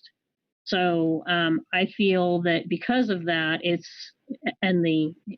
that these three items, the end date or the adjustment of the ratio, the increase to limited entry fixed gear and to OA, all being part of one rule, that's where that discussion should stay. So I support the GAP's recommendation on this point that halibut retention after October 31st would be prohibited, which, as I understand, is the normal end date for the fishery as defined by our CSP. So I think that covers it. I appreciate, again, everyone's hard work here on the sidelines, holding extra discussions and lots of coordination between groups. Thank you. Thank you, Marcy, for the motion. We'll see if there's questions for maker of the motion. I have Bob Dooley followed by Corey Niles. Sorry, I left my hand up. No question. All right, Corey. Thanks, Mr. Chair and Bob. Darn, now I have to think of what I was going to say faster. But thank you, Marcy, for putting the motion together, and a question, and you called it the interrelation between these rules here. So what I thought I heard on Kelly say was that we should have the discussion about the date of when halibut could be retained during D7 and the emergency rule. And to me, that made sense. And in understanding what Gary said and what others said about not having the discussion or thinking yet on what the trade-offs here would be in terms of an in-season delay, and if we were to do the emergency extension of the primary season. So I was expecting we would have that discussion on what the date would be under D7. Was that not your understanding? Marcy? Yes, thank you, Mr. Chair. Thank you, Corey. No, I think I heard Kelly just describe for us that the discussion about whether or not adjusting the ratio was something that we wanted to consider in the emergency would be something that we might take up in D7 in order to ensure that the ratio adjustment would be effective early, meaning that, that ratio adjustment would pair with an extension of the date. And so I understood that, that was what we might take up at that time, but I'm going by what the GAP's recommendation here is on the increase, with the hope that maybe there's some magic available in NIMS back pocket that an in-season rule would become effective before October 31st, along with, potentially the E-rule that would clearly come first. I guess the way I'm looking at these things now is that we had a specific ask regarding extension of the sablefish season, and that extension of the sablefish season, for all the reasons that we've considered, requires emergency action on our part. I feel that the concept of adjusting the ratio requirement is nothing that we heard about as being a request for emergency action, and would just flag that the other sablefish sectors that are going to be part of this in-season action, again, looking at the period 5 end date and what opportunities might be afforded them, I would have we'll take that discussion up in the E-rule, but I'm looking at the in-season request and the sectors that have made, in-season requests, and feel that consideration of the ratio requirement is appropriate in this agenda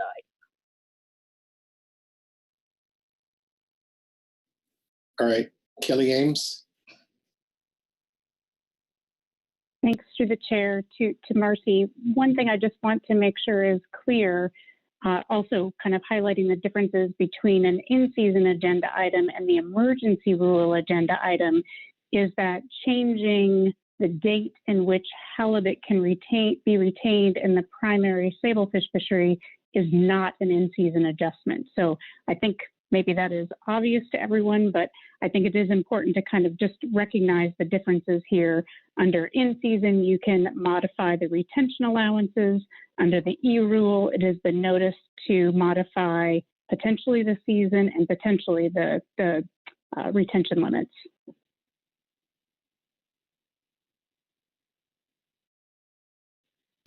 Corey?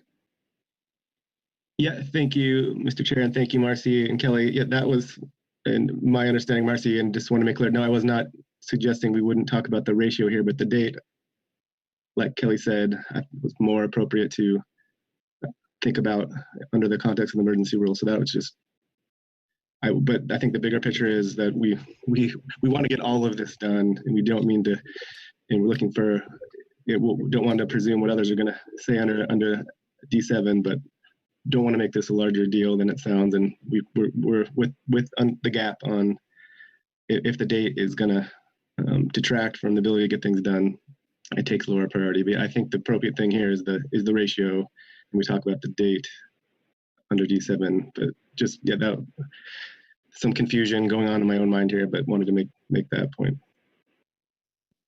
Thank you, Corey. Phil Anderson, followed by Marcy Yaremko. Yeah, thanks, Mr. Chair. I'm just struggling with why we have in number 3, halibut retention after October 31st would be prohibited.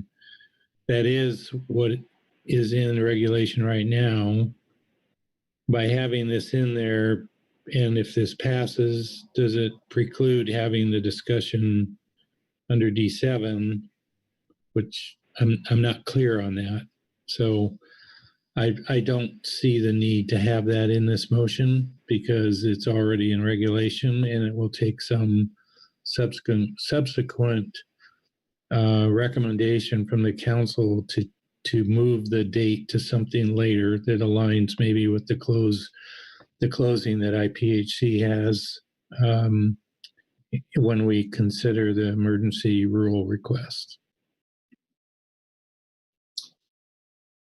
Marcy? Yes, thank you, Mr. Chair. I raised my hand in order just to back to Corey's point or line of questioning, just maybe for clarification. I understand that the ratio adjustment, depending on the timing of when the in-season rule would take effect, could possibly be moot if the in-season rule did not publish prior to October 31st. So hopefully that clears up the question. And in response to Mr. Anderson's remarks, I'm queuing off the one piece of information that I know came out of the gap that they actually did discuss, which was whether retention of halibut would continue past October 31st. And again, I think this discussion took place in the context of the in-season action, and their recommendation was that halibut not be retained after October 31st. So I understand from a dialogue with Gary that recommendation is not also contained in their gap statement under D7. I did ask about that because I was hoping that they'd have the statement in both places so that way it was crystal clear for everyone what the GAP's recommendation is. But we can take that up and ask about that under D7, but that was my understanding. So I just want to convey that here. Thank you. Thank you, Marcy. I'm a bit confused about that last sentence in paragraph 3, whether it's necessary or not, or it's redundant or perhaps confusing. So I don't know if we need further clarification or if someone wants to offer an amendment or what the will of the council is, but I'll look for a hand. Corey Niles.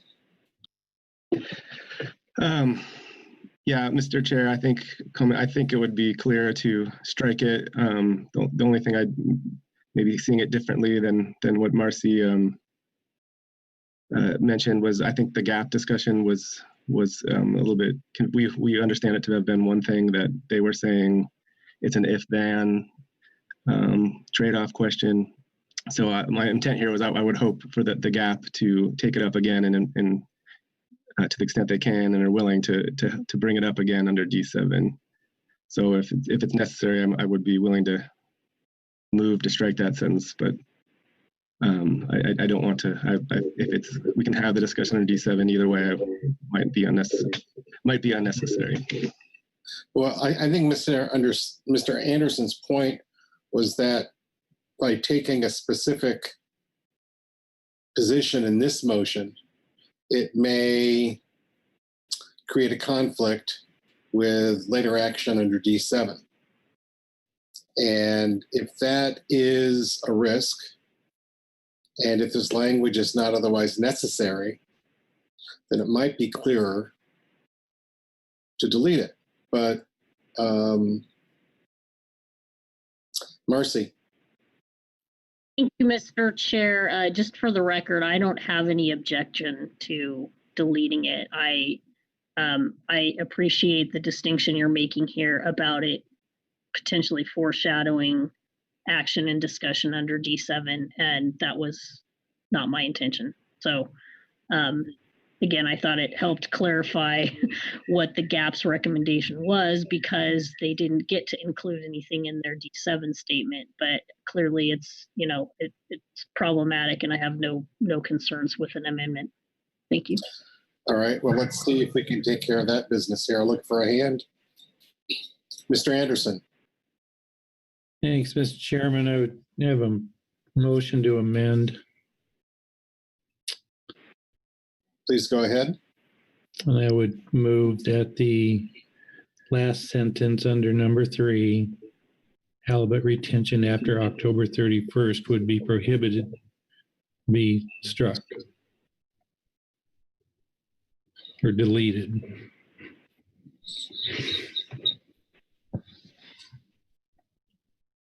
Be deleted. Or no, you got it. That's fine. Okay, so your motion to amend is to strike the last sentence under item 3. Is So the language up there is acceptable to you? Yes, it is, Mr. Chairman. All right, let me look for a second. Bob Dooley, please speak to your amendment as necessary. Thanks. I think we've had a good discussion here about it. The halibut retention does currently, under regulations, does currently close on October 31st. And if the council wished to have it extended beyond that date, it would need to do so via a request for an emergency rule. I'm recommending we take that discussion up under D7. All right, thank you. Phil, any questions for the maker of the motion to amend or discussion? I'll call the question. All those in favor of the motion to amend?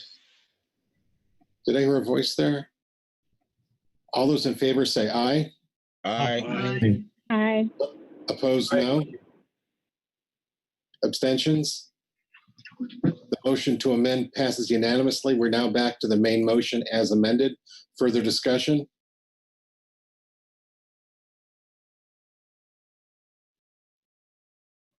I'm not seeing any hands, so I will call the question on the main motion as amended. All those in favor say aye. Aye. Aye. Aye. Aye. Opposed, no. Abstentions? The main motion as amended passes unanimously. Thanks, Marcy, for the motion and Phil for the amendment. Before turning back to Todd, let me ask the council if it has further action under this agenda item. Kelly Ames. Thanks, Chair Grelnick. No further action, but just noting, as I did previously, that we will do our best to implement the in-season action in a timely manner, taking into account anything that comes up under D7. Thank you. Thank you, Kelly, and I think that's understood. We have finite resources. All right. I'm not seeing any hands here. Chuck, do you have something, or can I turn to Todd? No, I do not. Okay. All right, Todd, how are we doing on this agenda item? Yes, thank you, Mr. Chair. Looking at the council action, I believe that you have addressed both of the items appropriately. The motion that we just went through answers all those questions, as well as provides direction for council staff to go forward. Thank you very much. Okie dokie. So we completed our action for today. We completed the leftover actions from yesterday. Congratulations, everyone. And it's not even quite 6:30 in the evening. Before breaking for the day, I'll turn to Executive Director Chuck Tracy to see if he has any announcements or updates. Thank you, Mr. Chair. I would just mention that the briefing materials available for D7 have been posted and are on the website and in Dropbox. That includes a situation summary. And a supplemental attachment 1 is just the emergency rule criteria that must be satisfied. Then we have reports from the GMT and GAP. Our plan is to take that up at the end of the day tomorrow after we've completed our normally scheduled business, which starts off with Pacific halibut and concludes with salmon. So that's the plan right now. So if we get through that, we can take up D7 at the end of the day. All right, thanks very much, Chuck. Everyone have a good evening. Get a good night's sleep. Tomorrow is another day. We'll see you then.